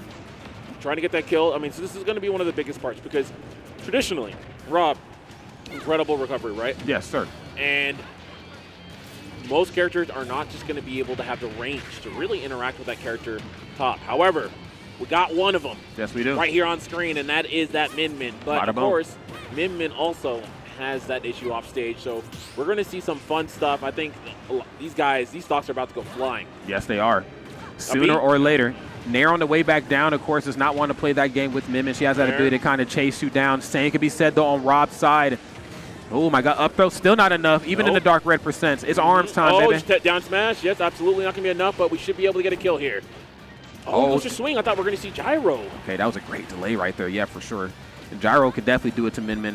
Yeah, I think gyro might have been a better play because then you wouldn't have the issue of the overextension, and I really think that could have been an appropriate hit.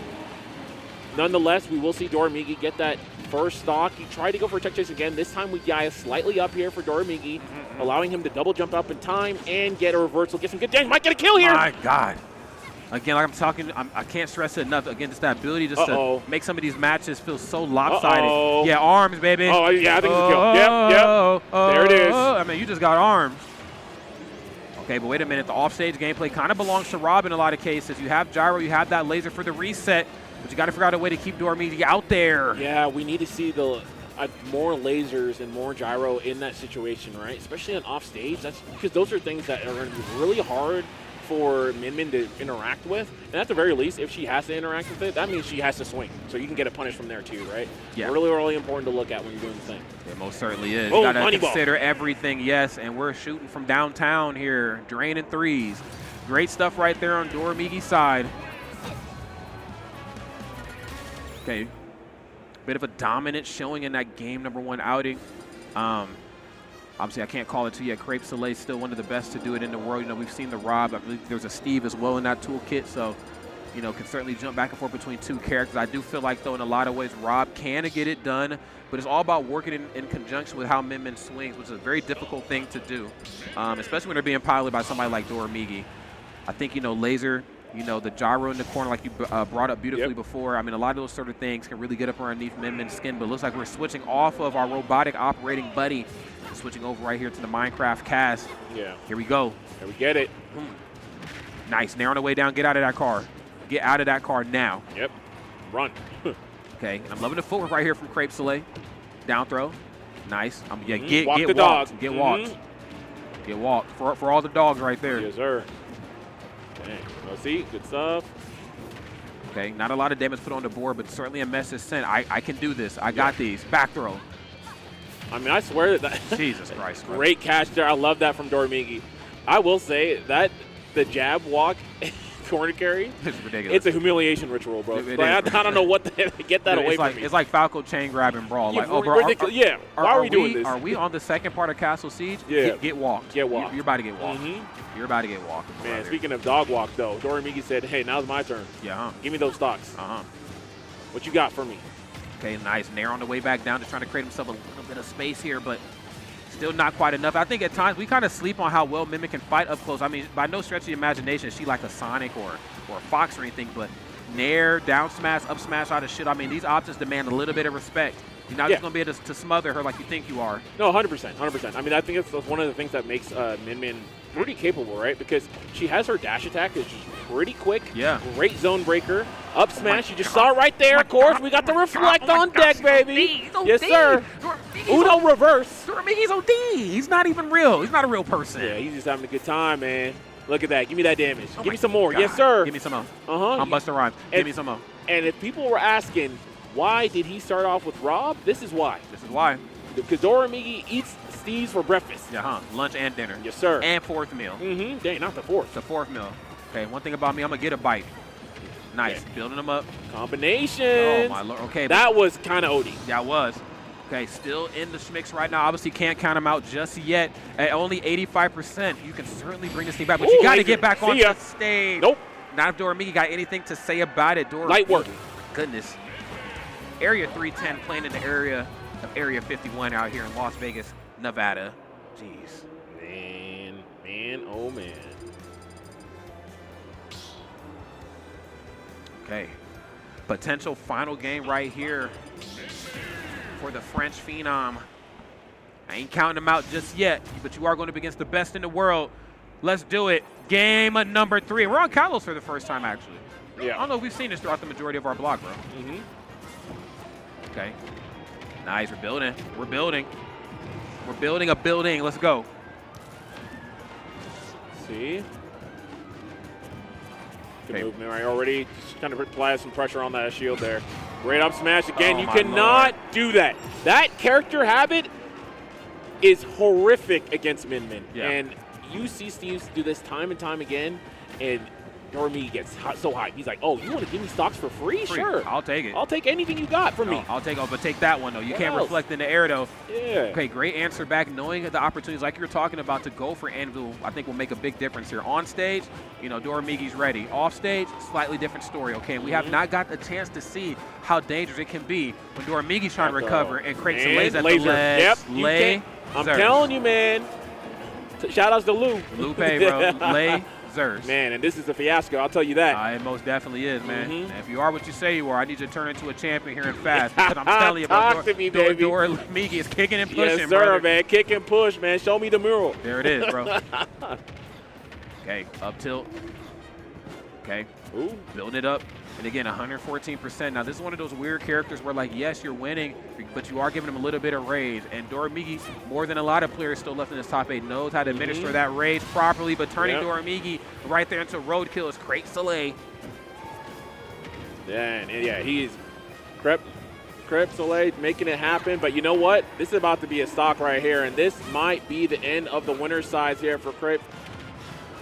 Good stuff there with the Mega Watt. And we got the laser, yes, sir. And just like that, we got the matchup. We are moving on forward into winner's side. Like my man said, dude. Lay Zers. Zers. Just like that, bro. Great stuff right And there. Doramigi have no sympathy, man. No, not at all. My cool young history. The young, cool young Lou. Great stuff right there, man, on Doramigi's side. Best player in the world and player to be in most brackets that he's in. So obviously phenomenal showing. Certainly knows a thing or two about the Rob and Steve matchup. And as you should, I feel like in order to play at this level, to do it as long as Doramigi has, those are two matchups that have to be in the forefront of every, part of your mind there. So great stuff. And of course, big shout out to the French phenom, Crepe Salee. Not out of the woods just yet. Still on the loser side of bracket. Has a couple more matches to play.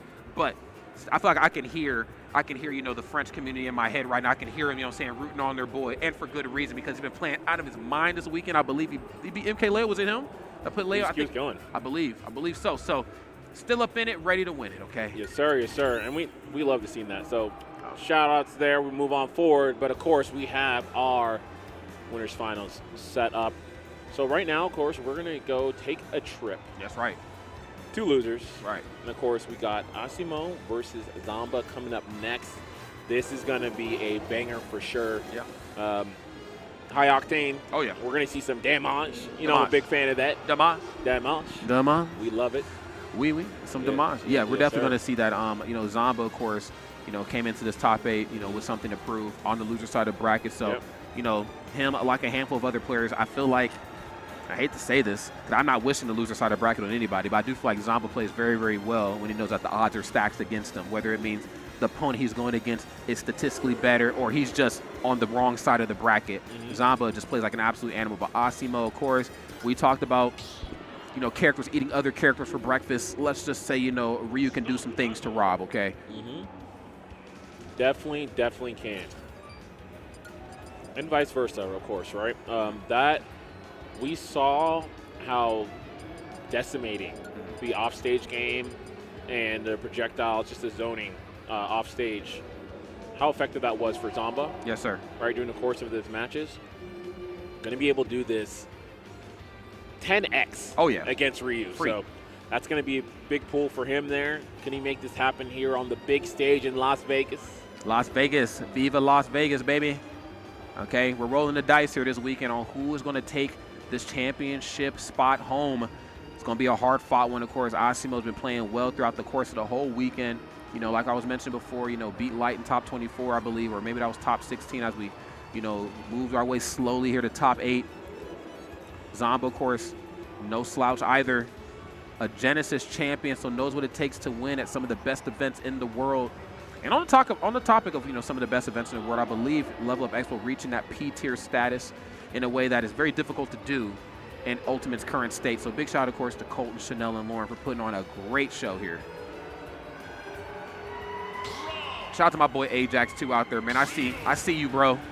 I see my boy Ajax, man. I miss you out here. Let's get it. Game number 1 is upon us, friends. Asimo, it's Zomba, and we're ready to fight. Rob coming through right now with a head full of laser, ready to let it rip. Nothing off the gyro setup. Nope, not yet. Not Here we yet. go. There it is. Boom. Okay, good parry. Get some damage. Not going to get that blue fireball in time. That would have attacked in a ton. 32% already off start. Wow, yeah, boxing already, man. We're going to see a lot of CQC from these guys, and this is going to be a battle won in the mid-range for sure. Yeah, Rob, of course, pretty quick Ooh, character. that was clean. Damage. Very much was so. And, of course, it's kind of getting in between himself and that gyro. Very difficult thing to do given Ryu's footwork, but, you know what I'm saying, if there's a will, there's most certainly a way. Now, I'm curious to see what we're going to do to break up the focus attack. Yeah. And I guess we're going to do a little bit of that right there. No focus attack, no FADC, man. It's just a KO right there. Yeah, man, absolutely. Yeah, beautiful thing for Rob is going to be the up air, right? The up air and, of course, the rotor arms, making things happen. However, that nair is very, very susceptible to that FADC, right? So if we do see a quality focus attack, rightly timed on these kind of telegraph nairs, we could see some really hard punishes here from Asimo. I'm not sure when he would want to pull that out, though. Maybe early to kind of go in a situation where you can detract Zomba from going for too many nairs. Sure, or maybe absolutely. you hold on to it to clutch out the kill, right? Yeah. Choices on him. That's right. And again, it's just one big dice roll. It's kind of hard to figure out on the fly here, but as it stands right now, oh my gosh, slightly out of it. Such a good mix too. Rob, again, one of the easier characters to combo, but one rare moment right there where Zomba was able to kind of, weasel his way out of there, but he said, I ain't gonna make the same mistake twice. Back here closes that stock out. Yeah. Okay, Shakinetsu, slow motion. It's better than no motion here. Okay, when we back. Okay, 174% here. I mean, this is about as dangerous as Ryu can be, and Zomba very well aware of it. My goodness, I think that was supposed to be a Shoryu if I'm not mistaken. A little bit of a miss input, but the same can't be said on Zomba's side. The runoff forwarder getting it done. Yeah. Yeah, he might. I'm not really sure if he wanted to, like you said, the fireball or not, right? He was kind of in that early situation, too. Even kind of coming down with DP may have been something that can be punished on hit. So, yeah, good stuff there regardless. We are getting into the last stock here for Asimo, but this may be the last stock here, too, for Zomba. Yes, sir, absolutely. That nair, dash forward, dreams come true, man. It gets you so much damage and honestly is an incredibly versatile tool for a kill option there for Ryu. So that's always going to be a big one you want to look for, just like Fox. That landing there can be really safe on shield too. Oh, I love that. Yeah, I think that's a part of like Ryu's toolkit a lot of people forget about. I'm really glad you brought up just how safe that nair is on shield. Nair and I believe fair might be a little safe as well. I mean, really, just all the fighting game characters' aerials are second to none. It feels like. I mean, when they swing with authority, and more importantly, they swing with some safety. Yeah. Ryu, of course, cut from that cloth and man, looking to let it fly right there, stepping right into the F smash. Really important. Oh man, he didn't read it. Yep, and there it is. Just as I said, man, looks like he uses it to cash out, but that was a big factor I was waiting for. When is this going to be leveraged? Yep. Beautiful stuff there. Finds himself the focus attack on the nair and closes out the stock. Held that one close to the chest. Oh yeah. Pulled the ace out. Lucky you, man. We going into game 2. There it is, my boy.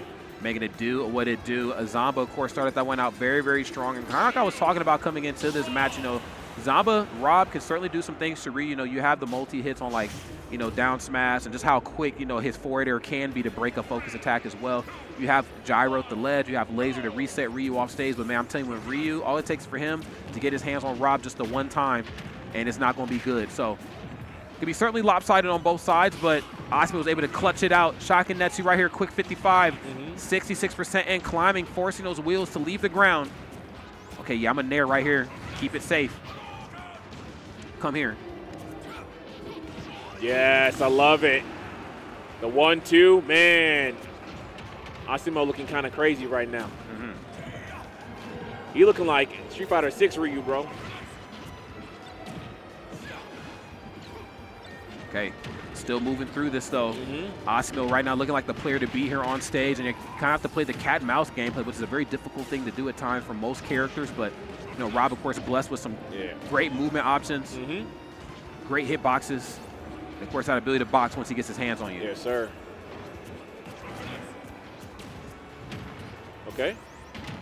Yeah, waits for it. Great anti-air. Goes into up tilt, up air. Close out that stock. Trying to keep it close.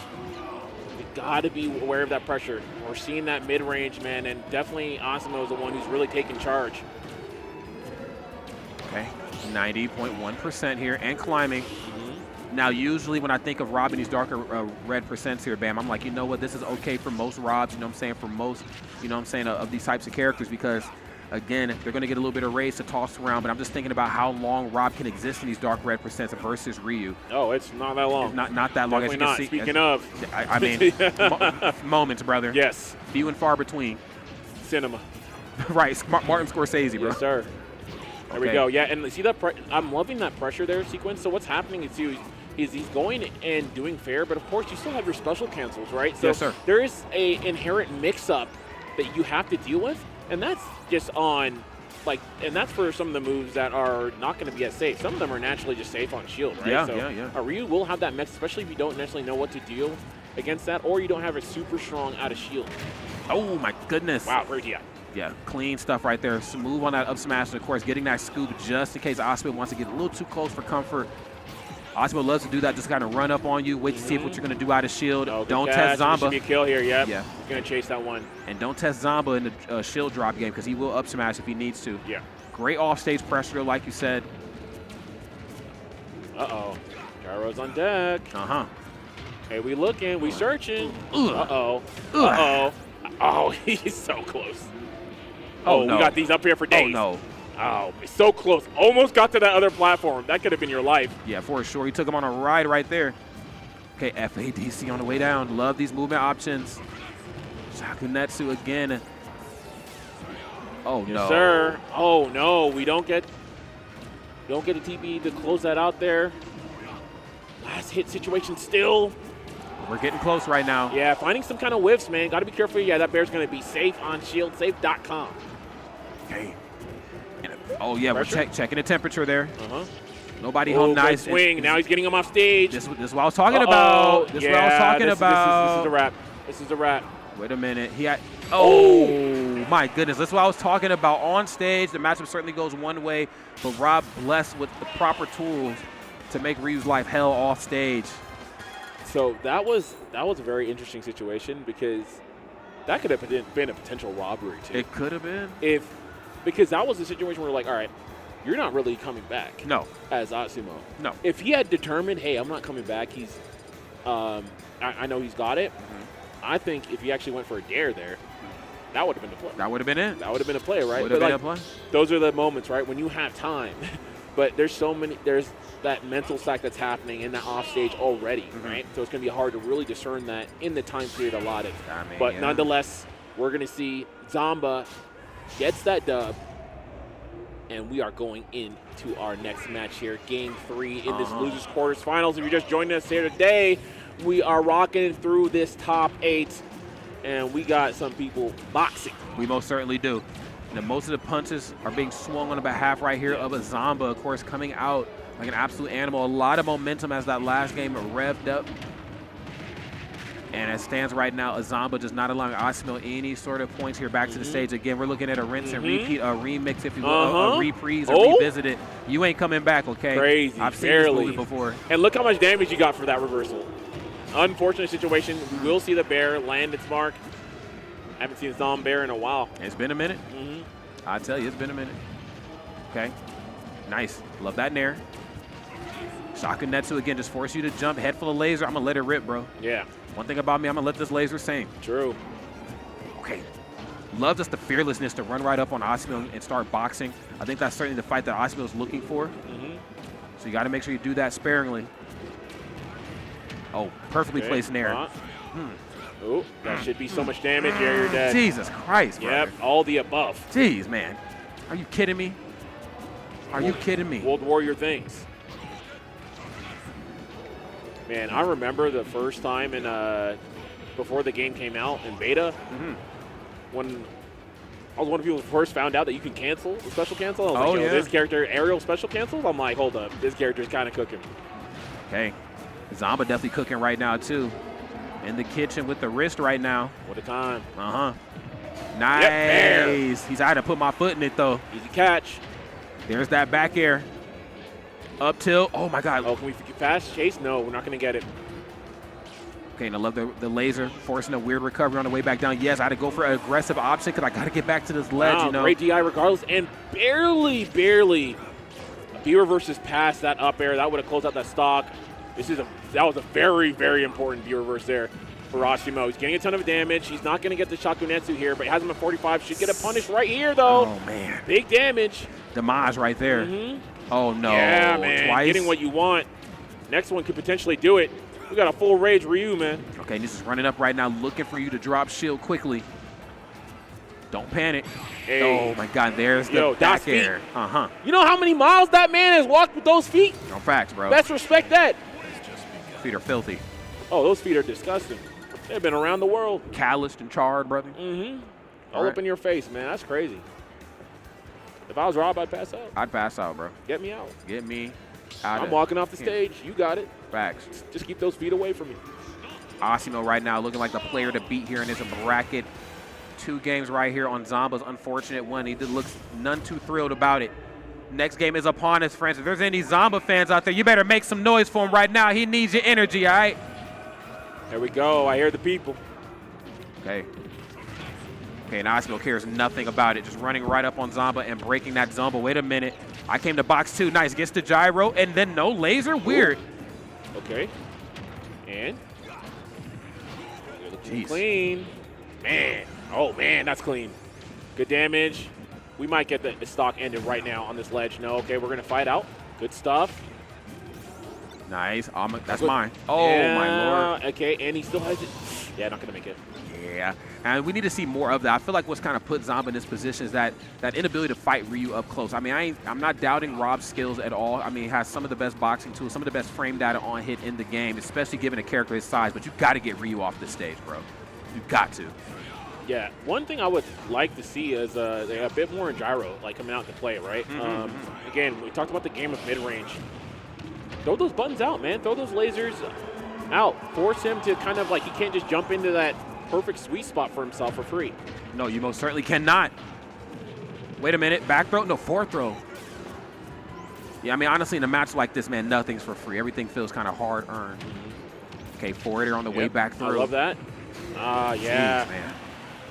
That's another thing, too. So one of the big things for Ryu as well, that drift, man, and if someone gets that reverse aerial rush into that bear, or even a slingshot bear, right? Such a strong tool, and it does it all. Right? It does. If it hits or doesn't hit, as long as it connects to your body in some capacity, that means they're either getting pressure or they're getting guaranteed damage. Yeah, I feel like both of those two options, I mean, goes a long way here in a matchup like this. They definitely do. Coming back down with the nair here, just trying to give myself a safe option on the way back down. Rob, of course, you know, great recovery. Wow. Landing option is a little crazy right now. Yeah. Back air is crazier. Yeah. Okay. Ooh, bad Shakunetsu there. And he's going to keep swinging. Okay. Found the gap in between those forward airs. Wasn't quite able to eat up the focus attack in a way that I kind of thought they were before. Okay, wait a minute. In the corner. Nothing off the nair. Watch your shield. Okay. Let's see what he's got.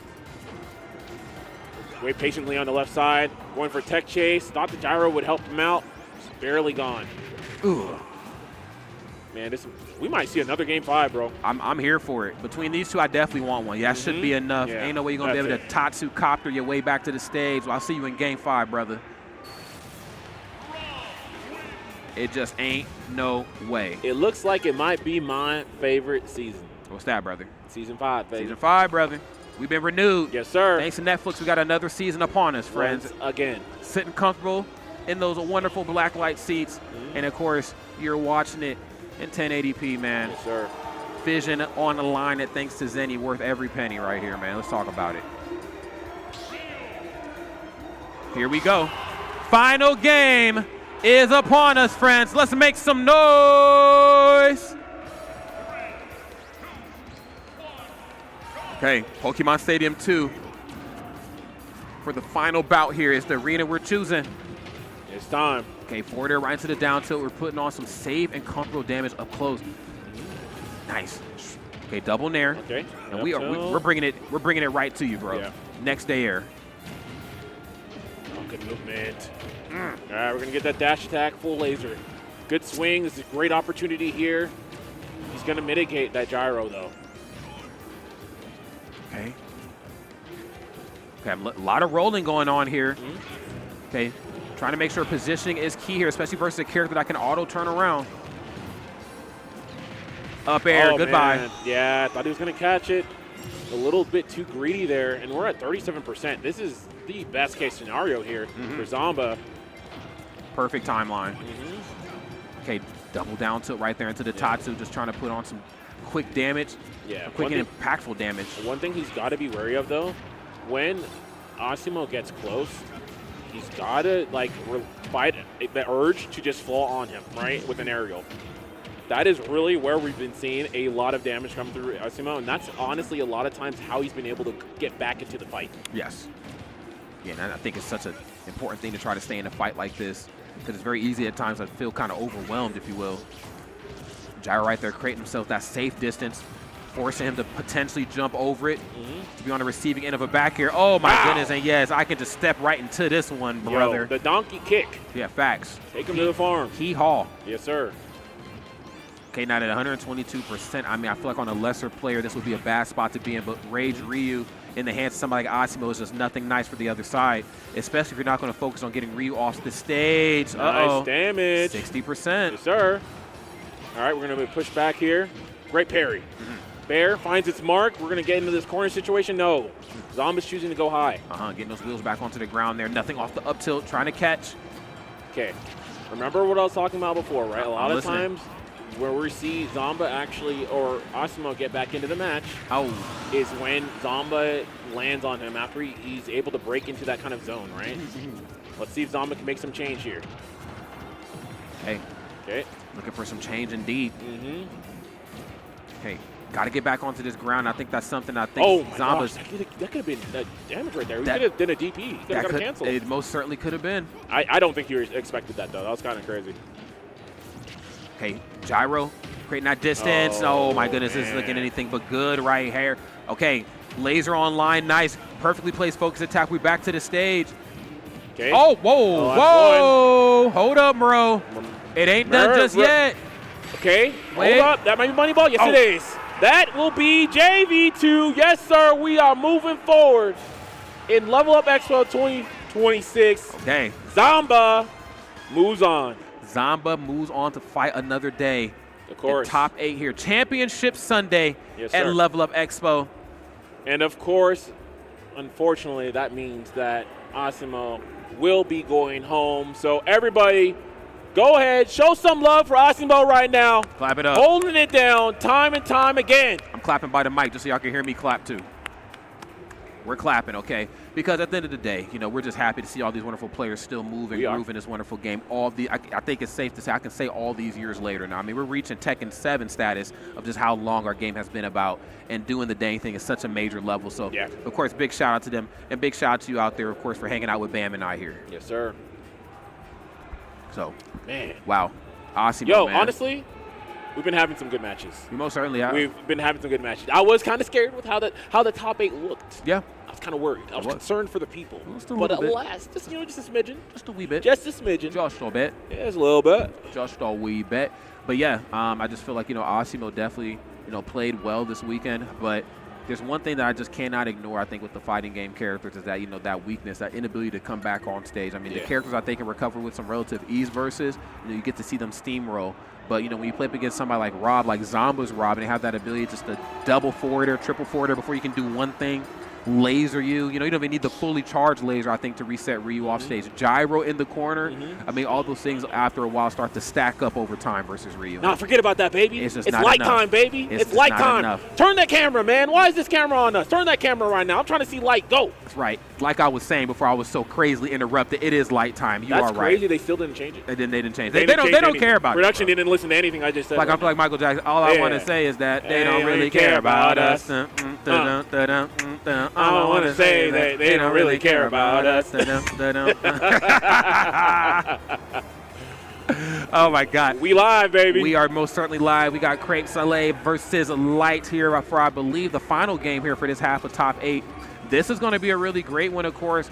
Crepe Salee has been on a great run here throughout the majority of this tournament. Fell just a little bit before here to the loser side of bracket, but has that second chance of redemption if they can get their way through Light. Now, Light, of course, has been on the tear as well, too. Fell to Asimo earlier, beat KMB, beat Hurt, and now here we are, losers quarterfinals. Look at that beautiful crowd shot. That's a wonderful shot. Okay. What's it going to be? It's the real question here. Now, we're going to get the Rob, or we're going to get, I mean, we're probably going to see the Steve. Let's be real. I'd probably bet on the Steve, and that's not to disrespect the Rob at all. The Rob is very well polished. It is, you know, one of the strongest Robs out there in the business, but I think, you know, Steve has definitely got him to this point. And why the heck not, right? Why the heck not, indeed? Okay. We are Endermen, to be exact, actually. We are hovering. And, of course, Light has to get locked and has to get centered up. There it is. Fist bumps across the board. Let's do it, audience. Let's make some noise. It's game number 1. Woo! Here we go. Here we go. Losers quarterfinals. Where are we going with it? Okay, nice. Crepe, first one to draw some blood. Quick 16%. My God. Yeah. Quick Right. ones. Okay, back here right to the dash attack. Right on time there to break that zone. Crepe Salee, though, taking Fox for a ride. At these lower percents, you can really smack Fox around. I mean, you can smack Fox around all points in the match, but Sure. those low percents, the combos are definitely there. Yes, sir. Yes, sir. Okay, good move. Bob and weave. Bob and weave. Right here, trying to get that dash attack on that landing. Not going to make it happen. Great nair, but that's going to be a trade in favor of Crepe. Okay. Getting rid of those blocks very quickly in a way that Fox can. Those quick down tilts, those quick F tilts, getting through it. Okay. Now somewhere in the midst of all this chaos, I mean, not even a minute into the match, and Enderman, the Crepe, already set up properly here. No, in a really good spot. Has a diamond on deck too, trying to get all his resources. Just saw the redstone as well. Gonna speed up on that cart and the charge. Like I said, mind your business. Mind your business before I mind it for you. Yes, okay. Sir. Ooh, oh man, so close. Ooh.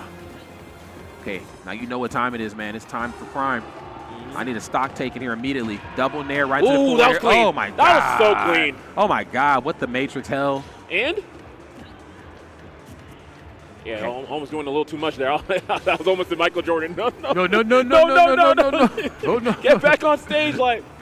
Okay, and making it back here indeed right here. And he said, yes, sir. You going to give me the space to work with. I read the rules. You're going to give me the space to make it happen. I'm going to do it in a big way here. Mining.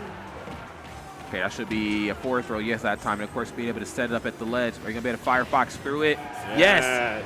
Some of the final hits. Barely. And, we're not going to get a punish there. Okay. Smart right here. Just kind of hang out at this corner, but you can't hang out forever. Yeah, dash attack. Okay, sometimes less is most certainly more in a matchup like this. We got Rage Enderman right now. Easy up smash. I'm watching you. Okay. Had locked in on him indeed. All right.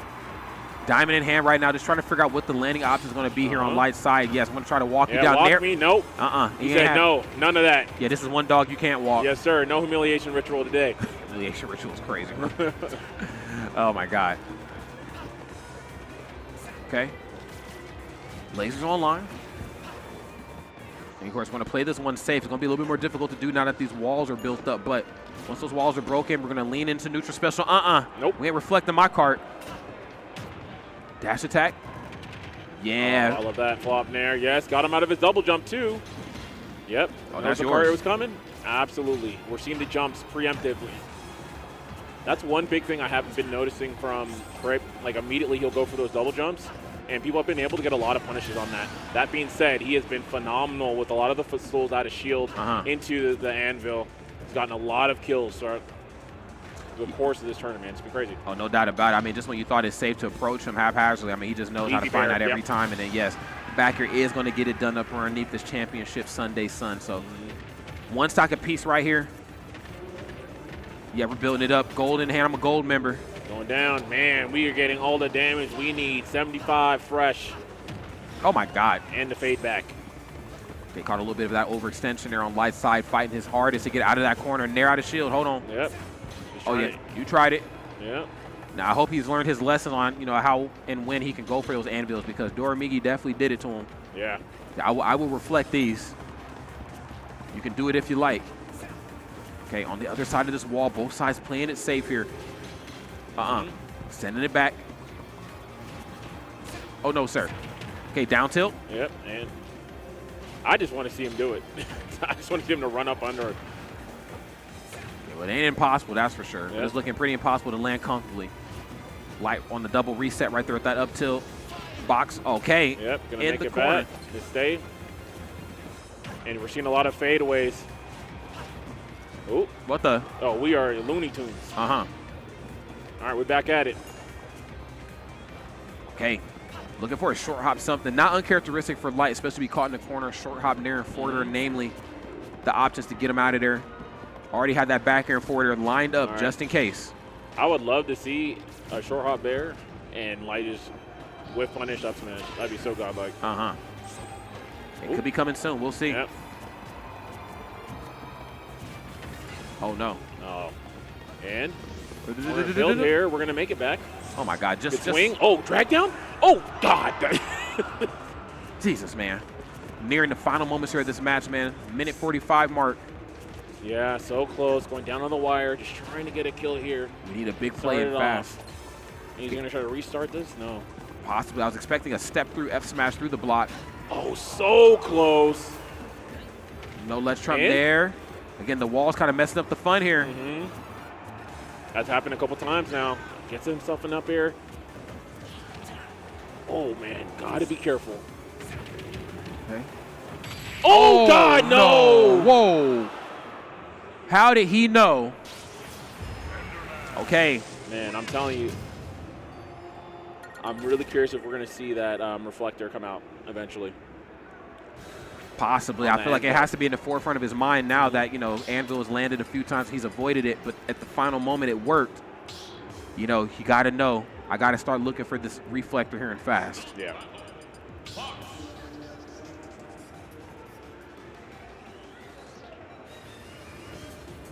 Okay. Now we're going to stay. We're going to stay Steve. We're going to switch over to Rob. I feel like if it ain't broke, don't fix it.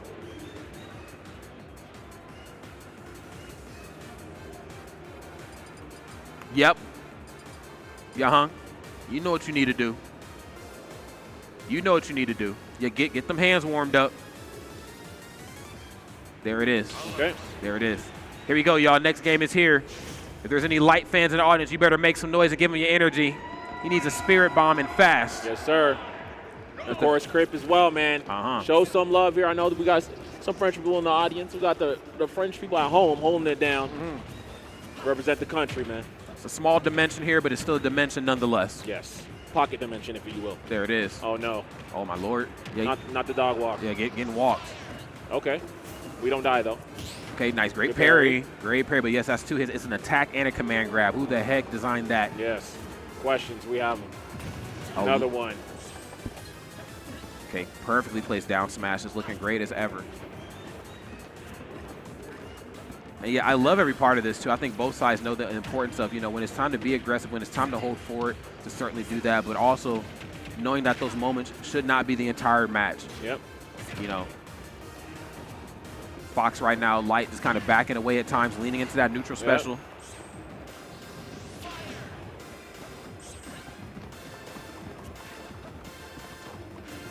Okay. Uh-oh. Oh, man, dear. That's crazy. Oh, dear. That was kind of sick. I don't gonna lie. Oh, dear. dear. He was definitely waiting for it, too. You're there? Where's Crepe right here, just in a very great position. Just trying to give himself some overhead coverage, especially if you're not going to punish the potential regrab. There's the up smash. Hit, unfortunate. Yeah. But we can get a kill maybe now. No, not going to fastball. Great bait there for Crepe. He's going to get easy damage. Once again, we're going to a back throw and mix up. No. Okay, yeah, and this is looking like Crepe Salee just there it is. Unchanged. Okay, there's one. Yeah. We were wondering. I'm kind of surprised showing that hand right then and there. Just on a high percent, right? Like, yeah, oh my Lord, yeah, it gets the scoop on up smash. And yeah, to your point, I guess it does make a lot of sense too. I mean, you see it at times, you know, when Light knocks you in the air, you know, he goes for like that empty fake jump into something. So give him that perfect window to go for a reflex. So message definitely sent for sure, but the message being sent right here to Light is that it's looking like a wrap right now. There's the anvil, nothing to do, yes, but to reset right here for a game at number 3. Okay. Man, and so despite the valiant effort right now, we are sitting 2-0 in favor of Crepe. Crepe trying to close this one out. Let's see. Let's see what the answer back is going to be. Now, I'm not saying it's impossible right here from Light, but with how well Crepe has been playing throughout the course this weekend, it's going to be a very, very, very difficult task right here. Yeah. You know what I'm saying? So, of course, chatting it up, trying to see what the proper stage pick is going to be. It looks like we're hovering over Pokemon Stadium 2 for our potential final game. I don't want to call it just yet because I do feel like a Light has what it takes to bring this back and push it to a potential Game 5. But Crepe feels right at home. No Rob needed. It's Alex. It's time. Let's do it, friends. Any Light fans, give him some energy because he's going to need it. Let's go. Yes, sir. Here we go. Crepe right now already building up the house right here, and for good reason, as you can see. Putting on a quick 40% here. Yeah. We sit back. Man, already 62. Pressure on that shield with the barrier. I love that, but we haven't been able to get an opening just yet. Okay. 79 unanswered percent right here up into this final moment. Man. Finally able to find an opening here. Okay. Yeah, and the thing is, we're getting some of these air dodges and spot dodges that Light tends to look for. We're just not getting the punishes on them as consistently, and that's hard, man. That's just giving them a lot of damage up, and that's really the difference maker right now in this set. And that's what it's all about. Oh, my goodness. And, yes, catching with the scoop right here, the scoop amongst scoops on that up smash. Yanking them in right there. Unfortunate business on Light's side. Back against the wall. You got to figure out what the proper answer back is going to be. Reflect. Okay, nope. That time dropping TNT. Smart. Yep, and? Okay. Oh, man. With that got a meaty dash attack, so definitely thought there was something there. Okay, finds it. 10% only. Hard reset right now. Yep, really good stuff there for Light. Crepe just trying to cruise control right through here. Seeing if they can close it out right here, right now. 3-0. Oh, yeah, I love that. Okay, right from above, too. Okay, now caught between two rocks. I guess two blocks, if you will, yeah. And just holding forward. Yeah, this is great. Not enough. You know, I talked about it before, too, just like the importance of cart and how Crepe uses theirs in conjunction with some of the other Steves. You know, I feel like him and Carmelo really use that cart to get out of harm's way or to bring the harm right there. There's the perfectly placed spike. Okay, wait a minute. Yeah, Bear's going to do it, though. Okay, here we go. Crowd erupts. Going into this last stock here, game 3. Must-win situation here for Light. Great damage so far. Yo, we are playing the game. We definitely are. Bringing it to his front door, 66%, and those dash attacks are certainly getting busy. Okay. Up tilt. Near out of shield on the answer back to the standing jab. Oh, we're getting damage for this, man. It's going to be rough. Do not get beyond that platform. That could have been game. Trina tech chase. Okay. Wait a minute. Nice. There's the down air. The charge! God damn, not enough! Not enough, but letting them know I can get these. Ooh. Oh, dude, man. Okay. Close. Okay, 4-frame dash attack. Chasing them down. I'm out of here. Yep. I'm out of here. Oh, my Lord. Yep. He's waiting for it, so now that's just in position. Oh, just do it. God damn, what a call out. Just do it. Grown man moves. Making some big plays in those final moments. It was looking anything but good for Light. They're able to find that up smash at the tail end. Now, let's talk about it. Some of the things that we've seen a little bit differently in that game in comparison to some of these last outings is trying to find those gaps in between what Crepe is bringing to the table, okay? He's going to approach me. He's going to try to walk me at these early percents. He's going to try to put these blocks out off stage to force me to recover awkwardly. I've got to stick to my game plan. It's okay to adjust a little bit, but I cannot deviate too far for what I need to do. I think that's one of the weird parts about fighting Steve is that you can go in with the game plan, but the way the character's designed, he kind of forces you to just rework everything you thought you knew about this game. Here we go. Next game is upon us, friends. Let's do this. Yes, sir. Kalos. Game 4. All right. Wow, we got the whole house built. In fact, already. I'm talking 5 seconds in. Dang. I said the market's fine. I can get a house. Free. Planned housing. Planned housing is great. Walking. What? What? Just Bro, straight death? How low is the blast zone or high is it in comparison to the others on this? What the heck? I'm telling you, man. That is messed up. Okay, reflect. Get out that car and see me. Yep. Okay, building it up right here. And, of course, taking full advantage of this low percent damage that can be done to Fox. Yo, the combinations, man, from Crepe. Okay. Chase. Ooh. Up air. Double up air. Can I get a triple? Okay, no anvil that time. Smart. A lot of distance between that top blast zone. And he gets the up smash. Oh, my God. Yes, and a lot of distance from that top blast zone back to solid ground. Yeah. Was able to scout that one out a little easier here. Yeah, time for the raid boss, baby. Right. Okay, triple up tilt. Not having any more of that. Nope. You get away from me. Great anti-air, of course. Up tilt, insane move. Okay, running up. I love that back air. Again, just kind of catching them slacking right there, jumping out of the cart, eating the aerial really fast. There's these up tilts. Oh, man. Almost got the world. Okay. Oh, you tried it. Okay, but we'll take that. Okay. A lot of iron being used. Right. A little bit off the mark right there with the anvil into the, or the footstool, excuse me, into the anvil. Yeah. But like I said, don't get it twisted. I'm still looking for those. Mm-hmm. Oh my God, trade, not in your favor. Nope, not at all, but we're gonna make it back. Okay, and I love that too. Every time the anvil falls, I want to build up a little bit of a wall here just to keep myself out and put on some safe damage, force you to potentially jump over that wall so I can put out a forward or a backer on where you might be. Yeah. Okay, walking them. Walking them. No. Oh, dang. Oh, okay, Barely. just Fox things. Yep. Oh, no. Not again. Oh, Crepe, okay. Salee, getting Crepe silly right now. Man. Oh, and that bear, can I be a kill? So close. 91% kill screen. What the heck? Are you kidding me? Yeah, we got setups. Okay, just gonna fade back here, looking for bear. Yep, easy catch there. That's one. Can Light find something here in this moment? I believe so. I don't feel like it's too out of the woods just yet. I think, Light can definitely get it done in a big way, but Crepe right now has a master plan at hand and is not trying to deviate. Oh, no. Oh, Lord Yeah, Jesus. It's the slow cart that gets you sometimes. Crepe is going to move on, representing the French community. French dimension is still present here at Level Up Expo, bro. Absolutely, man. And, I will say a lot of the cart play from Crepe, like he's definitely trying to use a lot of setups.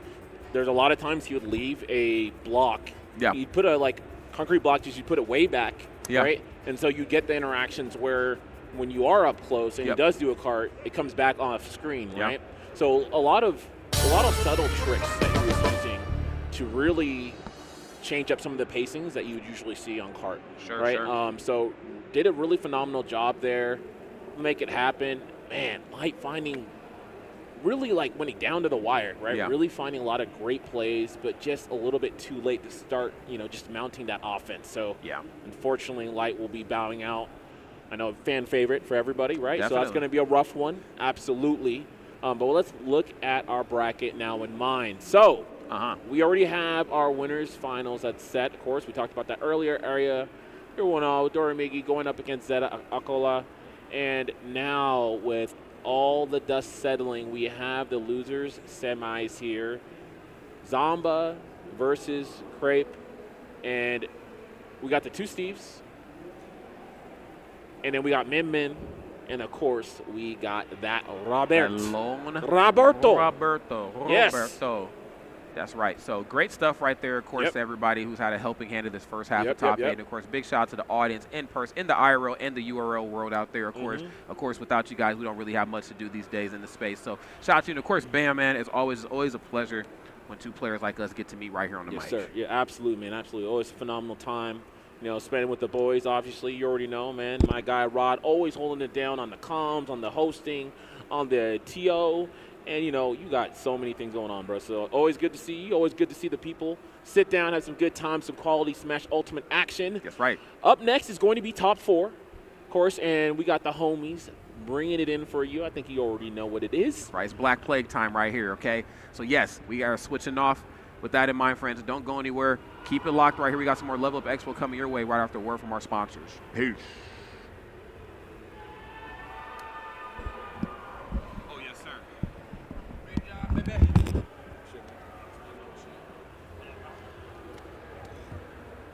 Congratulations on the job, too.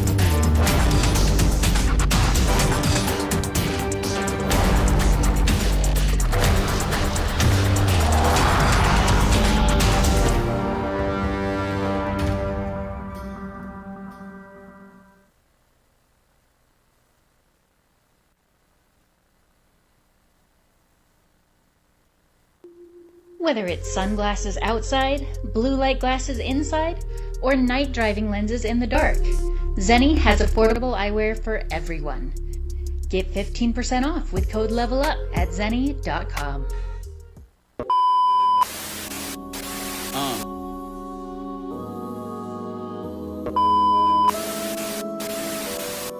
Look, I see the dub, so the vision is clear. I'm close to the finish line every time.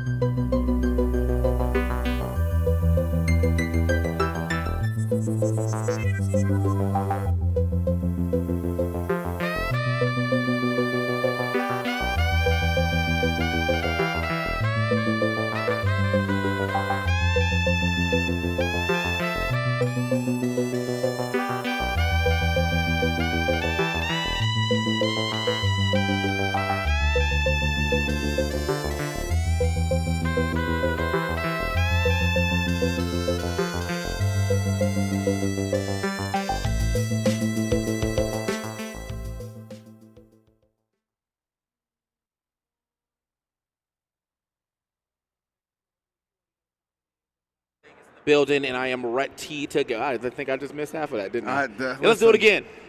Start it up again, Paul. Let's do it one more time, man. Splash me in one more time. Come on. Splash it again. Come on, Paul. Let's get it. Let's hit the button on the left. It's the one on the left, yeah.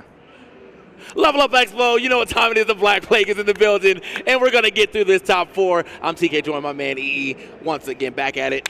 How you doing, my boy? I'm doing fantastic, bro. This has definitely been one of them tournaments, bro, I've been invested in from start to finish. So shout outs to every single player who showed up and showed out this event. But as much talent as we've had, TK, as star-studded of a bracket as it's been, we are down to our top 4 talent in this bracket. As you can take a look, we got winners finals will feature Doramigi and Acola, 2 of the best representing Japan right there, clashing for us.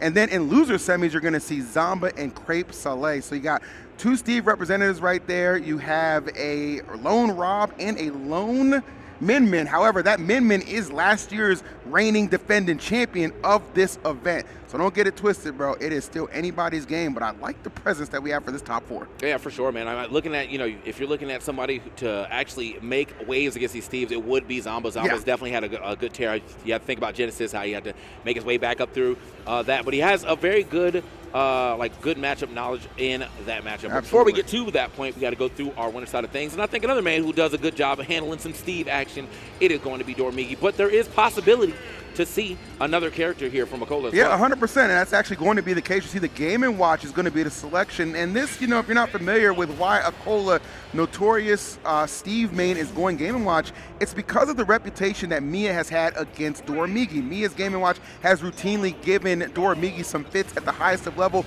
and acola, we've seen his Game & Watch throughout like the last year or so, has definitely been putting in a lot of work, and he too has been gaining a lot of notoriety with this character, and some big wins on top of that too, TK. So I think this is actually a really good call. And just in general, too, I'm going to keep it a stack.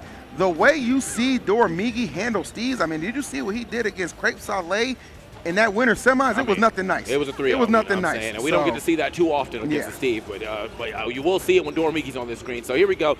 Starting off, as of right now, Doramigi trying to get that grab, not going to happen. Now, this is the unfortunate part of the matchup, though. If he loses his jump, it does make it a lot harder for him to get back. Nice way to fight his way back this time around, but still has not been able to find his footing on the ground and at least some real damage here. Oh, I thought he was going off the top with the old 2-2. Yeah, that's 100% going to have to be the name of the game. Like, if you're Doramigi, it's just like, all right, I just got to control the stage and keep on it at all points in time, bro. The acola, I'm sure, can be just as efficient with the edge guard. And you see the pressure right there on the right side, locked it down.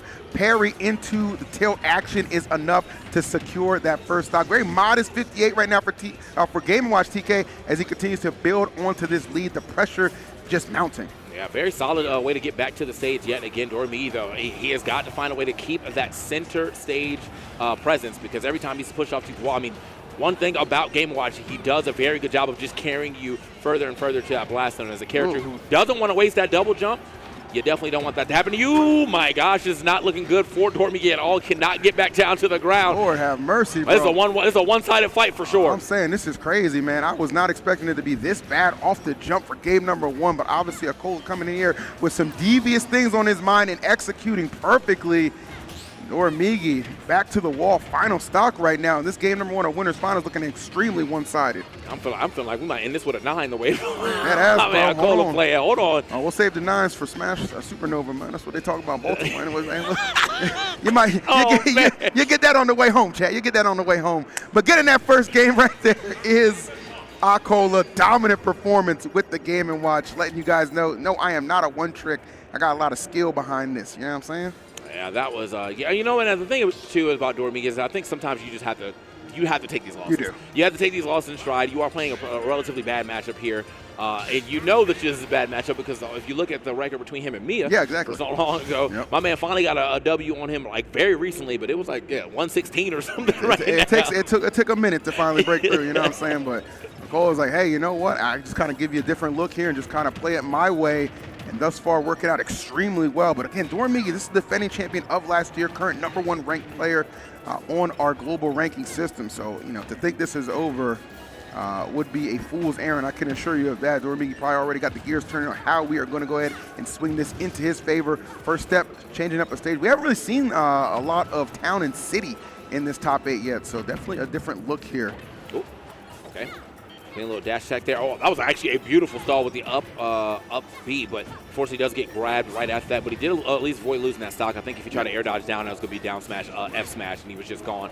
Put him a way better fight at the beginning of the second game. Can we actually get a stock this time, though? That's the real question he's looking for. The Megawatt is out, so good neutral air might be able to do it as well. Yeah, getting the stock off first would definitely be tremendous for Doramigi. The only thing I don't want to see him do is I don't want to see him force it, right? Don't force the issue, don't rush it, go in haphazardly, let it come to you, and right there, catching that landing from acola, put him in the dirt, but there you go, acola right there, put him in the sky, even things up, 2 stocks apiece, let's get it. That's how you do it, man. Yeah, I think there's just such a harder fought battle here for Doramigi to find these stocks. Meanwhile, acola playing is exactly how he needs to play when you're trying to get these W's here on to Min. Yeah. I like the fact that he was willing to try this Game & Watch early too, just in case. I mean, for some reason, what if Doramigi went absolutely crazy on it? You can't go back to your tried and true, but you already saw what happened to the first Steve. So I know he's probably watching that like, man, let me think of something else real quick. It ain't going to be me, though. It will not be me. Nah, okay, say he's not catching me lacking right now. trying to catch a body is Doramigi, man. This stock right here from Game & Watch, and a little bit of danger in those triple digits. Hanging on in the sky right there, slowing things down with the parasol. Oh, okay, hold on. Excuse me. Right there, laser for the W. And just like that, Doramigi assuming control, TK. This is good. That's what he needed right here. So finally putting himself in a lead first time in this set. I mean, in a major way, too. You know, you're coming off of a 3 stock into having a solid lead. You definitely got some time here on this stock, assuming you don't get down smash, F smash here. Guess I'm not rolling out the corner, but he is taking quite a bit of damage trying to get down. This is the roughest part, I think, for Doramigi in this matchup, is getting back down to the ground. Yeah. What a way to chase down and make sure you confirm that stock. acola going out there and making it happen with that back air. And there are no platforms kind of coming in to help maybe mix up how you were going to do that recovery. So kind of in no man's land. acola knowing that and just perfectly placed on the execution of that edge garden right now. So here we go. Final stocks right here for game number 2. Would be huge for acola if he could go up 2, but Doramigi got to do his best to stop the bleed and not let it get too out of control. Down smash. That's definitely a big false finish. That definitely wasn't killing in any regard. Bro, wasn't even close. I don't know what that was about, bro.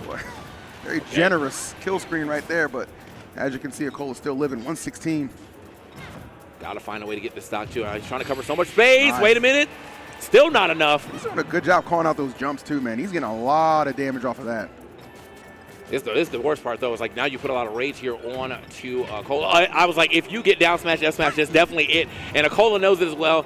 Looking for that first down smash, but didn't get the berry. So can't let this game escape you. Dash attack gonna miss. Okay, he's getting out of there. I like that. He swaps arms back into the megawatt as well. These dash attacks are definitely finding their hits, but they're just not going across that blast on the upbeat snipe. And it got the Tiger Woods. Yes. Yes. That's the good Tiger right there. We don't want to see him in a car. Yeah, no. Well, I don't even know bro can drive anyway, man. Kind of young for Take that license, bro. Keeping the street safe, chat. One decision at a time. Come on. I know that's right. I know that's right. We got a game. We got a set right here, 1-1. You can tell how much it means to Doramigi to get that game, too. You can definitely see feeling a lot of pressure right now with the way acola has come at him, and obviously with a very capable and serviceable Game & Watch. So he understands this ain't going to be a walk in the park. This is Winners Finals of Aloha Expo 2026. You got to bring your best. Oh, all right. I have to say, Eve, that was definitely a good one right there. It was. I like the fact that we are fighting back even after getting 3 stock. I feel like some people would have got super discouraged seeing that, and I'm sure he's. As a young man, I'm glad to see my man does not have like a mental block in this matchup. Yeah, I think if I lost 16 times the same guy, anybody playing this character, I'd be like, oh no, I'd be shivering. That's a fair thing. I think what helps him a lot is he actually did finally overcome that on the biggest stage over there in Japan. So that definitely has made it a little bit easier going forward, I'm sure. But doesn't necessarily mean it's guaranteeing a W here. Akola's been very impressive with the Game & Watch so far, but has Doramigi with the response. So let's go to small battlefield for what I'm sure is going to be a banger game number 3. Oh, here, this is where it gets a little tough right there. Just trying to land. Game & Watch so good at the juggle game. Just keeping all that pressure on you. Just taxing you, just trying to get back down. Gosh, man, and what a tax it is, bro. 103%. My man is, you might as well straight up bought that. Like, we ain't even talking about tax anymore, bro. Here we go. He's starting to get some of this damage back, though, and again, you're playing against a light character. You're getting a little bit of rage here, too. That megawatt, F-Smash could go absolutely insane right now. I see acola right there just taking his time, trying to find the right openings. But Doramigi, this is what he needs to do, man. Just utilize all that length that you do have with Min, keep acola at bay, and just kind of dictate the pace. That is something Min can do expertly. Doramigi showing that right now. Oh, big whiff on the grab. I'm going to take too much off of it, though. We still big chilling. Big chilling indeed, okay. Gets the forward throw. Oh, you going for that?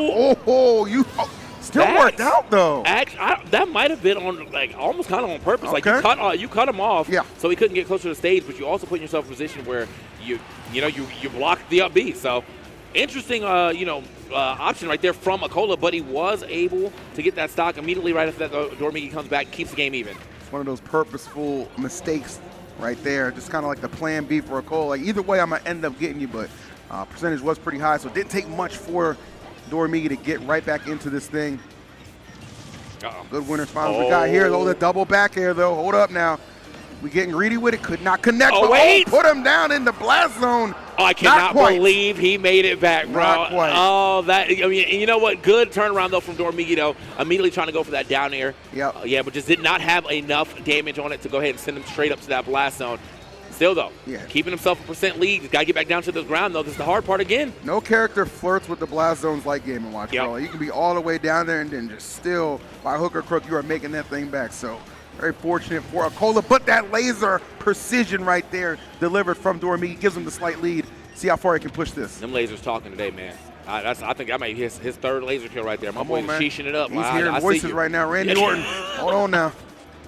Apex Predator on the stage right now, but can he close out this game number 3? Very pivotal. Yeah, that was huge right there, getting that grab too, man. That powered up arm, it can be everything. So let's see if he can get something done with it while he does still have it in tow. Okay. Nice, going high, smart stuff. Yeah, use that platform. It is your friend right there to escape that predicament. Smart stuff. Yeah, this is definitely gotten away from acola.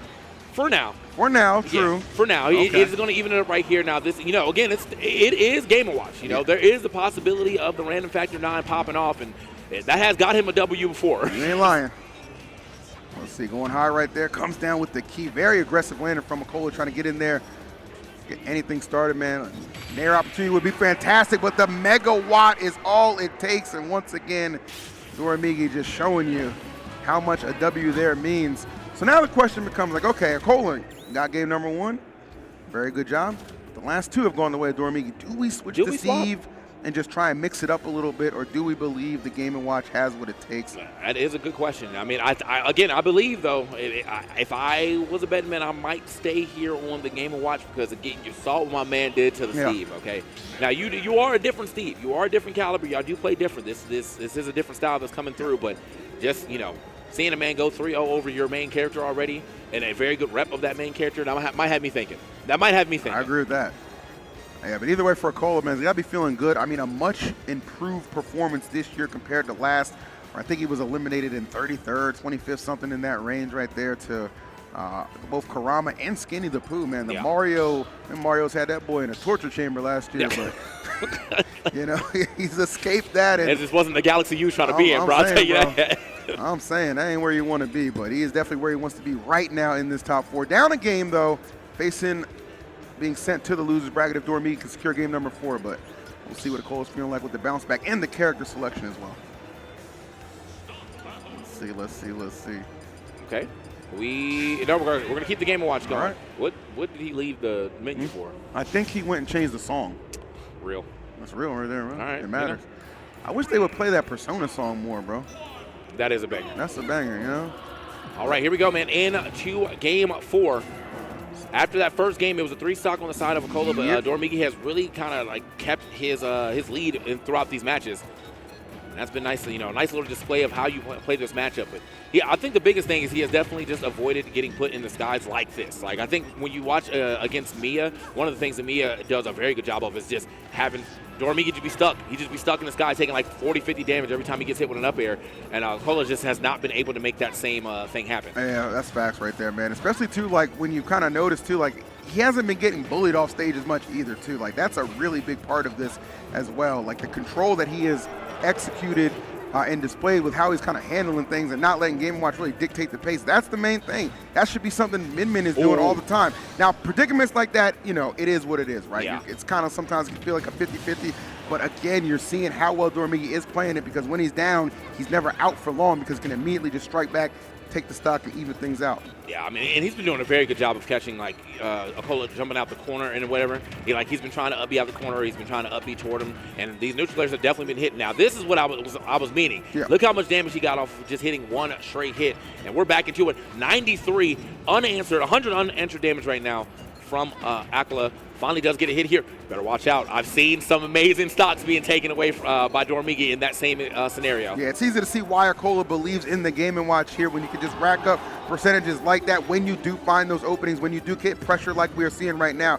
Now it's just a matter of, okay, can I get him off stage or can I set him up, maybe call out a spot dodge, land the down smash, and just get him out of here? That is the question that needs to be answered right now. acola facing some trouble right now, just getting rid of the stock. And before you know it, man, Doramigi immediately back into the fight. And it really is anybody's game considering how light Game & Watch is. Yeah. Okay, Watch those jumps, too. Yeah, He's you trying see to call him him out. Yep. trying to call it out twice. He actually did catch the second one, but luckily for Game & Watch, does have that invincibility on the up B, or at least clash with the hitbox. Doesn't matter, though, when it comes to that up smash. Finds another mark, and okay. I like smart. that. I like that. That was really smart because he anticipated he was going to go for the platform right there. He was just like, all right, I got the up B for the coverage. So now we got final stock right now.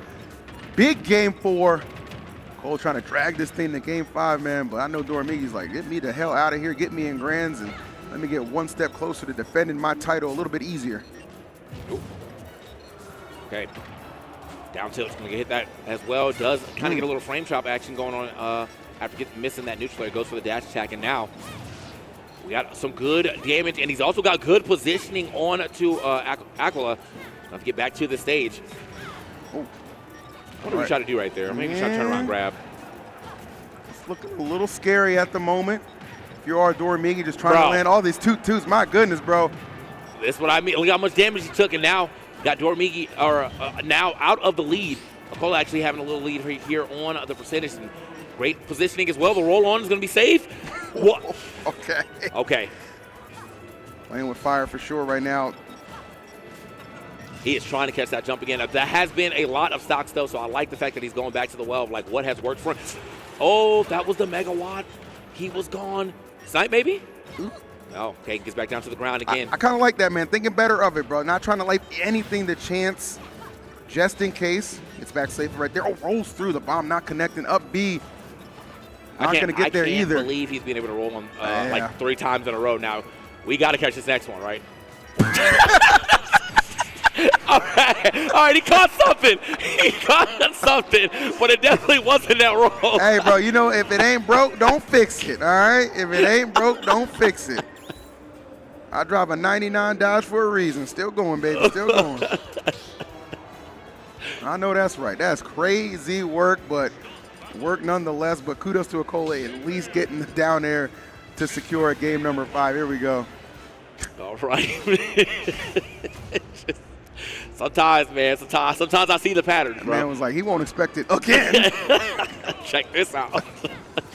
All right, game 5 situation. Doramigi and Acola going the distance here. Now we got to see who ends up sitting in this grand finals off of this last match. Doramigi, I mean, he was right there at the edge, just could not find it. He always looking for that jump out the corner, or just a jump read to get that stock. Just wasn't able to find it there at the end of the 4th game, and now into this 5th one, already 70 damage. This is a bit of damage to already have, especially when you're now put in this position off stage. Okay, yes. Quick tether grab. I think it'd be a little tough right there, but again, nothing insurmountable. We've seen plenty of times Doramigi just bring it back despite rocky starts. Nothing to get concerned about just yet. Oh, okay, I like that yet. Smoothly, like the dash attack. Here we go. Oh, he wanted that. Okay, he definitely was expecting him to get off with that roll, bro. That was the roll that was going to get caught. Yeah. Okay, change it up, Doramigi. Okay, going up high for it. Looking for that snipe again. This time, though, Kola going to go high. Her, instead of going for maybe the forward air instead, he went to check and see if he's going to go high early. So, hold up. Up smash. Oh, nice. Unfortunate.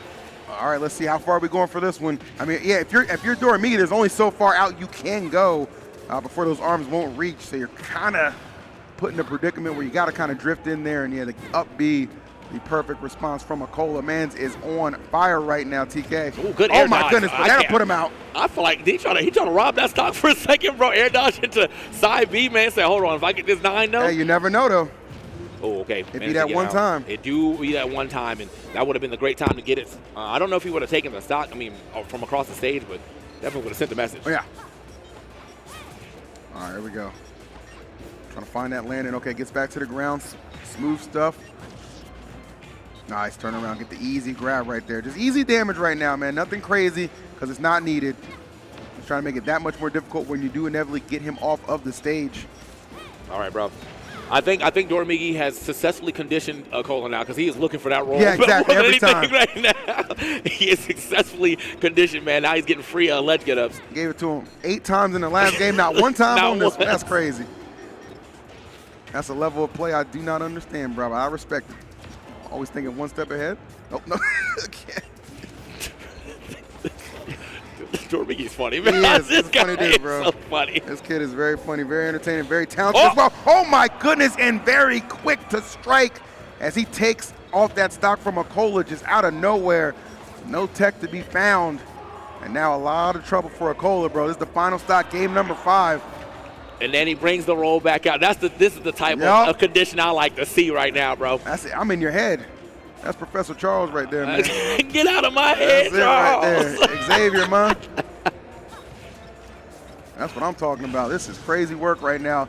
Japan's current number 1, the former number 1, winners finals, a level up. You couldn't ask for a better treat than this. Okay, does catch a roll this time around. The dash attack pushes him back to the other side. It does manage to make it back to the stage. Again, the get-up attack. We are picking options off this ledge, which is something that he's going to have to do. He's at the ledge so often. You gotta keep it tricky. Yep. I don't see acola bringing this one back, and neither does Doramigi. Popping off right there, rightfully so. He is headed back to grand finals. Last year's champion looking to go back-to-back. Just a big GG, shake my hand with that megawatt F smash, get him out of here. These two guys, they hated it. Yeah. Look at them. Get him. Yeah. I'm out. My goal loss, I'm out. Valiant effort for sure by acola, and once again showing that he is far more than just a Steve player, man. This guy can play multiple characters at a high level, and displayed it right there with the Game & Watch. Just coming up a little bit short, man, against Doramigi, who really just locked in and locked it down for game number 5. Yeah. And I mean, you know what? Shout out to Doramigi for that one. Again, starting off, you got to think about the fact he came in 3 stock off first game, said, that's fine. Ain't no problem. Ain't no problem. And he was correct. As I said earlier, though, it is just one of those things that's going to happen. Sometimes the game just escapes you. Yeah. And in a matchup like that, too, where like all it takes is one good edge guard, the game definitely can escape you. But I am liking the way that he has been recovering. Like, he swapped his recovery. He conditioned very well off that ledge to give himself a lot of free opportunities to get up after that. And that all led him to a victory. That's it, man. Yeah. Good stuff. It was great to see for sure. We got to witness that. And, we'll see how it fares for Doramigi a little bit later. Again, he is in grand finals, so he's going to be cooling over there for a little while. We got to see exactly who's going to be his opponent, whether or not you get a rematch with acola, or if one of these two gentlemen coming up right now will have something to say about that. That is Crepe Salee. That is Zomba. And, man, what a tournament for both of these guys. You look at Crepe. I think I read somewhere that he got 33rd last time he was here, or something like he was like some big tournament over here and got 33rd. And, obviously, he's been keeping much of Europe in a torture chamber every time he's over at them tournaments. So we knew what he's capable of. We know he's got a lot of talent behind him, and he definitely has displayed that at this event for show. So kudos to him doing it big for Europe. Only Europe representative to make it this far. And then, of course, Zomba, our sole NA guy in the top 4, was also in top 4 of last year's Level Up Expo as well. Got, I believe, 3rd place, if I'm not mistaken. So obviously would like to, go far. If not, go far. Yeah. If not further, you know what I'm saying? We'll see how he is able to overcome Crepe Salee. The good thing that goes here for Zomba is he has so much experience in the Steve matchup. I mean, look at his road to get here. He had to go through Toon. He had to beat Sonix, who's not obviously a Steve player, but still a credible player, right? Yeah. Had to beat Carmelo as well, right? Yeah. So really, if you're kind of a betting man, I would definitely think Zomba is going to be maybe the Steve Slayer here that you're looking for. And, if he does make it to acola, last time he fought acola, he won as well. W as well. Yeah, no, I think the difference is, though, I'm saying this with love, but Crepe Salee is way more degenerate than any of the other Steves, bro. If you watch the clips that I see from this, bro, the clips I see from this man, degenerate gameplay coming out. But it is effective. He's very good at doing that. He's very good at overwhelming his opponent. Using gold, he uses a lot of the gold too. So he's attacking much faster than most Steves. Yeah, we'll see what happens here. I do think an advantage here that I will give Crepe as well is he plays a very high level Rob too. So you can't argue maybe there's not going to be too many things Zomba might throw at him that he's not going to be specifically prepared for as well. So definitely just something to kind of keep in mind as we watch how this loser semis match unfolds right now. Crepe Salee and Zomba, let's get it. Yeah. In fact, I think he actually played Rob already in the top 8, right? He did. He played him against Doramigi, and probably shouldn't see it again. It was a little rough, man. You had to try it, man. I get it. I feel. But no Rob right now, bro, except for Zombas. He is going with that tried and true Steve that has served him incredibly well thus far. Dispatched of Light in a 3-1 previous to this, so he's feeling really good, man. I mean, if he can go back-to-back on taking out NA, I'm sure that's going to be a tweet coming. Oh, yeah. We'll see, though. We will. So as you can see, man, he's getting the chase down. Nice. I think he might have been trying to down tilt there or popped out the shield a little too fast, but got caught. Can we catch this for a stock? Not going to be enough. Great DI here from Crepe Salee.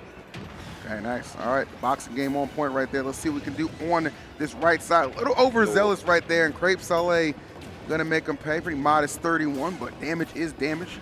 I was wondering if he was going to try to go off the stage there with that rotor arms too, but he stayed on. Took a little bit of damage there, but you know, we're still trying to find this stock. This is one of the things I will give up Zomba though. From all the matches I've seen of his against Steve, bro, the way he uses his top, surgical. Surgical with it.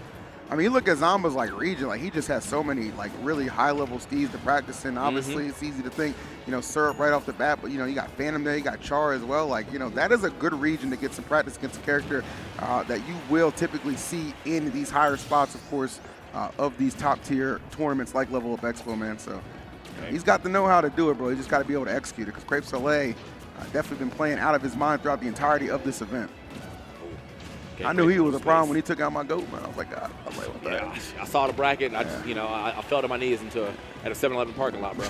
I was like, come on, bro. 7-Eleven parking lot. In Vegas? Yeah, I hope you left those pants in that parking lot. Boy, you don't know what you came up with. Oh, my Lord. Oh, man. Oh, my Lord. All right, so Zomba trying to come up with this W, though, man. He's got some work to do, and that anvil not going to do him any favors. Perfect execution and a huge lead for Crepe Salee in game number 1. Oh, okay. Hit way down there, but unfortunately, maybe I thought maybe a back throw trying to get a little stage control here. But no, he actually has a better idea, and we're getting damage. Wow. The drag down into the second up tilt got him up to 107 now. Yeah, that was really good. Okay. Good spot if you're good spot if you're Zomba, but wasn't able to connect with the up smash attempt. And that combo always looks funny to me, bro. It's so crazy, bro. All right, 81% here on that last stock, and we are just trying to get this second stock off Crepe Salee. Good tech there on the wall, but Crepe Salee, I'm going back in, though. Yeah. Oh, well, that'll probably wrap it up, no questions asked. Because I'm letting that second half get away from him. That's what Crepe does, man. It's just one of those days, man. It's just one of those games, too. Yeah. Where you're looking, you're watching, and it's like as the percentage starts to rack up in that last stock, you're kind of like, it might be over. The diamond's already in hand. The diamond, if you do get the stock, he comes back down, makes another diamond. You have to avoid so many F smashes and back airs. Comes a real issue. It's just a million and one things you have to kind of worry about when you're fighting this character, especially somebody who is capable of piloting him at the high level that Crepe Salee has done thus far. But you know, again, if there's anybody who can get the job done, I do believe it is Zomba. He's an expert in this matchup. But right now, got to lock back in. Crepe Salee is on the board first. Okay. I'm going to try to charge up real quick. That laser very well placed. But yeah, this is the thing. I mean, you know, Crepe Salee, he can play on both modes still. Like, he will get nice combos, and he also will build it up and make sure he keeps crafting. Yeah. Okay. Nothing too crazy right off rip here. Back throw, okay. Trying to fight it out right there. You usually see that combination a lot. The back throw forward there somehow. Gonna miss though. Crepe Salee. Oh. Uh-oh. I like that, Zomba. Okay, good stuff. I was wondering if he could maybe get like a little bit of charge in there before that, but now just right at the edge. Wasn't enough to get the stock. Still, though, very good damage he was able to add up at the very beginning. Hopefully he can find that same combination one more time. Or off of the neutral air. Okay. I like that a lot because it was zero hesitation. It was just like, okay, there's an opening presented. I'm going for it. And even if I whiff it, bro, it's just the pressure in general that's going to help me out a lot. And it certainly did, man. That is a quick and dirty stock for Zomba to get. Ooh, nice. All right, still putting the pressure on me. Also boxing him up, you know, staying very close to Crepe Salee, making a lot of these options. First of all, bro has no resources. Yeah. So I was going to say making a lot of these options not even usable, but you can't use them because you don't have the resources for it. No, uses it right there, but yeah, no minecart, no anvil. This character is looking quite nerfed. I'm saying, bro, you ain't never getting no bank loan. The resources is trash, my boy. Come on now. And Zomba knows that too. That's why you just see this consistent, aggressive pressure behind the gameplay. In game number 2, man, looking fantastic. 2-stock lead from Zomba. Oh my God. We surely are. There it is. And look at that. I like that. I like the restrained jubilation from Zomba. That man knows how to act like he's been here before. Fantastic combination to put it away in game number 2. Responds with a 3-stock TK. That is how you do it. But the thing, now you got to think about the fact that, bro, yeah, if he can continue to starve him out the mats, Yeah, he was looking. My boy was looking quite lost. Okay, True, bro. He couldn't find time to get any more mats because Zomba. Like once Zomba looked over and saw that man had no iron. He was like, wait a minute, I'm going in. The heck? No wasted time. All right. So he's back on the stage. They'll give him some better mats for sure. But like at the same time, you know, if he gets put back in that position one more time, I think he does have to worry about that. Got some mats in hand right now. Man, this top is going crazy. Another one? Okay, try to double tap right there. Almost got the spike as well, too. Hot start here for Zomba in this third game. This is fantastic stuff right now. Exactly what you're looking for if you are a Zomba fan. But here we go. Crepe Salee, the immediate response. Definitely trying to make sure he is not depleted on those resources and those mats for game number 3.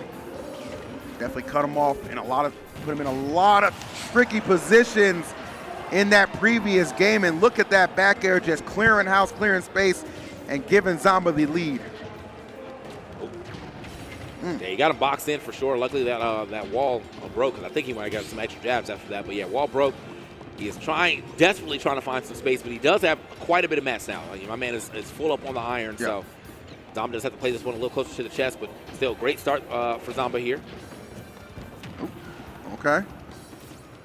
Again, very strong start for Zomba, as you said, TK, but it's got to make sure, like, you get a lead like this, again, always got to make sure you maximize. You got to do something positive with it. And just kind of take your time, too, man. Like, and we know for a fact that Zomba is not averse to taking his time, bro. I mean, if you watched his last game with Carmelo earlier on in this top 8, bro, he timed him out.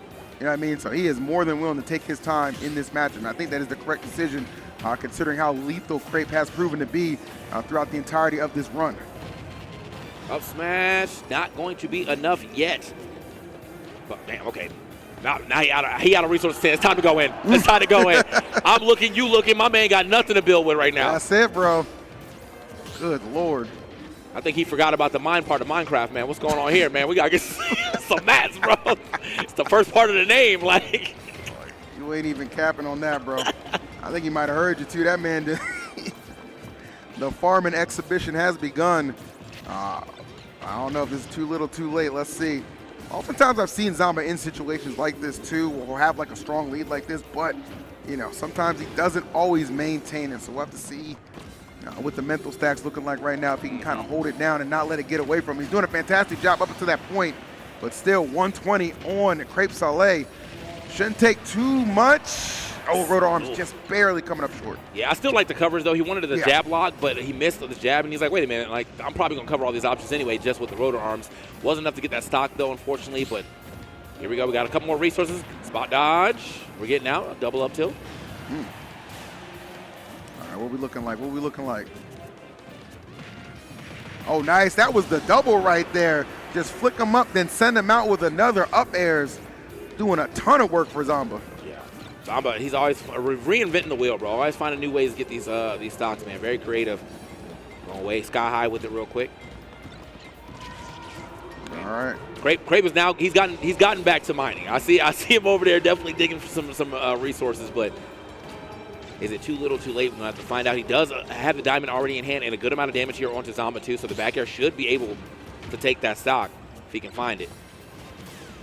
We'll see, man. Looking forward, trying to get in there. Nothing too crazy right now, though. I mean, again, this is probably the pace that Zomba's probably okay to play with right now, considering his percentage.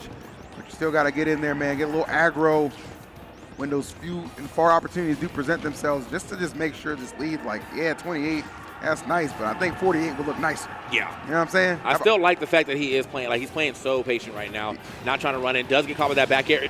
Did not think that was going to take. The Sandman grabs you, bro. Sandman grabs you on that. We got to go on this stock for sure. That was a nightmare scenario right there to lose it there. 44% here. And another diamond was just crafted as well, too. So fresh diamond on the side of Crepe Salee. Damage. A lot of it. 65 off that combo. Retreat. Waiting out. Okay. Still, yeah. This, as I said, man, the top doing so much for Zomba in this matchup. Gets the up tilt up air. Oh, nice. Keeping the pressure on as well, yeah. Exactly. There we go. Top doing some work right now.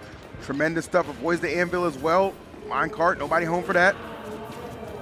Like I said, man, finds these leads, get away from Zomba. It might starting to make me a little nervous right now for him. Crepe Salee definitely smell a little blood in the water. Still has some resources on his side. There's one of them used. He's got enough for one more anvil or minecart. Let's him get some more. Okay, does get a couple more pieces of iron. Use it all though. Hold on, this is the time you could probably try to go in here. Yeah, he's building up. He knew. He's like, wait. Jordan, like, wait. He is on the money right now. Back air to end it in the blink of an eye. Did he set that up? He put the top out there, and I think he hit the top, so it froze him in place. And then Zomba perfectly plays back air. Man. Sometimes you got to catch your own alley-oop, bro. Catch your own alley-oop. I felt that. That was crisp. Good stuff from Zomba, bro. 2-1 lead right now. This is how you do it, man. A masterclass of handling Steve yet again. The thing is, his masterclass going to have to go a little longer, though, because if he does get this W here, he has one more to play right after that. He does right there, man. And hell, the way Kola feeling, bro, he might just break out this in the game and watch. We don't even know. But either way, here we go. We are back at it right now. Game number 4. Zomba with the potential to end this thing right now, but Crepe Salee, I'm sure, still with a lot to say in this. All right. So at this point in time, yeah, I mean, I think Zomba, is going to try to get in here quickly. The double tap, and that stock is indeed gone. Yeah! That is how you do it. Double tapping yet again with the top and immediately into the rotor arms. Guaranteed combo there on that left side, carrying someone so close to that blast zone. Might get a chance to do it again. This is what years of battle scar and going to war against Steves in your region looks like, man. You really just at some point know how to string together a lot of successful options, and that is exactly how Zomba has been dominating thus far, man. Crepe Salee with a lot of work to do to bring this one back. And look at Zomba just continue to be aggressive. I like that a lot, just not giving him too much room to breathe. Immediately goes back, gets the top out. Oh, he was setting up for that back air, bro. He wanted it, but how about the up smash to take the stock? Not even in the triple digits, but he's got the 2-stock lead. And Crepe Salee maybe seeing that bracket life start to flicker in front of his very eyes, much like our monitors. Yeah, I'm saying I'm just planning to take some notes. Got to take some notes. Sorry, production. If you're trying to watch someone dismantle Steve, it's got to be the matchup you got to watch right now, bro. It's going absolutely insane. You have to take some notes on this for sure if you're ever having an issue against Steve, bro. This is wild. Yeah. Wild to see, especially for that first game. Again, Crepe Salee had a very solid first game, but ever since then, it's been the Zomba show for sure. And as I had pointed out at the very, very beginning of the set, it really is off the back of the top, man. The top is doing so much for him. If it's not causing pressure, if it's not setting up so he can get free back airs, if it's not putting extra pressure so that Crepe Salee can't, mine for free, it's just doing so much for him. There it is, man. Right now, Zomba just standing on business, literally. All the way up there. Okay, Crepe finally, though, able to connect something to at least extinguish the 2-stock lead. So right now, just dealing with a single stock. However, the percentage on Crepe, man, far from favorable. We'll see if maybe he can kind of go on a little bit of a tear to get this stock off Zomba unanswered. But I don't know, TK, the way Zomba has kind of showed up for this 4th game, it ain't looking too likely that's going to be the case. Yeah, I mean, he can't even get a hit right now. You see him. I mean, he's spacing his neutral airs perfectly, still staying at the top. Definitely playing another patient game there. Great neutral air one more time, pushing Crepe Salee off of the stage. Crepe trying to set up a tech zone, but can't tech either one of those. The right hook sending that man straight out of his bracket. Come on, man. Come on, man. Ali, Frazier, Zomba. Put him in the conversation. Come on now. Put him in the conversation. I'm saying. Manage that money a little better than Floyd, though. It's a little better than Floyd. All right, Zomba, good stuff. He is in losers finals right now. Excellent stuff right there. The 3-1 victory. Yeah, that is how you do it, man. I got it straight up. Just going to give it up to him because, again, a lot of these times I feel like you can go on tilt, losing the game like early, and it's Steve. You have to play the long game. So sometimes if you don't have that mental stamina to play that long game, it gets a little rough. But Zomba, not one I got to worry about. Not one I got to worry about at all. He wasn't having any of that, man. Good stuff, and you just saw him just sitting there in that chair. Looks very locked in, super engaged, and he's going to need to be because even though he's victorious in the last outing against Acola, doesn't mean that'll necessarily guarantee a victory in this one we're about to see for losers finals, guys. But Really do hope you've been enjoying the show thus far. Another great year of Level Up Expo, and well, I tell you, all the talent we had at this event to make it a P tier. If you were able to get top 8, or top 4, top 8, top 16, top 24, you should be proud of yourself. Yeah, making it to the second day or the second day of singles. Yeah. Third day altogether. Yeah, Yes. that was a fight, man. We saw some grand finals level matches in top 128, bro. Oh yeah, So we see a lot. I see a lot of Smash too, man. Love me some Smash. Always a good time. You know what? You guys want to have a good time? You want to have a good time? Come kick it with your boy, bro. Okay, that is insane. First of all, Paul, what a terrible setup. So I have an ad slide as well. And that was that was what we were doing right there. We weren't trying to make all black people look alike kind of joke, which is probably what you guys are thinking. But we are in fact different. I'm right there. Check me out if you want to watch some lit ass Smash Watch parties. I don't even want to do this promo anymore. Just put that other nigga back on the screen. I'm done. Put him back on. Ridiculous. Absolutely ridiculous. Nah, it's over right now. It's cooked. It's cooked, bro. What? This is. Hey, Zennies, baby. Anyway, let's go ahead. I mean, hey, I can see clearly at least, you know, that was not me. But I'm thinking Paul didn't give himself a pair of Zennies. His buttons be hitting today anyway. Shouts out, man, Paul.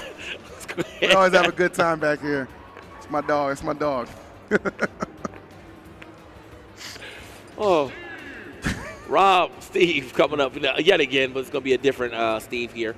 Now, again, you know, I think, as you said, you know, there are some other characters we could see. Yeah. My man has piloted the Game & Watch today. He also has the Aegis in the pocket, but I believe he will go with the Steve. It's kind of funny, like, all of his characters, like, yeah, just do well against Rob. You know what I'm saying? Like, Steve does well against everybody. He got Game & Watch and Aegis, who notoriously do give Rob quite a lot of fits as well. So, you know, Kola definitely has some options here. That's all I'm saying if the Steve doesn't necessarily work out. But having to go back-to-back on the Steve. Again, I mean, this is great for Zomba. He has been taking out Steves left and right.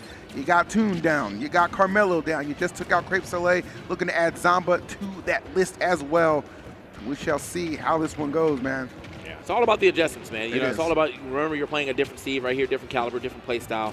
What worked in that last game, a lot of it probably will work here, but you got to make sure you're using the exact tools that need to work against this specific Steve. Currently, right now, though, this Steve's tools, they doing some work, okay?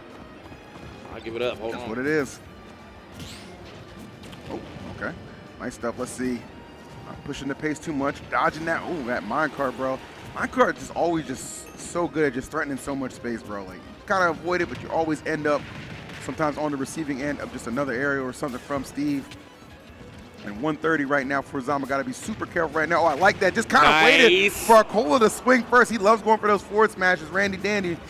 And he usually connects them. Yeah, and honestly, I mean, if it, I don't know if that was some kind of crazy foresight, but yeah, that block definitely saved that stock for him. Put it right where he needed to be to avoid getting hit with the down tilt into the top up smash. Hello? Off the backboard? That was crazy. He said, these are my blocks now. Man.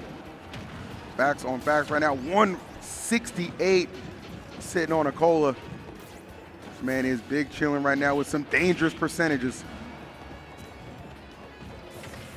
Oh yeah, it's starting to kind of get a little away from Zomba here in game number 1. Yeah. Oh. Hey. And one thing neither one of these guys lacks is definitely bracket stamina, but it would appear like Kola coming in seemingly a little bit fresh. I mean, Zomba with the hot hand, but Kola is coming in a little bit fresh with a short break, even off of an L. Definitely seems like he's calm, cooled, and collected for this set right now. Oh, okay. Run train. Oh, he definitely tried to set that one up for the double tap, but no, that up air actually did thwart the situation. Good DI actually mixed from Zomba, not going back to the stage, actually went behind him, so he missed the back air. Lives to see another day. It is at 92 though, so that day is a little short, but we'll see how long he can stretch these minutes. Okay, nice, good connection. Ooh, not the trade he was looking for. It's looking rough right now. I can't even cap. 117, bro. Oh my goodness. Dude, I love his ability to just in the blink of an eye. Get that man with it. That was a Z drop. That was nasty. Z drop into the minecart too. So My man said, he said, I see what you be doing with it. Let me try. Let me try. Okay. Kola said, don't get it twisted. I'm still that guy right now. And he is that guy trying to give Zomba the exact same placement he got last year, that being third. But still a long way to go. I mean, you look at how, him versus Crepe went. He lost that first game as well, right? So, the first game doesn't always dictate it, especially in a matchup like this. But nonetheless, got to feel good if you are a Kola.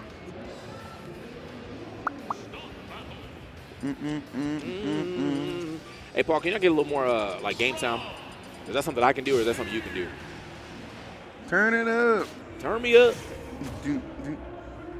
I'm trying to, this song bangs, I'm trying to get in, All right, here we go, Zomba, Acola.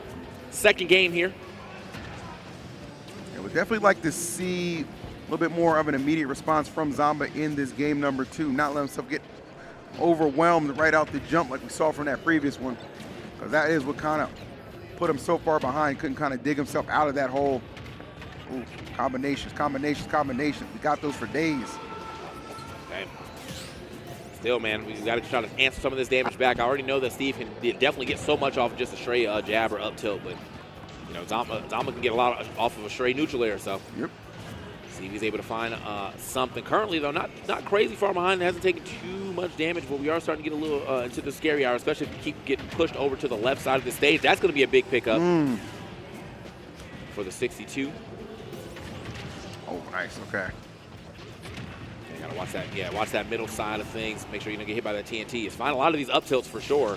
Oh wait, missing text. Yeah, those are the things right there. If you're a Kola, got to be on that. There was up there a couple of matches earlier. I was watching. Kola's missing some text, but got to make sure that is not a consistent theme. But right there, consistency on the part of Steve, rearing its head, and he is able to secure that first stock. The grab attempt was crazy, but I mean, I'm actually going fishing for real. Hey, a lot of damage here added up to Zomba on the second stock, but we do have some pretty decent damage onto Acola too. We could manage to maybe find an up smash here for the stock. Ooh, back air, not from the middle of the stage though. Just barely squeezed that in there. Oh, I thought he was going to try to drop down. Nice. Okay, the F smash from the other side. I thought he was going to try to drop down and maybe go for the side B, but instead finds a different option, does find that forward air on the other side. Down throw, forward, up air actually this time, caught him DIing in. Smart stuff right there. Any damage you can get right now and accumulate, definitely got to take it. Just chipping into this lead, Acola ever so slightly. I'm not giving up the jump, staying grounded, smart. Up tilt, let me get out of there. Yeah. Gotta go. Up tilt on that as well, or laser as well.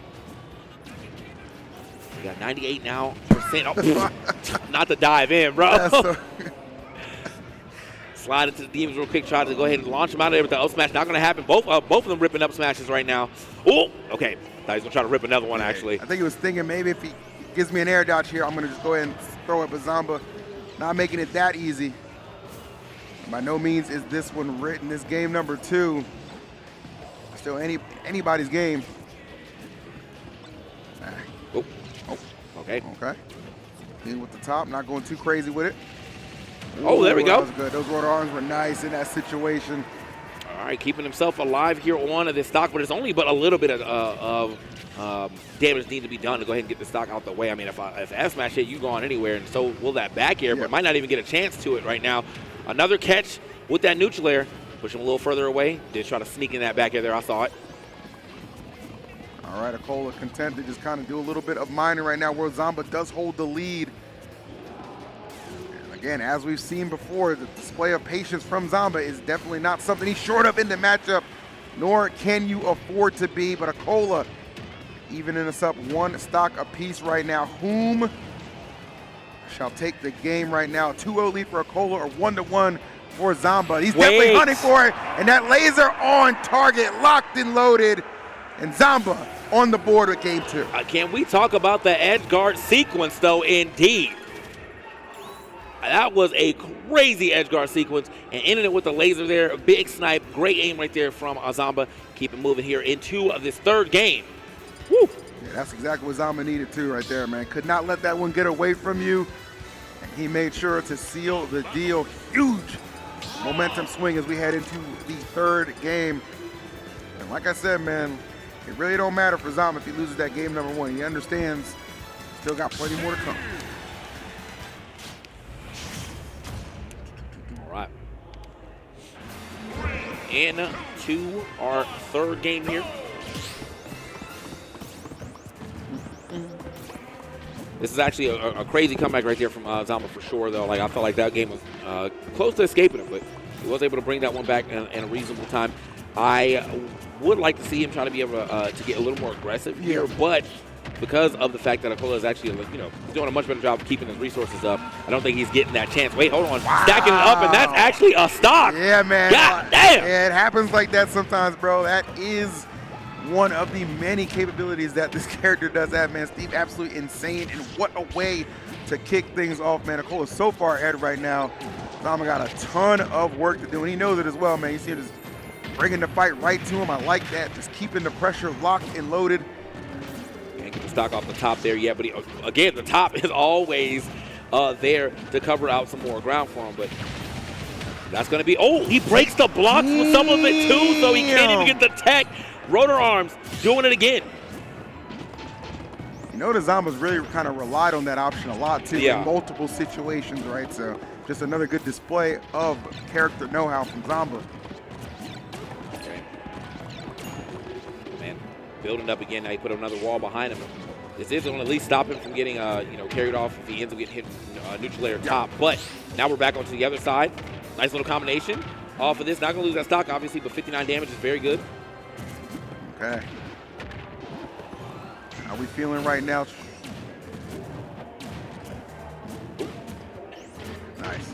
Roll into the other side right here. Wait a second. He's Okay. He's gonna need some damage right there, but stock will be okay.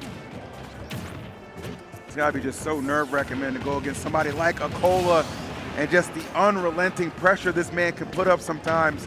Case in point, the first 2 stocks he has removed from Zomba have been all just W key based. Like, I'm just pressing, and it's worked out very nicely for him. Okay. Caught him one more time. Almost caught that jump off the corner as well with the next top. It's not going to be enough. Good damage, though. 96 here on to Acola. I think, if there's potential to maybe go for like a jab lock setup here, but that's probably going to be the only way he's really getting a stock right now. Yeah. Outside of a very well placed. Down smash. Okay, that was clean. Yeah, close. Rid of the crafting table. Okay. Yeah. Combo still going. Ghost ride the whip. Ridiculous. Back air from the middle of the stage will do it. Keep himself in this game, but the diamond is up now. This is where Acola definitely has to make sure he's playing this one correctly. If that top comes out, he gets Z-drop nared, it is a problem. It is going to be. Okay. My goodness. Straight up thought he was going to rip that up smash. I think that would have been it too. Hold on now. Could very well be an unlikely comeback from Zomba. Nice snipe. Wait a minute. Wait. Bro. Wait. Bro. Wait. Oh, yes, sir. Is there anything this man can't do? Put up them W's right now, bro. Acola, stud locked. It has happened again. My bro is not teching these blocks. Hey, where you get that Red Bull from, bro? That's a good game. I'm saying, because I've been looking for one all weekend. we stuck with Monster back here. It's like drinking battery acid. That's not a sponsor, is it? Oh, I hope not. Delicious acid. The call is coming in, bro. Hey, feel your phone's ringing, man. Pick that up. Not on the mic, man. Not on the mic. Oh, my goodness. We're talking about pickups. That was a great pickup from Zomba, man. At first, I think he was thinking, okay, maybe I can line up the spike. But then it was like, why not just rotor arm here? It covers like such a good amount of space, and it was in quick timed decision, man. A game time moment right there from Zomba, and puts him up 2-1. Very impressive considering how that match started off. Yeah, and I like that he went for, obviously, the smarter option, too, because originally I thought he was going to try to go for the spike. And I was like, wait a minute. Exactly. That's what there's so much more space that you can cover by just waiting to see where that recovery goes and then hit the rotor arm. Yeah. So, smart with it. Great decision-making here from Zomba. Now put himself in the lead. Acola having to now fight his way back into the set. Man, Zomba, man, just running the gauntlet of the best Steves in the world, all present here at this event. He is the one to take out a good majority of them, especially if he can get past Acola and get himself into grand finals, which I know he would eagerly love to do because, again, you know, last year, kind of let that get away from him when he fought against Doramigi. He was up 2 games and then let it get away from him, but might have a chance at redemption if he can pull off the upset right now against Kola. Yeah. Almost caught sniped him yet again. Gotta watch it, man. I'm definitely loving the placement of these lasers and these tops. Kola, though, keeping himself. He's got a little bit of a lead here. He finds himself another up smash. Should be able to get this stock. Run straight into that neutral layer. Doesn't lose the stock yet, though, but top. Pushing him back off the stage. Man. Double tap. Triple tap. Okay. Hold on now. Tried to set that one all the way up. Yeah, that man was definitely thinking something evil for sure. Kola, though, oh my God. Right over the block. I'm telling you, bro. That right hook, he swing with the best of them. Every time. Okay. Footstool missed. Usually something that, like, you know, it's kind of guaranteed there for Kola. Maybe he was a little too late on getting the anvil out, but regardless, does get the F smash right after that. Does keep these stocks close. Oh. Yeah, that top. I'm telling you, bro. MVP of the offense and the defense really for Zomba right now. Full strength from Kola. Let's see. Zomba clear for landing. Nice. Goes to the right side. Their gyro prep ready to go.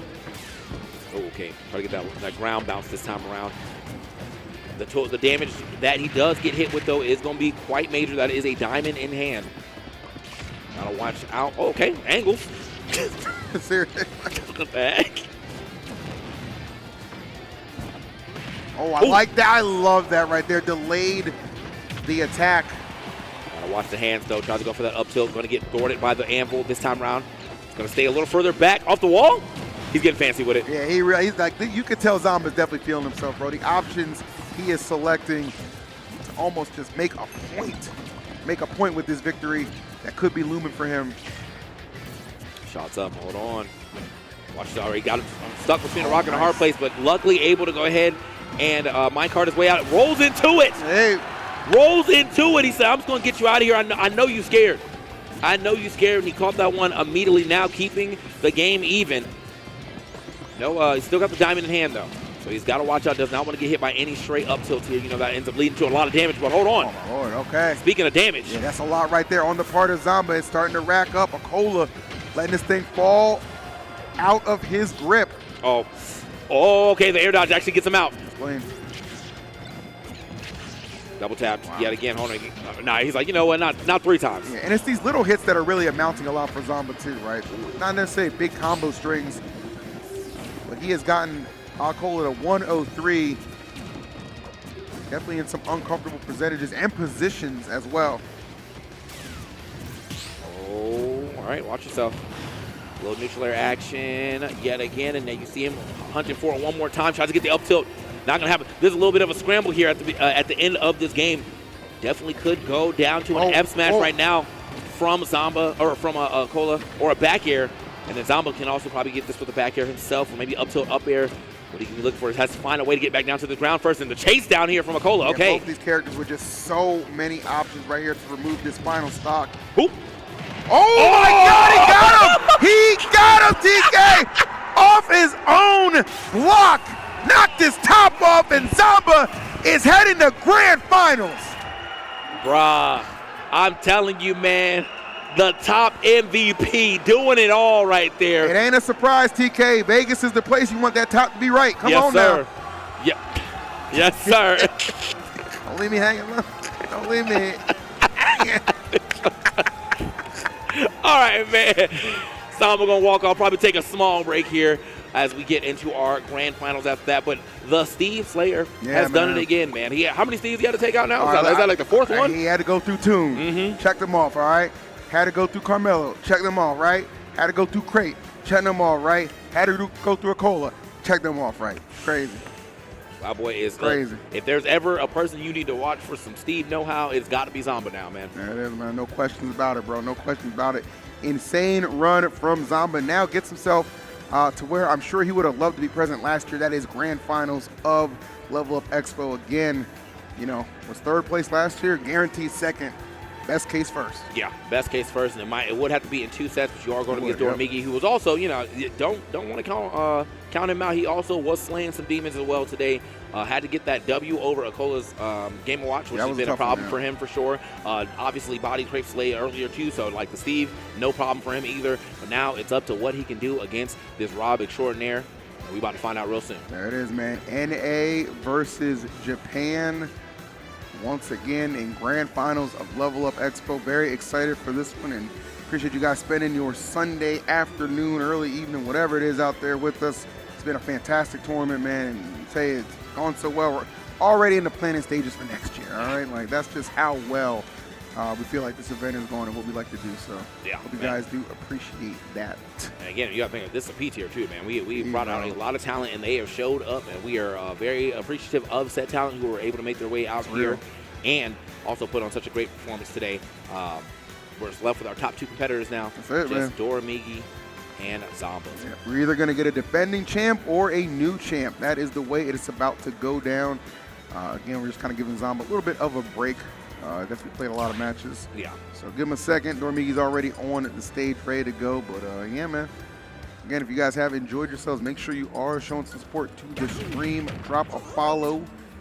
Hey, if you got a Twitch Prime available, drop a sub as well, because why not? You know, make sure these fine folks can keep doing what they do. We can also, I mean, I see it on the stream right now, man. We talk about the lit smash watch parties, man. From my I got you this time. I got it, man. Hey, throw me up, man. All right. Y'all want to watch some great smash with what a great human being, man. There's a perfect time to do it. He be at home. He watches a bunch of Smash. Watch it with EE. Boom. Throw the thing up. Lit Smash watch parties. I don't have a life. I don't have a life. Well, I didn't say that, but I'll say it for you. I don't have a life.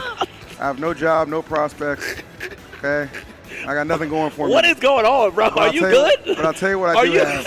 I have a stream, I have a dream, and I have you guys, all right? If you like to watch the Smash, I promise I'm usually a 5th in before we go live, so I won't be so depressed. Thank you. We also have Lights Out Weekly Smash Podcast. Hey, I might be there this week, depending. We'll see, man. Games, shenanigans, more. Hang out with EE. I'll be there when I get a chance to. I also try to do a little watch party myself, but this demands to go and watch and hang out. Appreciate you, my boy. At all times. Appreciate you. All right. Let's go ahead and get it, man. We're going to get into this grand finals real soon. Hope you guys have been enjoying your time out here. I have to tell you for a second, but I think my Wi-Fi done went down, bro. I don't know, man. Everything messed up here, man. Everything is I mean, low-key, it's past 5, man. They probably like, hurry up. I think we're supposed to be out by 5. So if they extend us to at least 6, I know it will be good for if the grand finals at least goes 2 sets. So no worries. Chat, how you guys doing? Oh, Zomba's here? Okay. Let's go, Zomba. There we go. Awesome. Awesome sauce. Yo. Make sure you mods are doing those predictions, guys. Yeah, I mean, keep the predictions up for sure. You know people love to gamble in them points, man. Yeah. We in Vegas, they definitely want to gamble even more. Gotta do it, bro. Some of y'all be trying to bet your whole house on it. I'm like, chill out, man. These are fake points. These are fake points, man. These are fake. It's a good time. It's a good time. Still here for Zomba? Yes, sir. Yes, sir. It'll be fun, man. NA Japan clash right now. You know? Yeah. NA clash. The NA Japan clash. Zomba really has been like just one of the most consistent performers, like just period. Yeah. Like, you know, I mean, look at where he was at Genesis. Look at where he is now. Like, this dude just shows up in these top 8s and handles business. Yeah. So y'all sit on it, man, for seeing the talent, man. They say, hey, we need that guy. That's my squad we need right you too, there. Man. That's my squad right there. So here we go. Grand finals, guys. Get ready. It's going to be a banger. Guaranteed. Now, the way I saw him handle that Crepe rob earlier, I don't think that'll be the case for Zomba. And I know Zomba is very eager to get this run back, man. Especially, you know, again, I keep harping on it, but it's just so important and pivotal to this matchup where it was Zomba up 2-0 last year before letting it get away from him. I think it was winners semis, one of those. But this time with an opportunity to maybe avenge that. But Doramigi, he has done a lot since that time. Yeah. More majors, a #1 rank, and just basically feels like unstoppable when he's in a lot of these brackets. Yeah, and these are two characters that definitely have these good combos to carry you off and straight to that blast zone. Obviously, you got a lot of the Z-drop shenanigans, but I've seen a lot of like neutral air to like double forward air shenanigans as well from Doramigi, and that works out well, ending off with a laser, of course. Can he make his way back to the stage, fights his way back? There it is.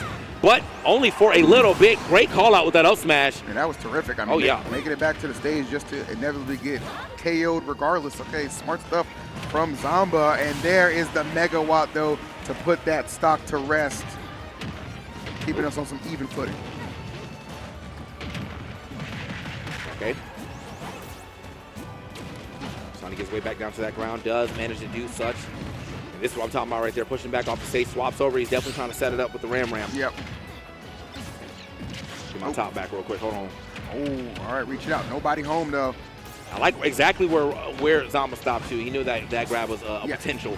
So let me go ahead and stop just out of range. Juke. Goodbye.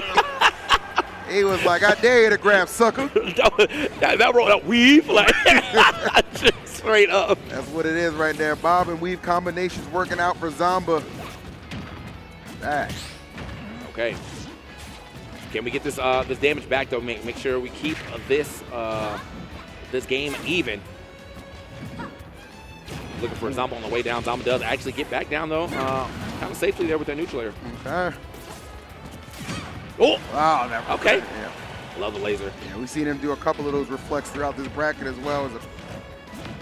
He knows, man, using every single option available to him with the min-min.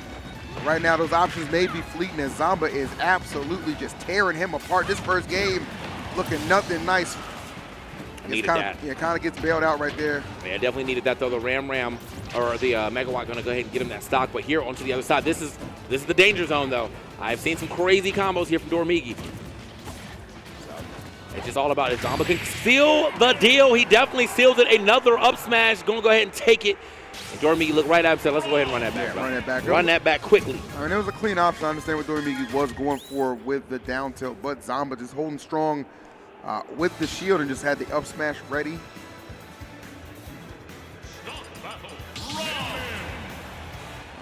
I don't, I'm going to be honest, man. I feel like this could go two.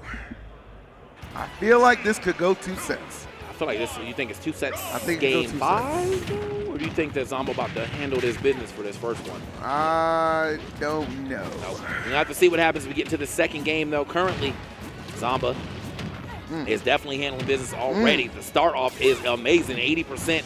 Does get a good recovery here from Doramigi. He's going to get that back throw. See if he's trying to turn that into something himself. Wait. Uh-oh. Oh, my goodness. It's close. Yeah, sometimes Zomba just tries to be the bully of the block. You can see why. But oh, man, now he's running away. He's running from the block right now. Right I got to get off this street. Retaliation sometimes comes in all forms. And right now, Doramigi trying to do it with the min-min. Big time grab right there, just flinging him off. Nope. Going high for Yep, there it is.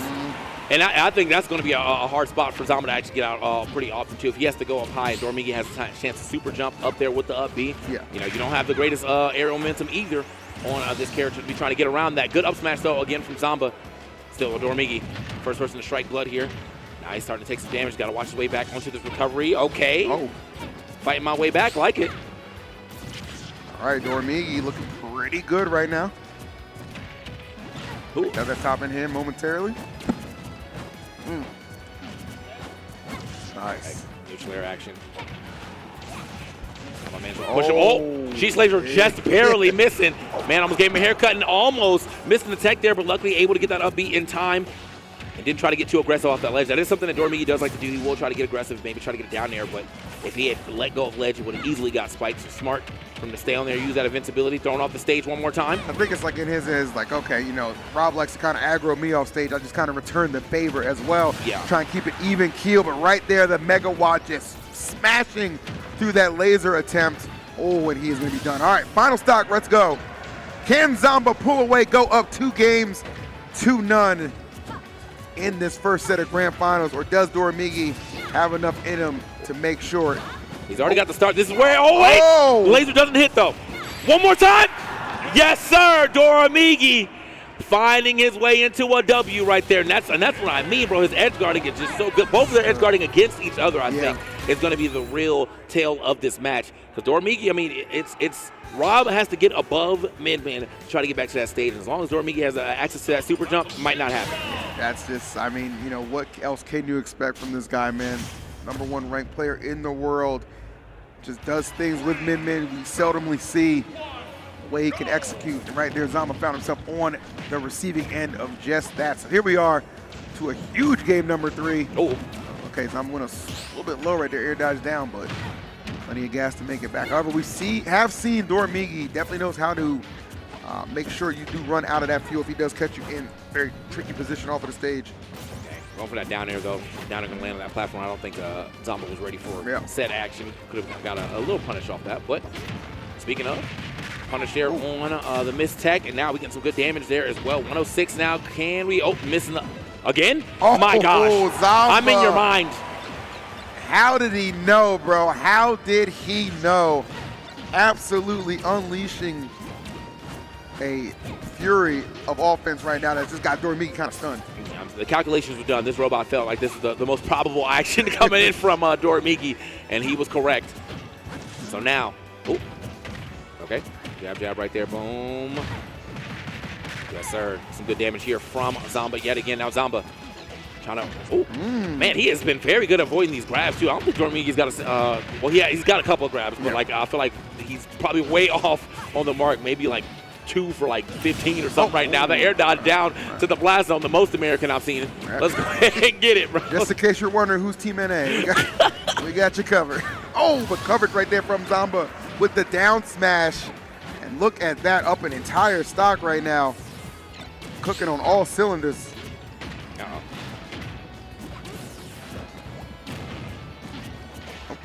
All right, another whiff right there on the grab.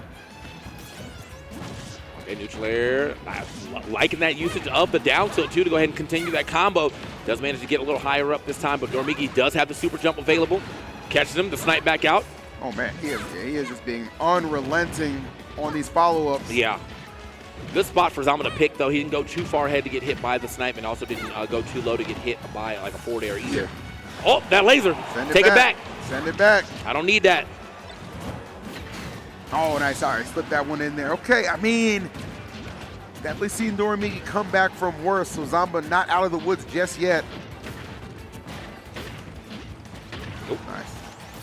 It's possible. I mean, this is the same area he could potentially get a comeback. Does manage to make it back to stage here. Do we have a Doramigi comeback in the tank? Or is it about to be another game going to the way of Zomba? He's put some damage, just a little bit of damage on here. Gets the grab. This is huge. Yeah, this is huge. Big time grab right there, and he knows it, but Zomba. Uh-oh. Oh, nice reaction time to get that grab and secure the game. I mean, that was just instantaneously, just knew to go for that grab. Beautiful stuff. Really forced that option right there, too, with the top being at the edge. You know, he couldn't do a standard get up, and, you know, Doramigi let it roll. One thing Migi let to do, he gonna roll. That boy Migi, he gonna roll. he gonna roll from that ledge, bro. Come on. No lies detected right there, and that's not a lie to tell you. Zomba looking incredibly good in this first set of Grand Finals. An opportunity to reset the bracket right now. He can get this 4th game under his belt. Let us see, let us see. Defending champ right now in some trouble. Okay. Well-placed neutral airs coming out from Zomba just throughout the set. Defending champ is in trouble, but he is now trying to put the pressure on immediately out the gate here on this 4th game. Okay, forward air, yep. Another one. Already got the jump out, but he does get the quick recovery. Yep. Oh. All right. Let's see, all right. One super high right there. Oh, I like the nair. Good interruption. Ooh. Okay, well, so we're trying to make some big plays too, because I mean Doramigi can go off the stage like that for sure, but more often than not he's usually edge guarding above the ledge. The drag down. Oh, he still clipped him, bro. Wow. Even with the little mini stall, he still clipped him. Just a little bit of the rotor arm, just like a semi spike, really kind of dragged him down to his demise. Very good usage of the move here, but now it's just all up to Doramigi to try to get the stock immediately. Not off the up smash yet. Trying to get a sheesh laser as well, but got it. All right, got a piece of it. Yes, Zomba being incredibly stubborn on that stock, but finally it does end up falling up too much for Doramigi to worry about right here. Oh, hey, top back in hand. Give me that back. I need that. Yeah, maybe he spoke too soon the way Zomba get that damage up. Ooh. done a really good job of just like, it doesn't feel like Doramigi's got too much on Zomba when he's off stage, right? Like, traditionally, you know, we know he knows how to punish. He can exhaust you of all your fuel, all those resources, but Zomba has not been putting himself in that predicament where it's even been a case. It's even been an issue. Okay, straight up off that ledge right there, or off of out of the berry. Doesn't actually get a punish, but we do get Doramigi getting a little extra damage here. Oh, okay. Wait a minute. I thought he had something. The top in to the Ram, but he didn't get high up enough, I think, for the laser to hit. Okay, back throw. Yep. Let me get my powered up arm. Oh yeah. Oh, that was actually so good, but it doesn't get the stock. That one, however, will. Okay, so Doramigi sliding back into the lead. Very fragile one that does not last long. We are on our final stocks, game number 4. Zomba trying to reset. Doramigi trying to keep it going. It's all up to this stock right here. Okay, back throw. I thought maybe try to get a little combo off the top there. Not going to happen, but regardless, he is getting some positioning. Is that not going to be enough? Still pushing way far away, and he can get the coverage here. Oh, the fight back. He's out of a jump. He can't make it back. He can't make it back. We got a reset. Let's go, Zomba. Gets pushed back and just comes right back in your face with the aggression. Hitting that fair. Nothing left for Doramigi to do there, but plummet to his demise and realize he is getting another set with somebody who is more than engaged and capable of taking down this tournament. 3-1 over Doramigi in set 1. Wow. That boy Doramigi. He's gonna have to step it up here for the second set, because Zomba, you know, he bringing the A+ game right now, yeah. S+ game, if you will. Just a different beast right now. We are seeing. And I mean, it's still usually when you see that rotor arm come out like on the edge, you expect to, you know, maybe see a stock there. But I think just setting up a position where you already know I just need to get one clean edge guard and we done. Super good there for Zomba. Yeah. What's going on here? I think a little bit of consulting, since they do. I think they are a little allotted. crosstalk, yeah. Yeah, they're allotted some time. Hey, I mean, it's a different set, so yeah. you know. They're allotted some time. No big deal. Anyway, chat, man, hope y'all having a good time here, chat. And then y'all out in the crowd, hope you guys are enjoying some of this great Smash action that we have as our finals. With the reset now, our final set of the night. Didn't even have to go game 5 there, though. So if Zomba can keep cooking like this, we might be crowning a new level up champion. Dude, I even said it. I was like, man, like, you know, if we have to be out of there by 6, if this does go 2 sets, I feel like we're kind of like time-wise in the perfect situation for that. And it does look like indeed that is going to be the case, obviously.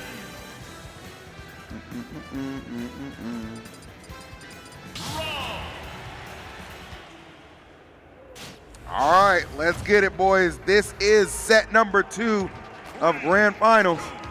Let's go. Zomba, it's time. Doramigi, our second set. And obviously that first one was super exciting, but we're going to get into this this next one and see if Doramigi can make some adjustments. I mean, he has the time, right? You have a couple of games to work with. You can try some things to see if they stick. You know, get a little unorthodox with the gameplay. But Zomba seems to have a very, very solid game plan against Doramigi right now. Doramigi, though, starting off this time with a % lead. Yeah. Z catches well. Wait. Oh, man, if he had enough time to go for an up B there, that would have been clean. And one of the big things I really kind of like appreciated from Zomba is it seems like a lot of patience behind the options was kind of like the main catalyst for that victory in the first set, man. Not rushing anything, just kind of, in a lot of situations too, letting Doramigi make the first move and him just with a lot of kind of counter punches, if you will. So when Doramigi is ripping these up smashes, I'm so surprised they're not taking these stocks, man. 146 after the hit, I think 143. Still did get that stock off of Zomba. Does find it regardless with the Sheesh laser. Always got to be ready for the laser to come out. Zomba said, I got a laser of my own, though. Oh my goodness. A Swanton bomb with the nair. That's what I'm saying. All right, Jeff Hardy, don't hurt nobody now. I said don't hurt nobody. Good Lord. Just fearlessness right there and effectiveness at that. And look just how quickly the match just swings into the favor of Zomba despite Doramigi's best efforts. Ooh. Oh. Okay. Boom. Right. Sends him back onto that stage real quick, but can we get a little more damage here onto the side of Doramigi? Oh. Wait, might not even need any extra damage. Okay. Yo, the recovery. The man is a genius on the recovery, bro. I can't believe he made it back. Brother could dodge rain and a thunderstorm. Lord have mercy. How the hell did he get back to that stage? Just a different beast, TK. I love a good stall right there to get back to the stage. And can he get a stock off of it as well, too? He's still living on that same stock. He's going for it. Goes for the big jump up. Neutral air not going to happen off the powered up arm. Oh, nice. Okay. Oh, still not enough, though. That even percentage is right there. But Doramigi said, you know what? I'll give it all just to make it even. My man said somebody going down tonight, bro. I'll tell you that. Lord. Oh, man. Okay. So keeping it even here on the stocks, you'll have to wonder if that was going to be a good trade or not, because right now he is struggling to get back to the stage. Just managed to make it back one more time, but only have to take a little bit of damage as well, too. All right, what are we thinking right now? One error off stage. That could be trouble for Zomba. My God. No. Oh, my Lord. How is Zomba living, bro? Every time. The Blast Zone just don't want to accept him, man. It's not your time. Yeah. It's not your time.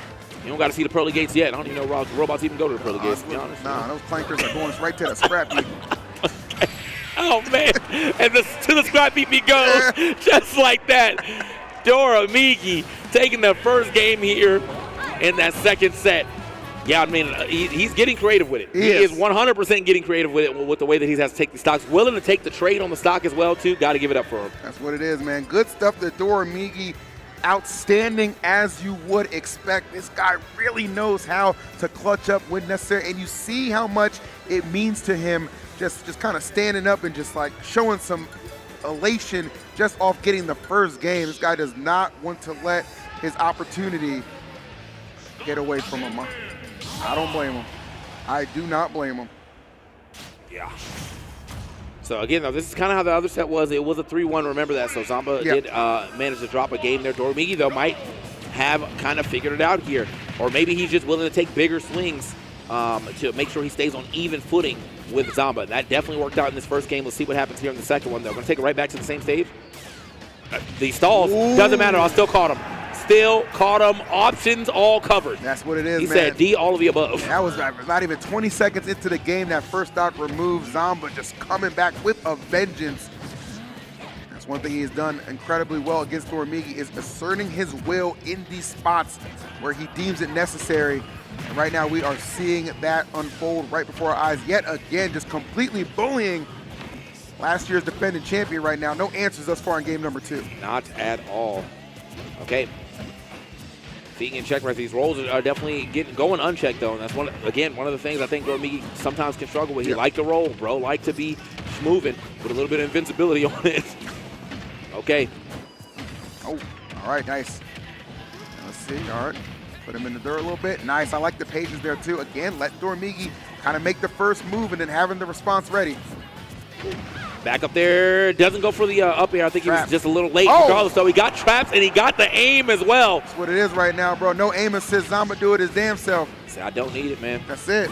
Okay. This is a solid start here for Zomba.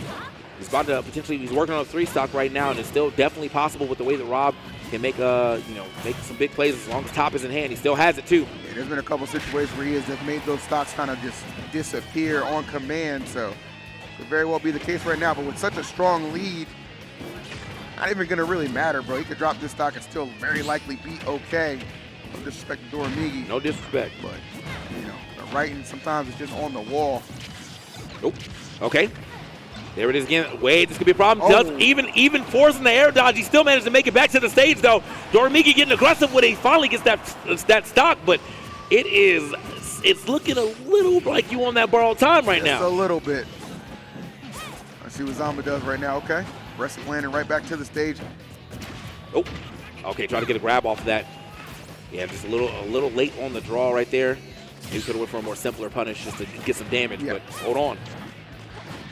I know he wants that powered up arm though. As a huge part of the mid game plan. Back throw maybe? Nope, going for the down throw this time. Oh wow, okay. Hold on. I didn't know he had that in his hand, bro. He stole it. Thievery. Yeah, maybe not quite time to. Okay.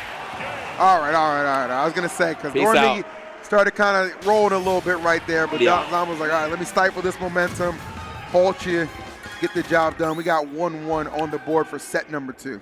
Okay. And I expect this to kind of go the distance for sure, man. Yeah. I wonder if this is going to go the full distance time we get this game 5, or if it's going to be just another game 4 banger. Has to see what happens here in this third game right now, the flex game. Who's going to go up, could put themselves just one match closer to being our new champion or our returning champion. There we go. That is the question that will be answered right now. And again, I know for Zomba, man, this is exactly where he thought he should have been last year. Falling short just a little bit at that 3rd place, man. But redemption, bro. Sometimes it takes a week, sometimes it takes a month, sometimes it takes a year. He has definitely got an opportunity right now. But Doramigi starting off the right way, all the way in control for game number 3. This guy is so good, man. Yeah. Like, I've just never seen a min like him. Big Proto fan, but Doramigi, bro, the way he He's plays different. just fearlessly off of the stage like that, incredible. He's a little fearless right now with his up smash as well, too. I'm not sure if that would have taken the stock. Well, he charged a little bit, so maybe this time it would have. But however, it might not even need the up smash. Goes right off the stage, as you said, fearless with it. He is willing to go deep for the edge guards. You can't just have like that one aspect of the game just elude you just because your character can be a little susceptible off of the stage, right? Yeah. He understands that. He's kind of like just crafted his play to almost just executing it perfectly. Whereas you see Rob, okay, going to take some liberties right there. Oh, blocked him again. Yep. Where you going? You got to go to the blast zone, The bro. body Sorry. block, that's it. This is still a very good lead for Doramigi. He does have the percentage lead, and there is no immediate threat to him taking a lot of damage. Honestly, no threat to it at all, as he's the one doing the damage and getting the stock again. Doramigi with the combinations. There it is. Good grief. Oh.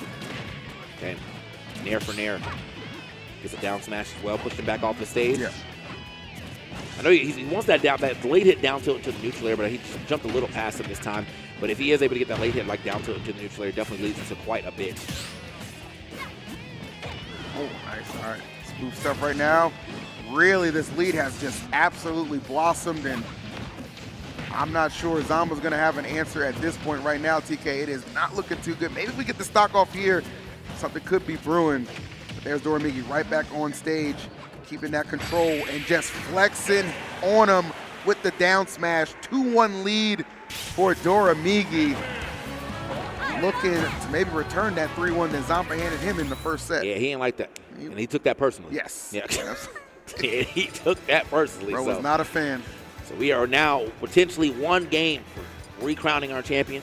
Said I'm gonna come back here and keep it with me. I'm taking it back home. I haven't had a back-to-back champion at level. I think Light's the only one, if I'm not mistaken. He won 2 in a row, if I'm not mistaken. So Doramigi can come in here and handle business. That'll be a huge, once again, another huge statement for him. He's already having a hell of a season, bro. So just another cherry on top of an already, kind of stacked resume this guy's putting up. But even with that said, man, I know Zomba's still very much so engaged, very much so believes he can definitely do this. We got to start with this game number 4, and we're changing up the scenery, taking it to Hollow Bastion. Right. See how this fares. See how this one fares for you for sure. Doramigi was able, at the very least, to put up some numbers on this board and get himself one set closer. But again, when Zomba starts to get a little pressure going, oh man, maybe no pressure is involved. Oh Lord, maybe no pressure will be involved in this match right now. Yeah, that boy just diving in. It's that damn R&B song on this grand finals, boy. Come on now. Okay. Doramigi, man, starting off again. He is continuously going deep for these edge guards, and they are continuously working out for him. Yeah. Again? Oh. Again? Oh, I like that. Just fight your way out of that really tough predicament for sure, man. Not just immediately in panic mode to just recover, do it smartly. What a catch. Don't think he's going to make that one back yet. A little too far away. Good catch right there with the down tilt. Right as the hitbox, I think, of the down air was gone. Down tilt forward air just pushing way far, or too far from the stage. Yeah. Good. Bro, wait. Zomba. Hold on now. Okay. Still getting some damage here. I really am enjoying this dude, in fearless, I guess, Doramigi. Yeah. That he is just willing to fight way more off stage in the second set. All right. The distance right there. Smart pressure. Zomba closing the gap just a tad bit. Nope. All right, nice. Back up. Yeah, you know Zomba just wants him off stage, bro. That is going to be where he really sees the path to victory still being afforded to him. Oh, my Lord. Yet again, the top. You said it earlier, TK, the VIP of the offense for Zomba. Yeah, bro. Top game has been crazy. Yeah, absolutely. It's been absolutely insane how much use he's be able to, like, get out of it if it's not, you know, being thrown. It's just being put in really good positions. He's being able to combo off of it. Up smash, still not going to be enough 143, even with the rage. Good DI here from Zomba. But now getting chased up at the top. Super jump again. He's got to watch where he's landing. Got to watch out for that up B in the air. Nice, good catch from Doramigi. Not too many options there for Zomba. Oh, yep. And right there, just gets that stock eliminated. All right, Doramigi. Forced to jump immediately. Doramigi. That was nice. That dare is getting called out every single time. Like every time he's trying to use that as a recovery option, Zomba's reacting perfectly to that. That has not gotten any mileage for him. Yeah, he set that one up perfectly. Yeah. And then, yeah, just for the top for the stock as well after the air dodge. Hold on. Doramigi starting to flail a little bit. Lead has now escaped him. We seeing some momentum here from the side of Zomba. Uh-oh. Okay, that down there, not called off the side. He kind of was. He just maybe missed space what he needed to do there. Can't get the grab this time, though. Doramigi back in the middle of the stage. Oh, wait. Oh, no. Oh, this could be a problem. He caught the air dodge there. Not the worst spot to be in, but Zomba. Oh, nice. Okay. Fought his way back down. Got to do it right there. Throwing everything out the laser. Huge coverage. Man, they are fighting for out of disadvantage so well. Both of them are. Oh, no, the top. Again. He's gone. Game 5! There it is! You knew it was gonna happen! Locked in is that man Zomba, taking down yet another game from Doramigi, and TK forcing us into what will, no matter what, be the final game of Level Up Expo 2026. Zomba Doramigi, grand final, set number 2, game 5 coming up.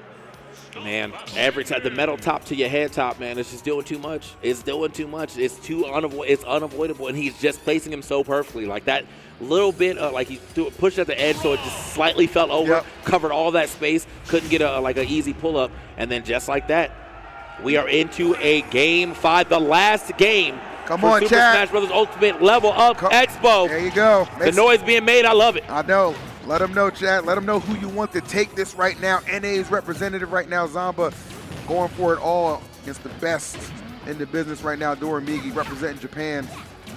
But there can only be one champion. Let's see who's going to stand on the top of this mountain. Nice, okay, good little block right here. Get the up smash as well. Nope. Ooh.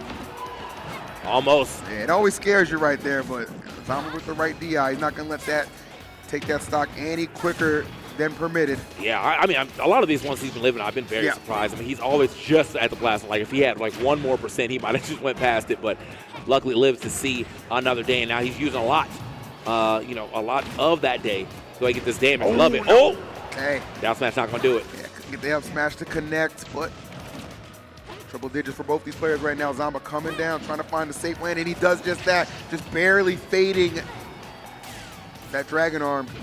Yeah, he's got to recover so precisely too, because you don't want to go too high up to not get sniped by the up B. You don't want to go too far in front of him because you don't want to get hit by any of the arms. It's just it's a precision recovery, and it's working out quite well for him.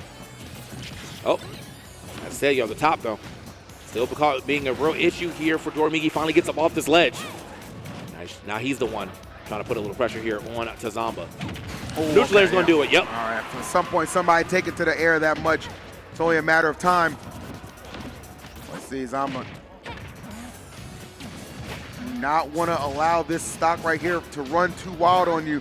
162, like that. Yeah, he's been very aggressive with that nair up there, and it's continuing to serve him well. Okay. All right, nice. Doramigi down tilt, such a good combo starter, man. He has got the damage here already onto Zomba, though. Zomba's now, just, I don't know how much time he had left on that stock, but it wasn't a lot. Immediately strong back here right there, I think, from Doramigi with the megawatt. And oh my gosh, yeah, okay. I'm starting to think Game's starting to escape him. Yeah, Zomba's dreams of winning Level Up Expo may be fading hit after hit. Control from Doramigi right now, unrelenting. He's just electing to just go super high right now. The fuel I don't think you got anything. Yeah, I'm sorry, bro. Yeah, Doramigi exhausting all options and dominating in game number 5 to go back-to-back at level ups, man. This guy holds it down and defends his title from last year and is your Super Smash Bros. Ultimate Singles Champion once again. Yeah, man, we almost had the rise of machines, but not with Doramigi here. He said resistance is futile for you this time. There it is, man. What do you mean? I still got these. Good stuff to Doramigi. You know, Wow. wasn't able to do it on the first set, but he adjusted super hard on that second set. I mean, the edge guarding went up like 40-fold, man. I can't even say 10-fold. My man went crazy with it. It really felt like that was a game where Zomba needed to get that stock first in the 5th game. Because when Doramigi does get that stock first, that's when you knew he has more of an opportunity to really kind of open it up, get those combo starters with the nair, with the down tilts, and just kind of open up that lead in that offense. And it just kind of put Zomba so far behind, he just didn't have the time, you know, or the know-how to kind of just bring that one back. It was a tough situation he found himself in, but he did one-up himself from last year, got 3rd last year, 2nd this year. Zomba, can't wait to see what you do next year. Maybe 1st is on the table, or maybe a 3-peat from Doramigi, because that guy is unbelievable.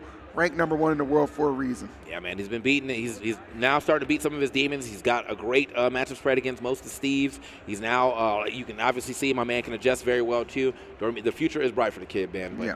What a tournament, y'all. Level Up Expo. You always see me and Phil here. We've been here for like, I don't know, 8-9 years or something like that now. It's crazy, been bro. Holding it down. Always happy to be here. Got to give a quick shout out to all the people who we've been working with. Yep. We got our other 2 commentator homies over here, Big Chillin'. We got Charles. I think that's Lantini over there. Yeah, Lantini was over there as well. Big shout outs to Rob. Big shout outs to Bam. Big shout outs to some of the local town too. We have Fo on the mic, man. Love that. My boy Nick as well. Yeah. So holding it down as well. And then got to give a super huge shout out to Colton, Chanel, and the rest of the team, obviously. Lauren holding it down to Kai, everybody who keeps having us out here, who keeps making sure that these tournaments look amazing, keeps bringing out these players so we have these super large and amazing tournaments. And shouts to y'all too, man, for hanging out and watching with us. Yeah, I know it keeps getting bigger and better because every year we come, we see them less and less. Yeah, like I saw Lauren at the beginning, have not seen her since, bro. It's just one of those events. But hey, you know what? That's a good thing to have. It means the event is successful, and that success allows us to continue to bring back Smash Ultimate at this tournament. And guess what? We'll do it again next year. Yeah. So, congratulations to Doramigi. Outstanding work right there. TK, once again, pleasure to always hold it down. I know they're more few and far between these days, but anytime we get to bless the mic, I really do appreciate it. Yeah, outside of that, man, I want to go ahead and talk about. I know. Talk about we got your stream, but I still stream as well. Make sure you go ahead and hit the follow buttons or where you can. TK Breezy everywhere. VC, Visu pretty much everywhere as well. I heard something about Rod about to do something. Well, I know we're gonna get Rod's gonna interview Doramigi because I think Naru or Neo is gonna translate. Yeah. So that's kind of perfect. Right yeah, there. we love that. I definitely want to hear from the champ, man. I always want to hear what he got to say, how he feels about his gameplay. Also, want to hear how he feels about I hope they talk about his adjustments because bro definitely was a different beast in that second set. Had to be, bro. Had to be. Zomba was on his ass, bro. He was letting them know. So it was good stuff, man. It was good stuff all around. So I'm really proud of all of our competitors. Again, P-tier status for this event this year. Back-to-back years P-tiers, which is really, really cool. So thank you to all the players who came out and supported the event and had a good time. And what a great top 8, man. I really did enjoy that. I know it's always like, oh no, Steve, but you know what? It's it's a good time. I just generally love Smash, but it was some good stuff. No, it was some good stuff. And I was happy to see. I know that some of the French players, or just the Europeans themselves, said they were happy to see Crepe actually get to show off what he's doing. Because again, if you've been watching some clips, you see some clips and this is Steve and it's him. Yeah, he's terrorizing the people over there. So he got a chance to show you what he can do with it over here. Ended up I think 4th place, right? He got 4th place, right? Because he lost to Zomba. So he did really well. He just happened to go up against the Steve Slayer, man. That boy Zomba. I mean, if there's a man who knows how to play against Steve, it's definitely him. And I think, as you said, coming from his region with 3 very strong Steves, you're going to get a lot of practice. You're going to get a lot of practice, for sure. It is. Easy peasy. All right. Good? Oh, we're still filming? Okay. Chat, man. So what's up, chat? I had it open, but, let me just open it back up. How y'all feeling about the tournament? How y'all feeling about just everything in general, bro? How's your life? How is your life, chat? We care. Audience, how's your life? If you want to yell it out, man, I can hear you. You know what I'm saying? Low key. Someone said Doramigi's worst placement is literally 3rd right now. Wow. Okay. Pretty damn good. That's new. Is that what he got at Genesis? New GOAT, man. You know what I'm saying? Might be. He's really been tearing it up. Speaking of placements, man, you know, it's great to see that, like, we had a couple other of our favorites, like, you know, falling by the wayside. Man, I think MkLeo, Sonix, and Spargo all got like 17. Yeah, so it was, man, that was like a really weird, like, kind of combination of upsets that happened when Neo beat Tweek and then Ouch beat Spargo. That put them up against each other, where Neo did advance over Ouch. So that actually ended up putting Tweek and Spargo against each other just to make it to day 3. Spargo won that and then immediately comes in, has to play Hurt, and then loses to her. Like, it was like the whole tour. Just go back and look at the bracket. Like, some of our favorite players, some of the best players, just getting placements you might not have seen. But level of competition at P tier is not a joke, and obviously level up is not one. But with that said, we're gonna stop yapping your ear off. It's time to go hear from the champion of this event. Congratulations to Doramigi, and Rod is standing by. Peace. What's up, everybody out there? We are finally here. It's grand finals. It's wrapped up, and now we got the champion, the back-to-back champion. I got Doramigi. Doramigi, we got to talk about it. What was your toughest match throughout the majority of this whole tournament? Friday, Saturday, Sunday, what was your toughest match? 今回の大会2連覇おめでとうございます。この金土日の大会の中で最も、難しく強敵だった相手は誰ですか？2人。1人誰でも挙げていいです。まあやっぱ最後に戦ったやっぱゾンバさんですかね。やっぱりなんかジェネシスで負けたのもあっていろいろ考えてきたんですけど、なんかそれをまた上行かれたなみたいな感じだったんで、これからまた練習して勝ちたいなと思ってます。He said that Zomba was his biggest opponent throughout the whole tournament. Since his last loss at Genesis, he did think of a lot of strategies to go against him. But through this tournament, he felt that Zomba went above his strategies. So he looks forward to go against him again and be better. Yeah. And that's what it's all about. I mean, of course, we love players of all sorts, but we love the players that, of course, are going to take something from a loss and try to turn into a W for the future. Now, I got to know, we're watching the match. We're all sitting at the edge of our seats. The reset happens. What's going through your mind? 今回の大会いろいろとあったと思うんですけども、そのグランドファイナルリセットが起こった時に、その自分の心境としてはどういうものだったでしょうか。そうですね。やっぱりこのままじゃ勝てないなと思ったので、ちゃんと立ち回りとかを見直して、であんまりなんか萎えずにやることを意識してました。So he said that when the grand final reset happened, he thought that he can't just keep it in the same game plan. He would have to like brush up more on the neutrals, and he focused on trying to keep like a positive energy within his mind and just like try to keep like the positive energy keep on going through the whole match. Yeah. Absolutely. And that's what it's all about, friends. I mean, it's mind over matter at the end of the day. Keeping a positive mindset certainly keeps you into the fight. Now, here we are at the end of it all. You have done absolutely your thing. Doramigi, I got to know, where can we find you next? What is your next tournament out there?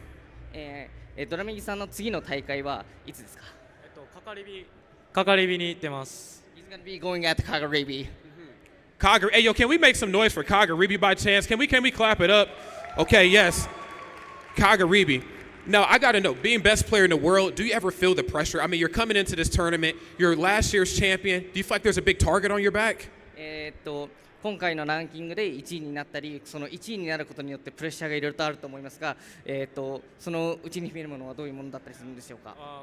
まあそうですね。1位になったからって、絶対に優勝しないといけないとは思ってないので、ちゃんと大会出てちゃんと結果残したいなと思ってるので、そんな重圧はないです。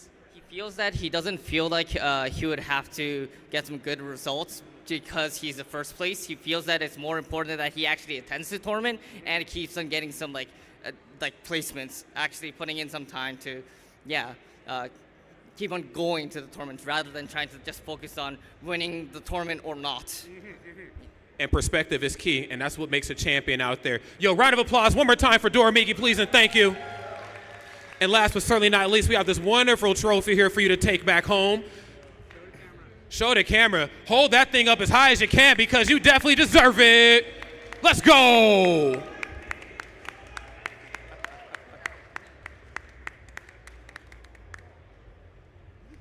Definitely well-deserved, as always. And friends, with that in mind, this concludes Level Up Expo 2026. It has been an absolute pleasure and honor to come back here and do what we do every year for your enjoyment. With that in mind, we will see you next year, Level Up Expo 2027. Peace out and good night.